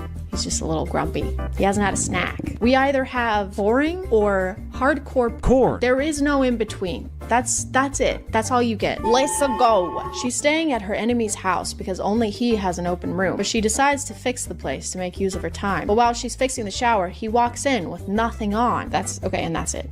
All right. Well, it would make sense for him to be walking to the shower with nothing on. I don't know how else you would walk into a shower. Also, why is she staying at her enemy's house? Because only he has an open room. You can't find anyone else who has a free room. You guys can't be that big of enemies if you're still open to staying in the same house as him. Seems like you guys just have beef. Also, if I'm staying at someone's house and I get a little bored, my first instinct isn't to start renovating their home. Well, I have a free hour, so guess I gotta replumb the bathrooms and then sleep with my sworn enemy. There's nothing else to do. I can't do anything else. There's nothing else. You were having an argument with your husband. He's sitting in the living room while you yell at him for half an hour now. And the worst part is that you're not even listening. I was. Just waited for you to finish, love. He then did a man spread in the sexiest way possible. I'm all ears, babe. Babe, what's wrong? I'm listening. Go on, love. Yell at me. You weren't going to yell at him anymore because you could have seen the way he looked at you. Okay. You could tell he was turned on. I mean, did you see how he manspreaded? He's turned on, for sure. I know you too well. Oh, love. Just thinking about you yelling at me while I do the most unholy things while you scream my name. The recommended search is manspread scenarios. Don't encourage them. We're trying to nip this in the bud. We're trying to get rid of this. We've been complaining about this and now you guys are sexualizing it? Cut it out. It's not sexy. Imagine you were in a Uber coming from a club with your friends. There was no space left and you had to sit on Ian's lap. Okay, I did read some Wattpad when I was a kid. Not enough to know what E/N means, so I'm just gonna say Aaron. Kind of looks like Aaron. Let me put the seatbelt on, Aaron said. There was so much noise in the car from the loud music and your drunk friends, so no one was paying attention. While Aaron put the seatbelt on, he was barely touching your body. Are you afraid to touch me or what? Hey, are you afraid to touch me or what? What are you, a little bitch? What's the problem? No, of course not. It's just, he said as you cutted him off. Oh my god. She cutted him? Stop. Oh my god. You're hard, you said, with a smirk on your face. You guys are in an Uber with a bunch of other people. Keep it in your pants. Literally. Put it back in your pants. Why in? Okay, I do know what this one means. That's my name. And my name is Chad. Really? Chad, he said, surprised. If that helps, This is not helping. This is not helping the day I'm having. If that helps, I'm too, you said. Ugh. Suddenly his hand got on your thigh. Oh, it got on there? That's a sexy way to put that. Suddenly his hand got on my boob. That's so sexy. Thank you. Okay, and then it gets to be too much. And then you go too far. You have to tease it, okay? You can't go straight to the heavy stuff. You gotta warm us up a little bit. Imagine you run as fast as you can. That because you just pranked your enemy. I don't know what kind of enemies you guys are having. You don't really usually have a back and forth with someone who's your sworn enemy. 2 words. He's wet. I don't like those two words. That asshole deserved every single water drop that was falling on him. You don't get to close the door and your enemy just pops up. As you both are in, he closes the door and locks it. Come here, Chad, he says, his shirt glued to his skin. Come on, Aaron, it was a prank. Why do you always have to overreact? Oh yeah? Overreacting? He grabs both of your hands and pins them on a wall, his body pressed to yours in water. Yeah, it sounds like you guys really hate each other. It sounds like you guys really don't get along at all. You can't just say that you're enemies and then you hang out with each other and you enjoy each other's company and have camaraderie. That was the word I was looking for, camaraderie. You can't have camaraderie and general banter with your enemy. I'm your enemy and I just killed your mom, your dad, your brother, and your sister. Oh yeah? Well, I just got your nose. Stop, give it back. Stop. All right, I'm gonna stop reading these. Comment below if you want me to read E/N/Y/N stories on imagine.talk. Comment below. Comment above if you want, if you can figure it out. He's 38. He thought she was 21. I don't like where this is going. He fell for her, but then he finds out her true age. Oh no. He sets her free to give her a life. Sets her free? What, was he keeping her in a fence? Why couldn't she leave? Months later, he receives a call. She's been taken to the hospital. What happened? Oh, in the caption it tells us, age gap, mafia, she's pregnant. These are like the spark notes of the story. Wait, how old is she? How old is she? Why are so many authors obsessed with making the female? Oh, she's 18? Ew. He's, what, he was 38? There's a 20-year age gap? Ew. What is wrong with you guys? I thought that maybe she was older than she said she was and that he was just gonna be mad that she lied. But no, she was actually younger. She's 18, he's 38. And he's in the mafia. He's probably the boss. Or he's her bodyguard. Why don't they have any other positions? Do they have any other positions in the mafia besides boss and bodyguard? What about secretary? Can we have one where the guy is just a secretary for the mafia? He just answers emails for the mob boss. All right, I just rescheduled your 9 a.m. and your mom called to confirm your lunch with her today. Okay. All right. Still on. Okay, I'll let her know. I'm still feeling a little stressed, if not more stressed. I don't think this helped at all. Let me just find some other ways to calm down. How to relax. Try active relaxation. Focus on your breathing. Get creative. Spend time in nature. Picture yourself somewhere serene. I can try that. Waterfalls are serene. Creeks are serene. I'm picturing Serene Williams. This is perfect. I'm so calm. I'm gonna call it there, guys. Thank you for subscribing, and if you are still here, thank you so much for watching. I appreciate you clicking on my video out of all the videos that are on here, and I'll see you next time. Okay, bye.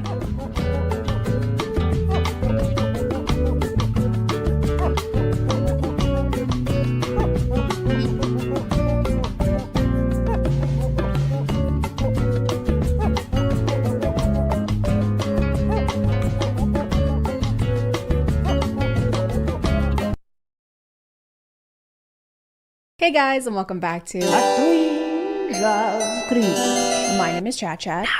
And one of the hardest things about being a Chad is that literally everyone wants to date me. You want to date me, your mom wants to date me, I want to date me. But that's too bad because your dating skills are only here and I'm a high level Chad all the way up here. It's okay though because I found a dude that can help you. And he has a TikTok account and a podcast. And if you don't know what that means, it means everything he says is true. What does it mean if a girl has no hookups in her Tinder bio? And the answer is it means absolutely jack. It's been a while since we watched this kind of content, so it's really important that we remember the alpha dating coach motto, which is don't listen to women and what they say they want. They don't know what they're talking about. Listen to men who are not in committed relationships and have more empty alcohol bottles than a Delta Chi house. Look at that, you almost finished your glass of wine.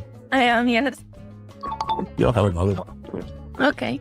Another perfect. Okay, let's go. How do you script an interaction and it still be awkward? It's a good idea in general not to lunge at women. I couldn't tell if he was going in for a whisper or to perform one of those assassin neck crunch things. Another perfect. Okay, let's go. I don't get why they didn't just do another take where they're not interrupting each other. This doesn't really exude confidence. So looks like you're almost done with that wine. Oh yeah, I was just about to finish. I know where you can get more.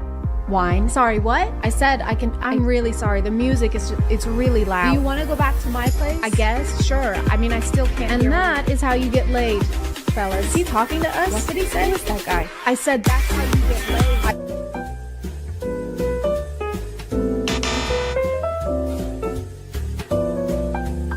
Oh, excuse me.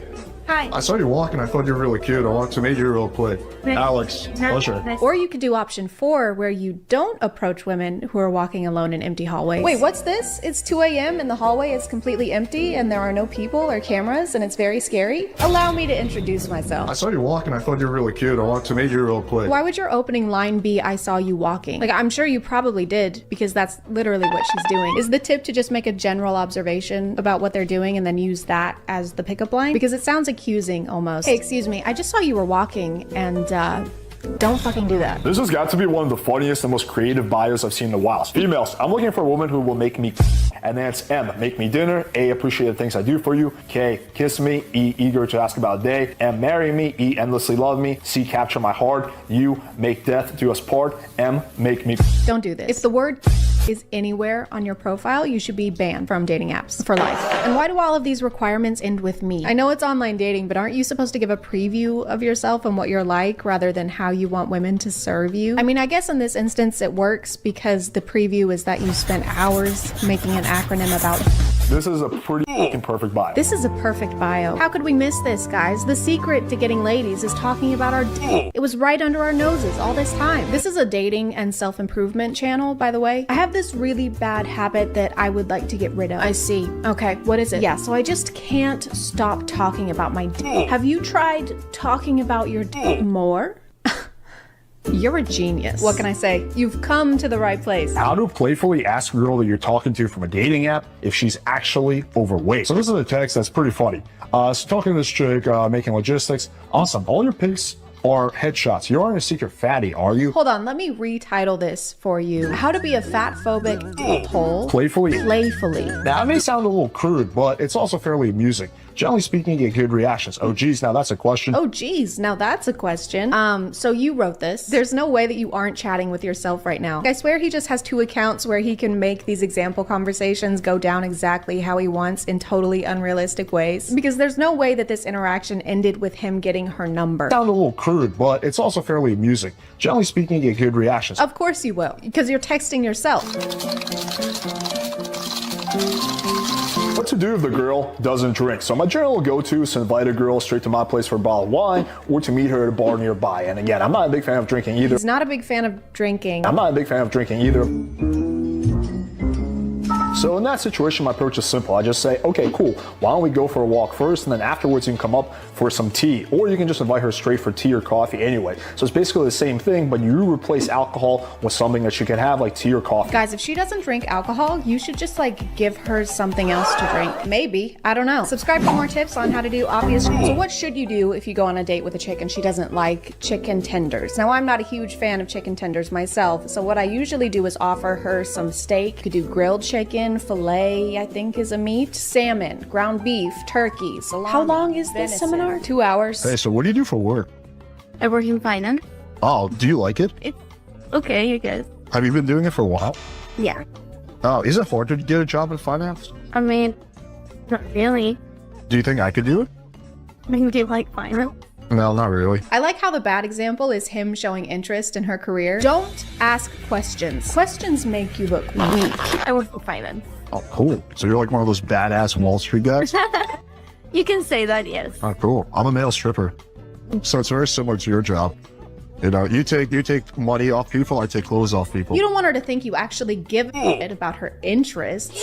Do this instead. Are you Leonardo DiCaprio? I guess you could say that. Well, I'm a male stripper. I teach men how to get laid on TikTok. Do you really? Are you? Why would I offer you? He moves so fast and it's too jarring. He also cups her ear, like squeezes her ear as part of his seduction. It's like he stuck his hand out there without thinking about it first. Oh God, why did I do this? Do I brush her hair? I could touch her cheek or Is it beta to show your emotions around women? So the red pillars say absolutely not. It's super beta, never show emotion.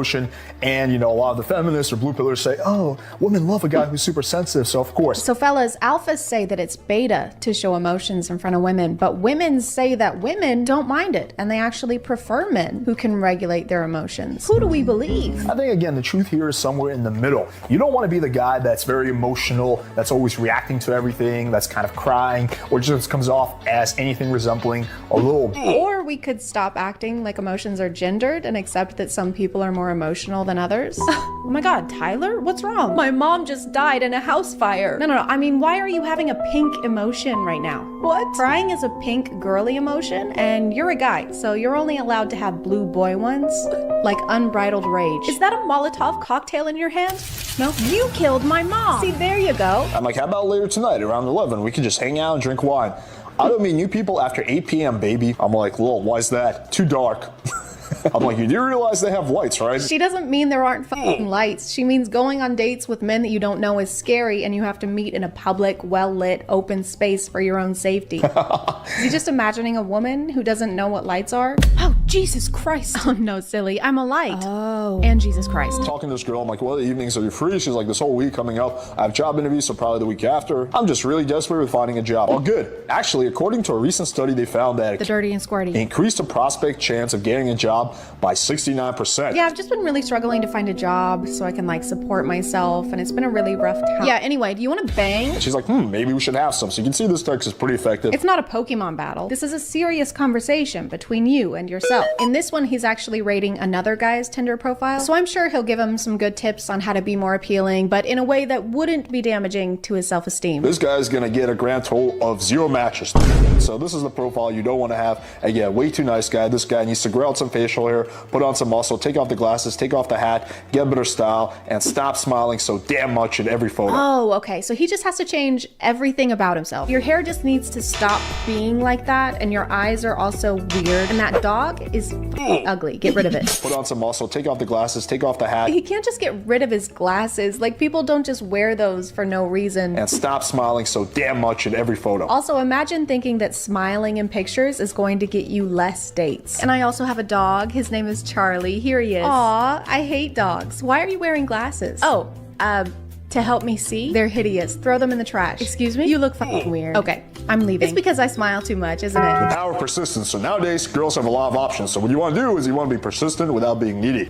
Say, cute, I almost don't want to ruin you. No response. Cute, I almost don't want to ruin you. Once again, no response. Okay, fine, ruin each other. No response. And a few days, a week later. So if someone, not just women, anyone, does not respond to 4 text messages over the span of several weeks, they definitely want you. They are so into you. You should keep texting them. He also has a YouTube channel where he invites triggered feminists to engage with him in very productive debates. You just said I was passive aggressive. You need to now tell me how you think I'm being passive aggressive. Like, just in that statement, like, your whole attitude is very passive aggressive. Like, you're not directly yelling at me or cursing at me, but it's very much, it's like a passive form of aggressiveness. I don't know how to put it plainly than that. Even though it's just a trap for him to be able to call women crazy and passive aggressive in the thumbnails and get more clicks. So I'm going to be proactive and say I will not be participating in that. Thank you, even though it sounds very appealing. I mean, I think there's a reason the whole chat is saying, why is this chick being so passive aggressive? But I am a kind, gentle-hearted woman, and I want to make things easier for him. So we'll just skip that part, and I'll go straight to posing for his thumbnail.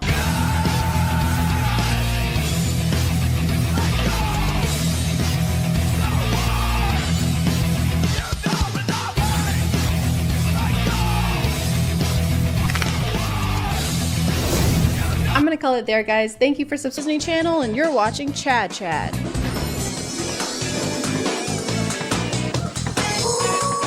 A twinge of cringe. A few months ago, I made the mistake of watching this show.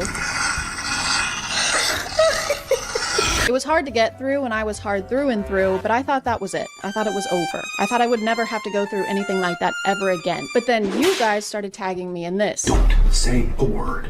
Where is she? Hold on to me.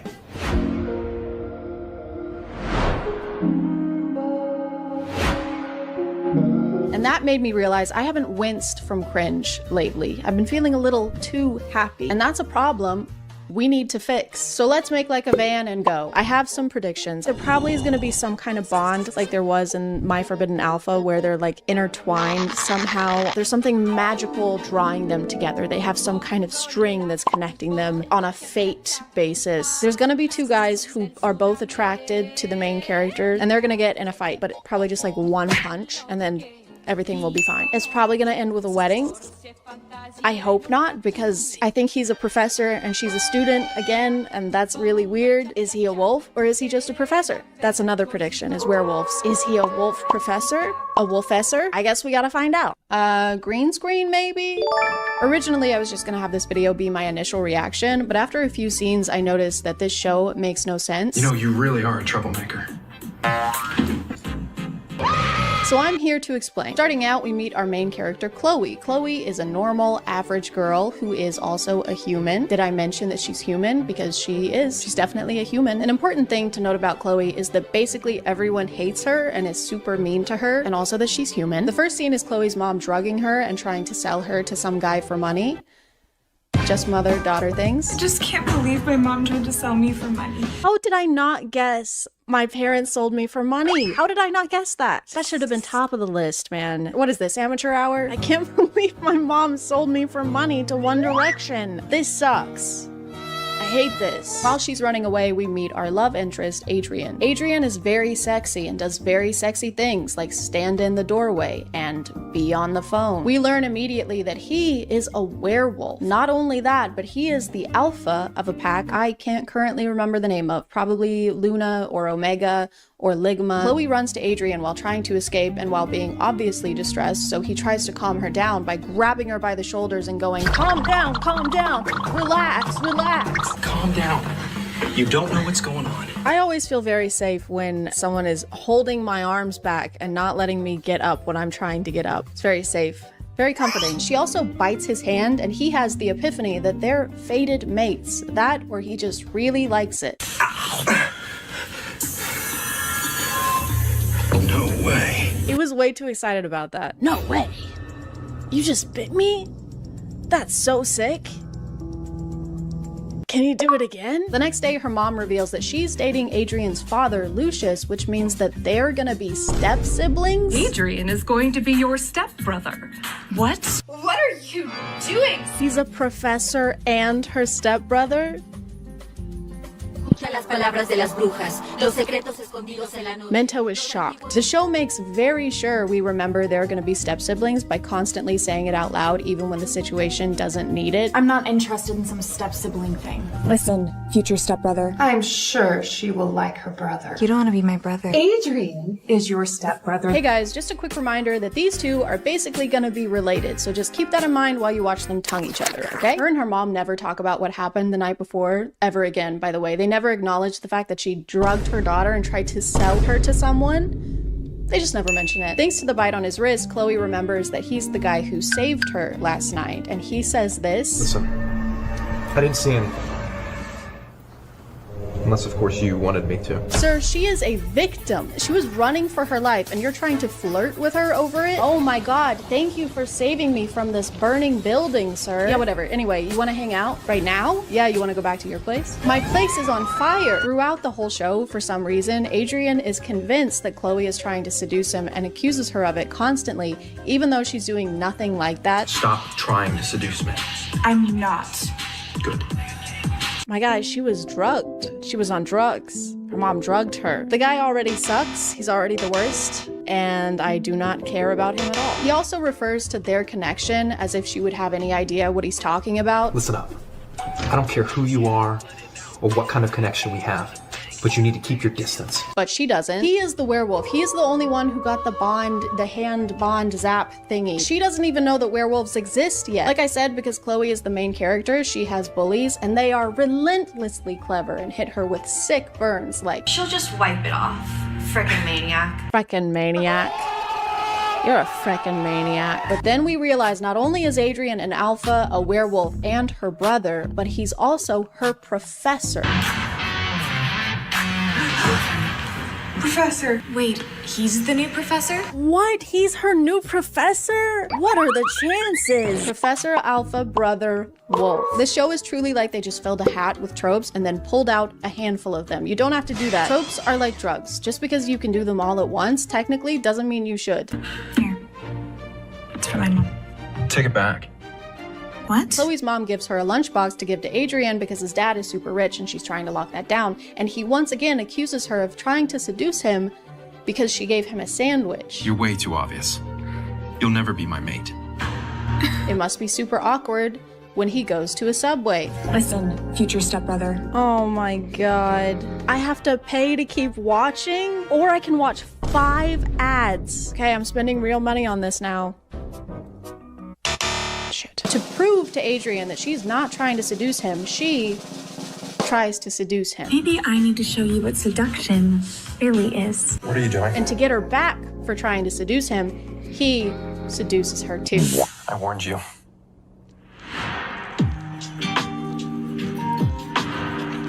Ew. Good girl.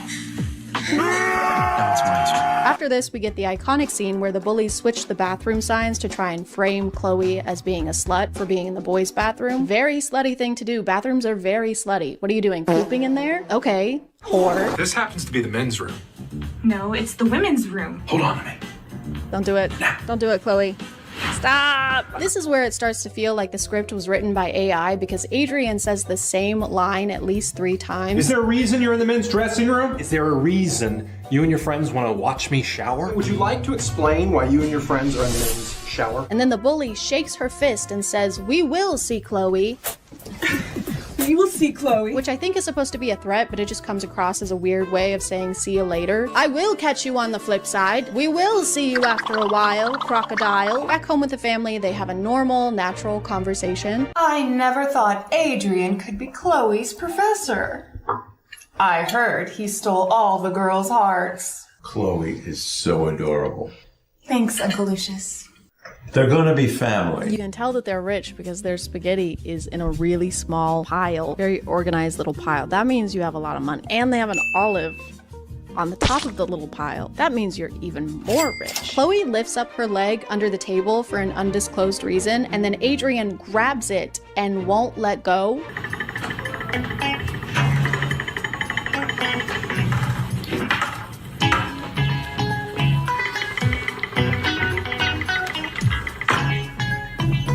Is this supposed to be a sexy thing that's happening right now? Unsatisfied with their attempt to embarrass Chloe yesterday, the bullies write more stuff on the whiteboard.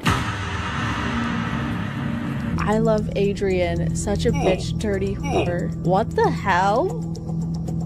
Why are there so many dry erase markers on this board? And Chloe tries to get Adrian to team up with her to keep their parents from getting married. If our parents knew about this, they would never get married. You want the same thing, right? What do you say, Professor Adrian? You want to team up with me? Maybe you need to take a look at these books again, because you're not as smart as you think you are. The bully shows up after this and is mad again. I don't know why. Her motives are as non-existent as Chloe's personality outside of being rescued. She pushes Chloe down the stairs, which is basically attempted homicide. But don't worry, she gets a final warning from Professor Adrian and this never happens again. Just kidding, this happens many more times. Damn. Consider this a final warning. Now, get out of my sight! His eyes just changed color for a second.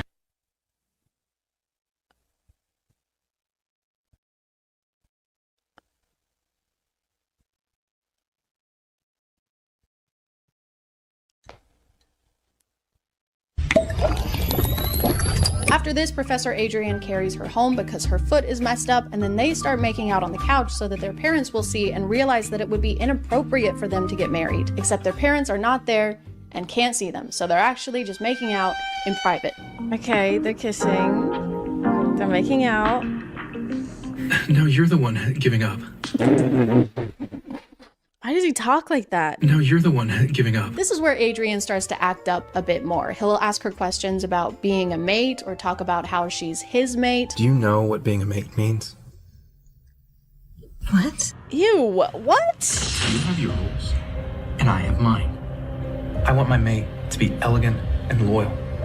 Got But they still have never talked about the fact that he's a werewolf or that they have some kind of magical bond. So from Chloe's POV, he's just talking like a very friendly British man. He keeps accusing her of trying to seduce him or manipulate him somehow, and she's just existing, really. Adrian, this is too fast. Stop manipulating me. He's kind of the worst person to ever exist. I kind of hate him with my entire being. It gets to the point that he is genuinely being a horrible person to her. Sorry, a horrible werewolf to her. Professor, I'm so sorry to bother you, but the water heater in my room is broken and the water is freezing. You can't come in, Chloe. She didn't ask to come in. You fuck. I don't know what kind of game you're trying to play, but I'm not having it. She's just asking you to fix the shower. Sometimes the conversations are so awkward and make such little sense that it's like each person is having a completely separate conversation that we just can't hear. It's like the script was a Mad Libs book. I just got a little bit scared. I didn't mean to worry you. Adrian is your stepbrother. That's not funny. Anyway, get up. Anyway, get up. This was definitely written by AI. Even the AI is done with this story. The bullies up their game and hire people to attack Chloe while she's alone at school, and they do, verbally and physically. This is so beautiful.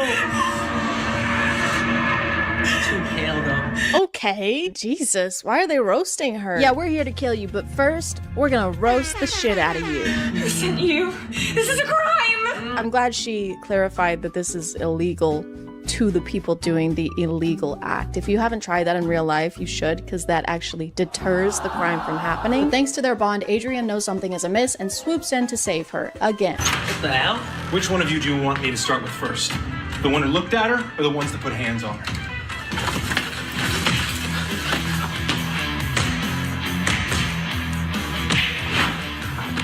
They use the same sound effects that I do. It's so realistic. Which one do I start with first?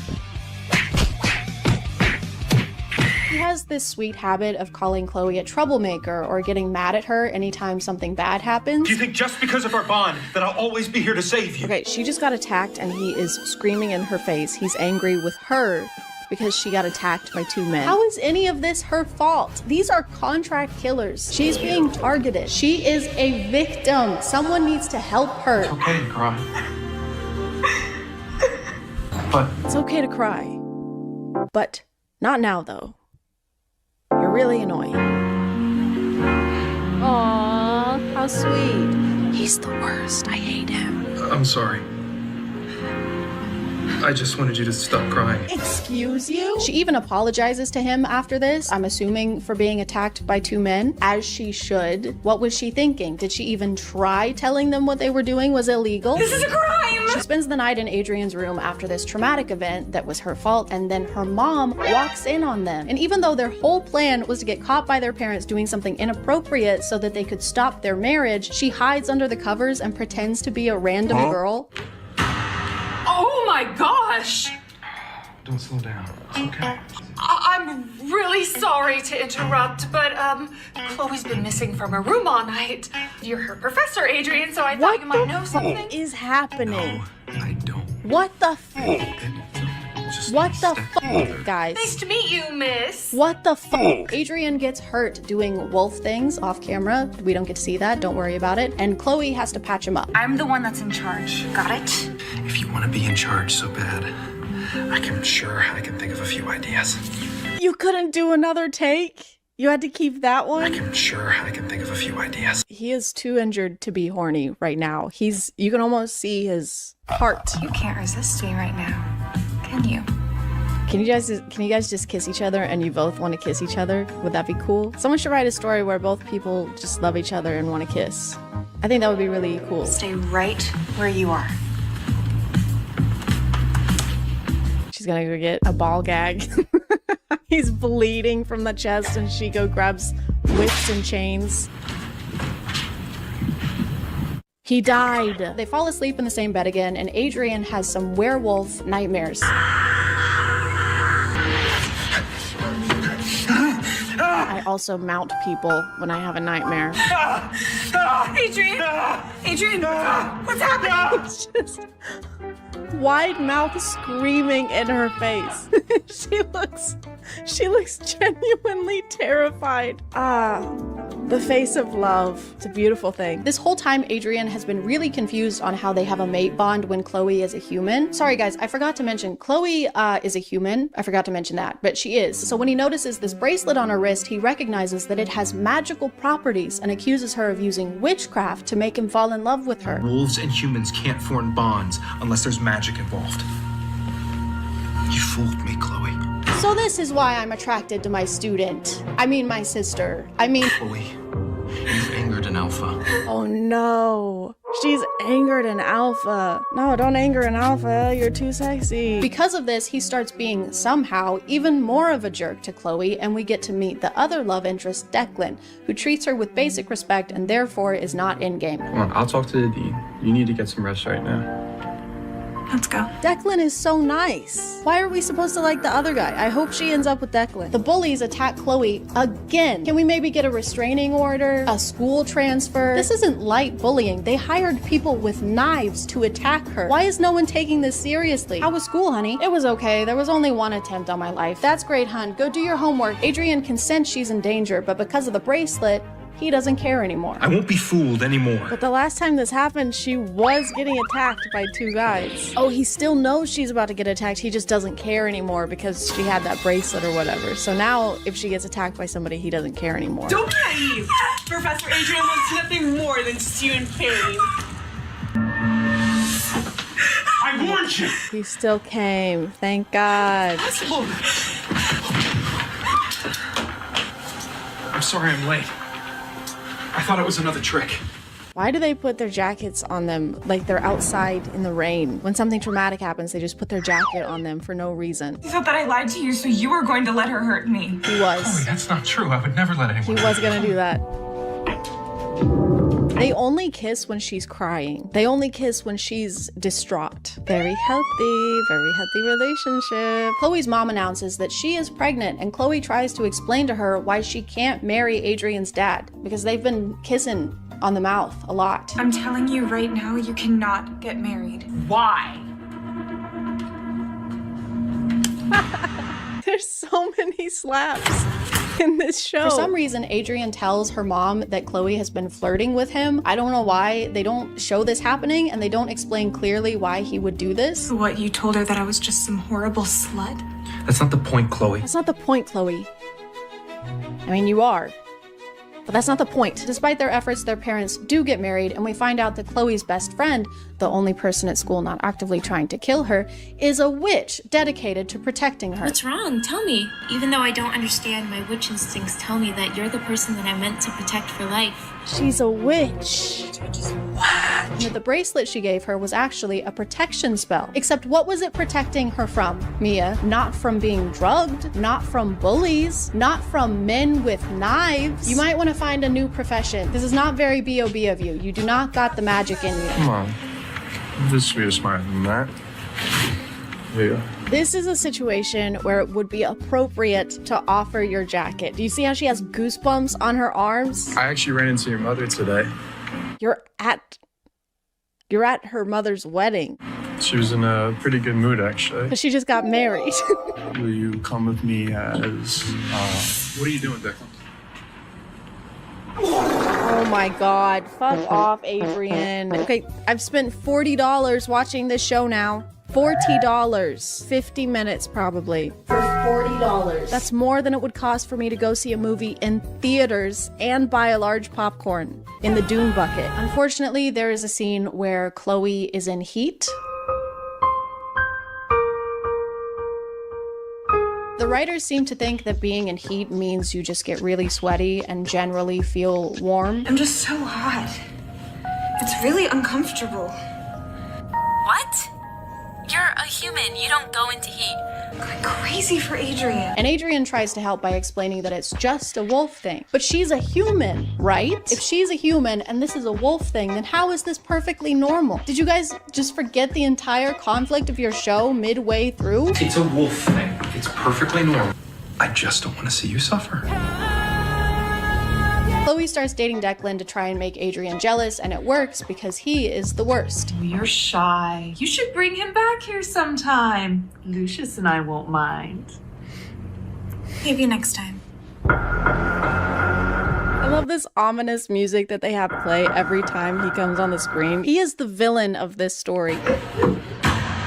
Oh my god. He's a stalker. My camera stopped filming because I ran out of space, and I realized that the screen recordings I'm taking of the show are blanked out. They have something in the code to blank out a screen recording, even though I've paid $40 to watch this. I own this show. If I've spent $40 to watch your show, I should be able to screen record whatever the hell I want. At this point, I had been watching the show for a very long time and still had 30 episodes left, so I skipped to the end, and we're just gonna have to speedrun everything that we missed. Chloe's mom drugs her again, and Declan, we love Declan, tries to help her in an actually nice way, so obviously Adrian punches the shit out of him. Adrian's dad is brutally murdered by werewolves, and he doesn't try and help, he just stands there. Evil werewolves capture Chloe and use her as bait to capture Adrian because he's an alpha, and then we find out that Chloe's mom was using Adrian's dad and has actually been dating the evil werewolf guy and is pregnant with his child. Then he kills her because he's evil and a villain, and that's just what evil villains do. Chloe and her witch friend Mia defeat the bad guy somehow, and amidst celebrations, Adrian proposes to her. This is the most happiest day of my life. Will you solemnly swear to be my wife? Oh my god, I'm so glad she's marrying her stepbrother. This is the most happiest day of my life. They're getting married in a stairwell, so that's romantic.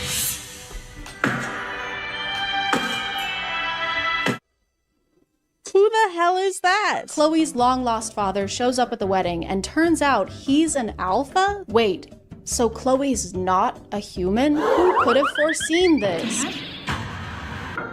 That's Alpha James. My goodness. Our future Luna is his daughter? So she's not a human? I am indeed the Alpha. Frostfang's pack. I abandoned the pack. I betrayed the pack. Oh my god, what is this guy yapping about? Just hurry up. And the reason Chloe didn't know any of this about herself is because her dad put a spell on her to make her forget her werewolfness. Subtitle just says spell, like a command. Okay. E-L. You're the best thing that's ever happened to me, my Alpha. And then they all lived happily ever alpha. I found the TikTok account of one of the actors. She seems really sweet, but this was apparently filmed over the course of 8 days. I got some questions about Forbidden Desire Alpha's Love. It was filmed in January, beginning of January. It was shot over 8 days total. My parts were shot over 2 days. So I guess that explains why they didn't have time for second takes. It was also filmed in January of this year, so it didn't take long for them to edit this either. Are Chloe and Professor Adrian together in real life? No, they're not. They both have long-term partners. They just have really good chemistry because they're good actors. Adrian, what's happening? I'm still just a little bitter at the fact that I spent about $50 on approximately 1.5 hours of content that was probably written by that close. What a coincidence. I have saliva in my mouth that can be put into your mouth if you would like that. I would like that. I'm gonna call it there, guys. Thank you for subscribing, and if you are still here, thank you so much for watching. I appreciate you clicking on my video out of all the videos that are on here, and I'll see you next time. Okay, bye.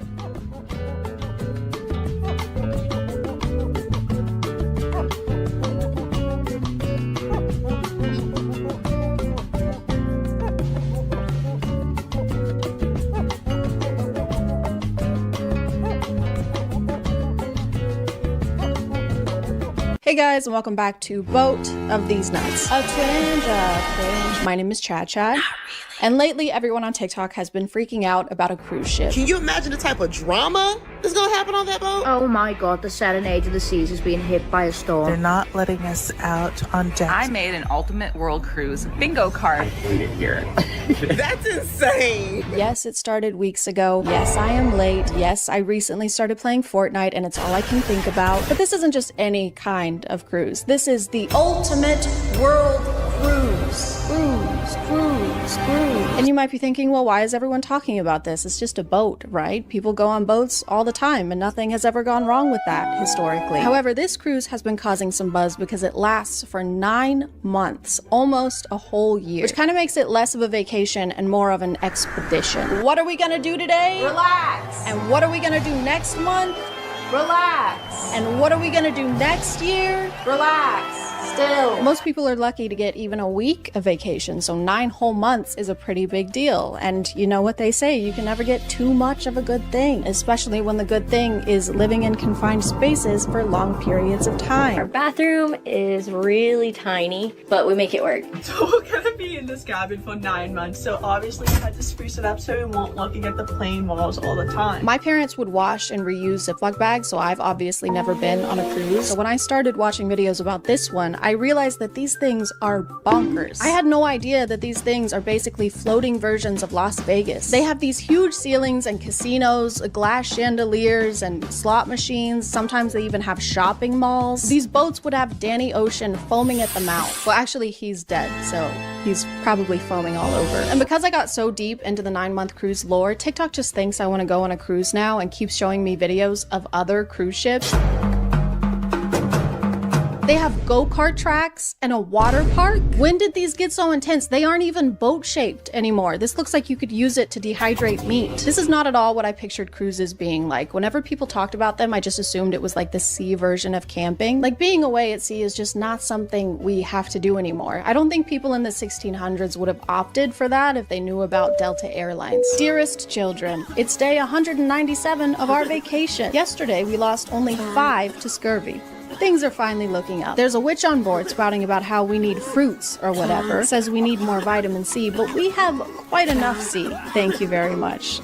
Anyway, we fed her to the sharks. Missy Lot, top of it being 9 months long, people were also shocked to find out how much the Ultimate World Cruise was charging its passengers. That is 274 nights where you see 11 world wonders and you get to visit over 60 countries. The cheapest package for the whole 9 months is around $60,000, and I'm pretty sure this is the room you get at that price point. Come on in. And obviously, as an interior cabin, you know, we had to bring the outside in, so we did that with some help from IKEA.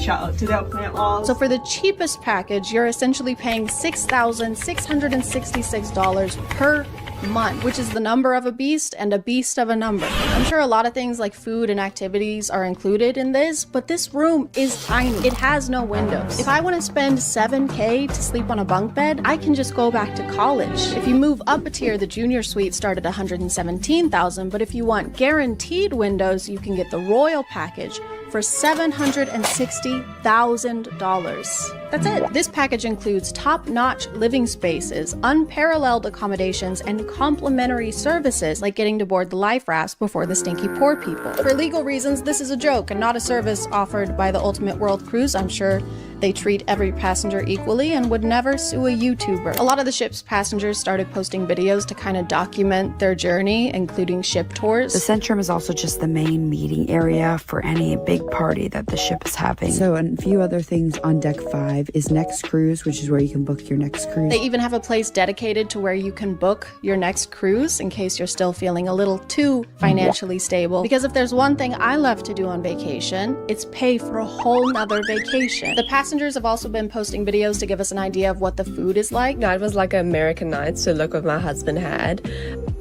That burger looks so good. The ship has a buffet that's included in everyone's package, and if you want some variety, there are restaurants you can eat at for extra money. But if you have the royal package, you get to eat the freshest members of the basic package. For legal reasons, this is a joke and not a service offered by the Ultimate World Cruise. I'm sure they eat every passenger equally. The cruise only left Miami on December 10th, but some people already seem kind of over it.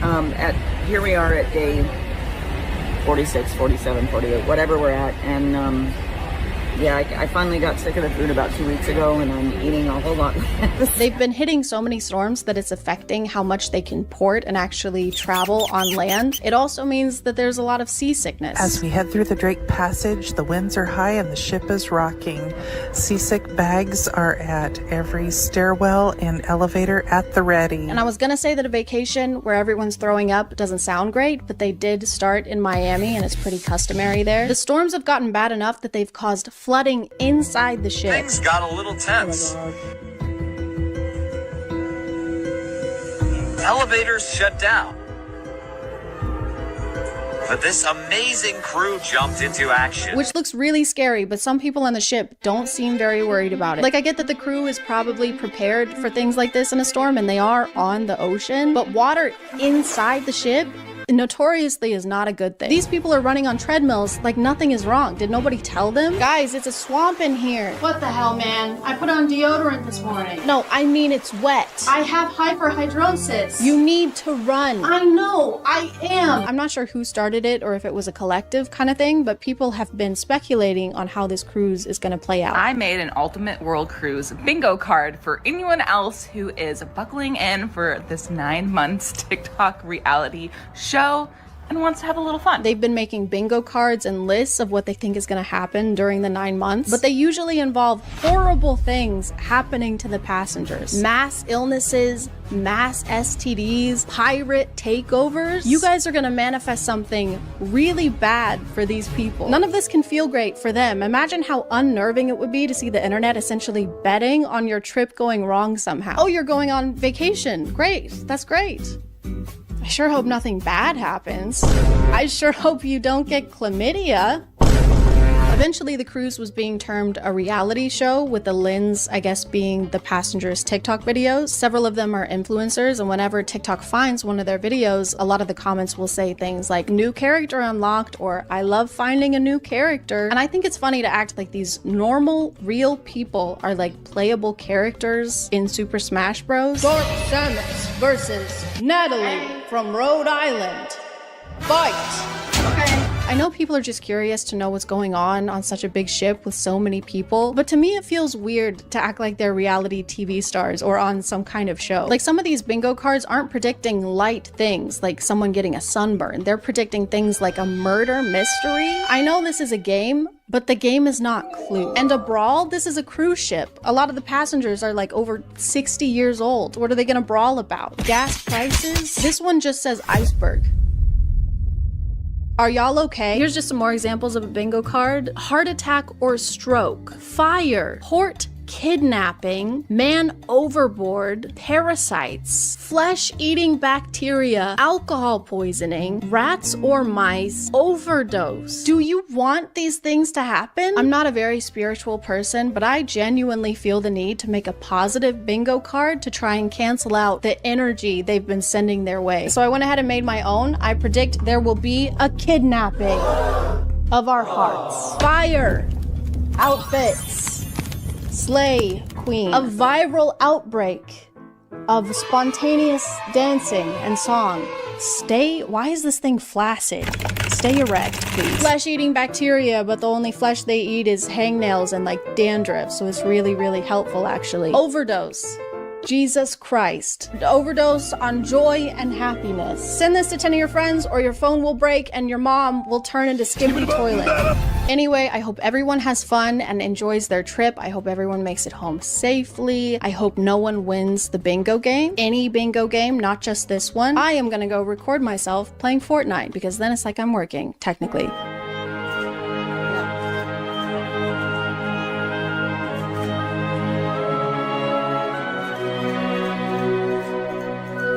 Who she's talked about since the beginning. Leave a message to your last body. I love you, Pookie, forever! But they seem to be in a kind of situationship thing. That is until about 10 weeks ago when Haley and Pookie finally made things official. Pookie's your man? Pookie's officially my man, first off.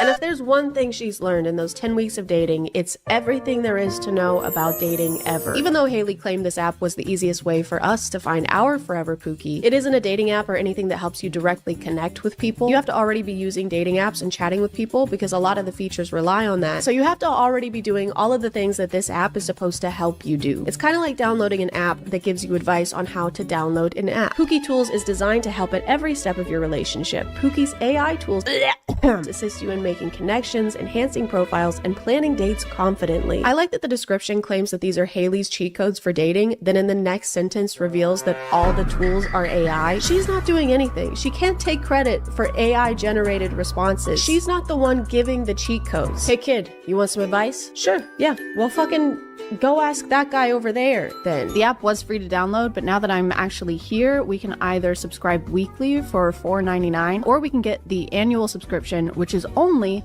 $40 a year, and it's 85% off. I got the weekly subscription, so I'm paying about $20 a month to use this app, but you know what? That's a small price to pay for information I could already get online for free. Zodiac compatibility, you put in your birthday and their birthday, which is something that you can do on Google. After browsing the features, it became very clear that the Pookie app aims to create long-lasting relationships based on genuine connection and non-superficial factors, like there's a height detector and bald predictor. What is this? And also this one called Wealth Detective that helps you find out if your date is rich by asking hard-hitting questions like, well, does it seem like they are? Do they have any particular interests or collections that might indicate a level of affluence? You mean, do they do things that rich people do? Not necessarily. I'm asking if they have any specific interests or collections such as art, antiques, or rare items that might suggest they have the means to acquire such things. So like, if they have a bunch of expensive cars. Yes, exactly. Collections of expensive or rare items can sometimes indicate wealth. Oh, I get it. So if they have expensive things, that means they must have had the money to buy those expensive things. Precisely. Collections or interests in expensive or rare items can be a subtle indicator of wealth. Thank you, detective. You're welcome. Case closed. A lot of the tools have to do with texting or messaging on dating apps, like the dating app opener, which gives you clever lines based on someone's profile. Looks like you're a master in the kitchen and the galaxy. What's your secret recipe for the perfect date?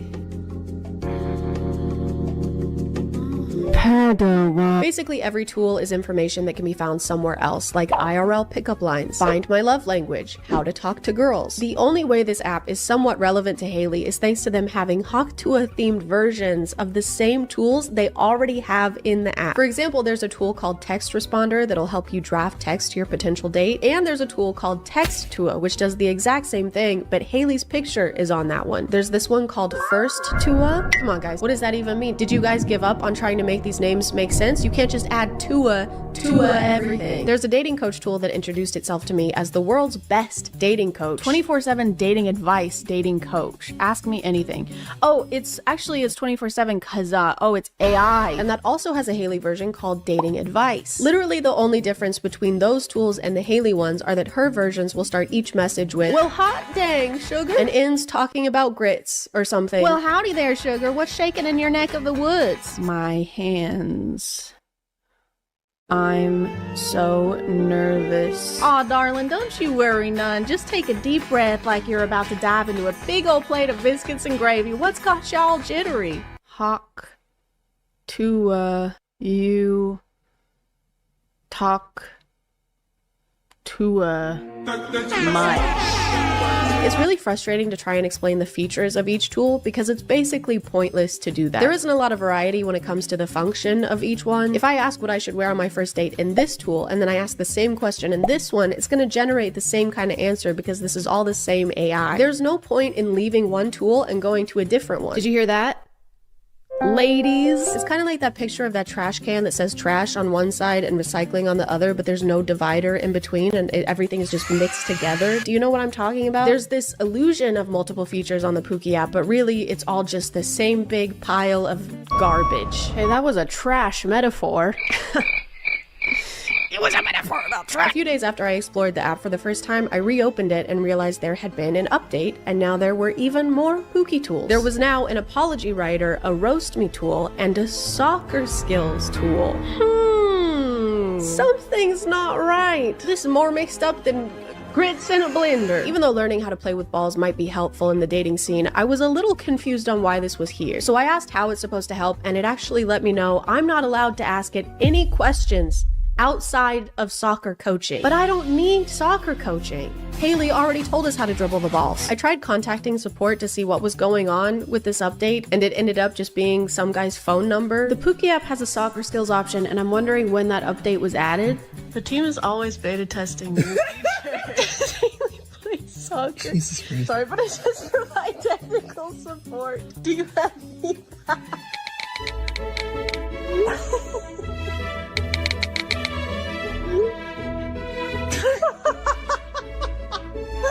I still couldn't let go of the fact that this random tool was on here, so I did a little digging and found out that the developer of the Pookie app also developed this app called Ultimate AI. Maybe this app had a soccer skills tool and it somehow accidentally ended up on the Pookie app. I'm sure there's a reasonable explanation for why my Pookie app made by the Haktua girl is not giving me enough Skibbity Sigma rings. So I downloaded and paid for the Ultimate AI app, and it did have the soccer skills tool, as well as literally every tool from the Pookie app. This app is literally that app, but for less money and with less Haley. So I guess when they said that these were Haley's cheat codes, what they meant was they just cheated the code from somewhere else. I just wanted to explain this because I feel like I didn't do it enough, but they didn't steal the app. They're not stealing anything from someone else. It's the same developer. So basically they just took an app and tools that already existed and put Haley's branding on top of it. So it just means that no effort went into it and it was already something that existed. They just repackaged it. It's basically drop shipping just with apps. Anyway, I need to go back to the Pookie app. I need to talk about that some more because I let it plan a whole date night for me, and I'm going to show that to you. So this is a segue now.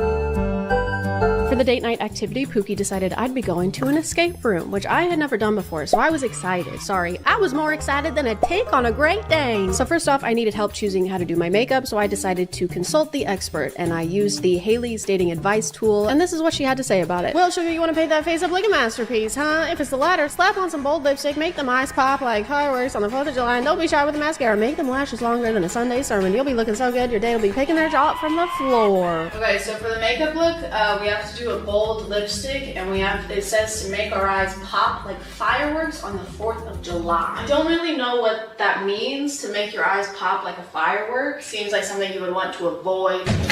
What do we got?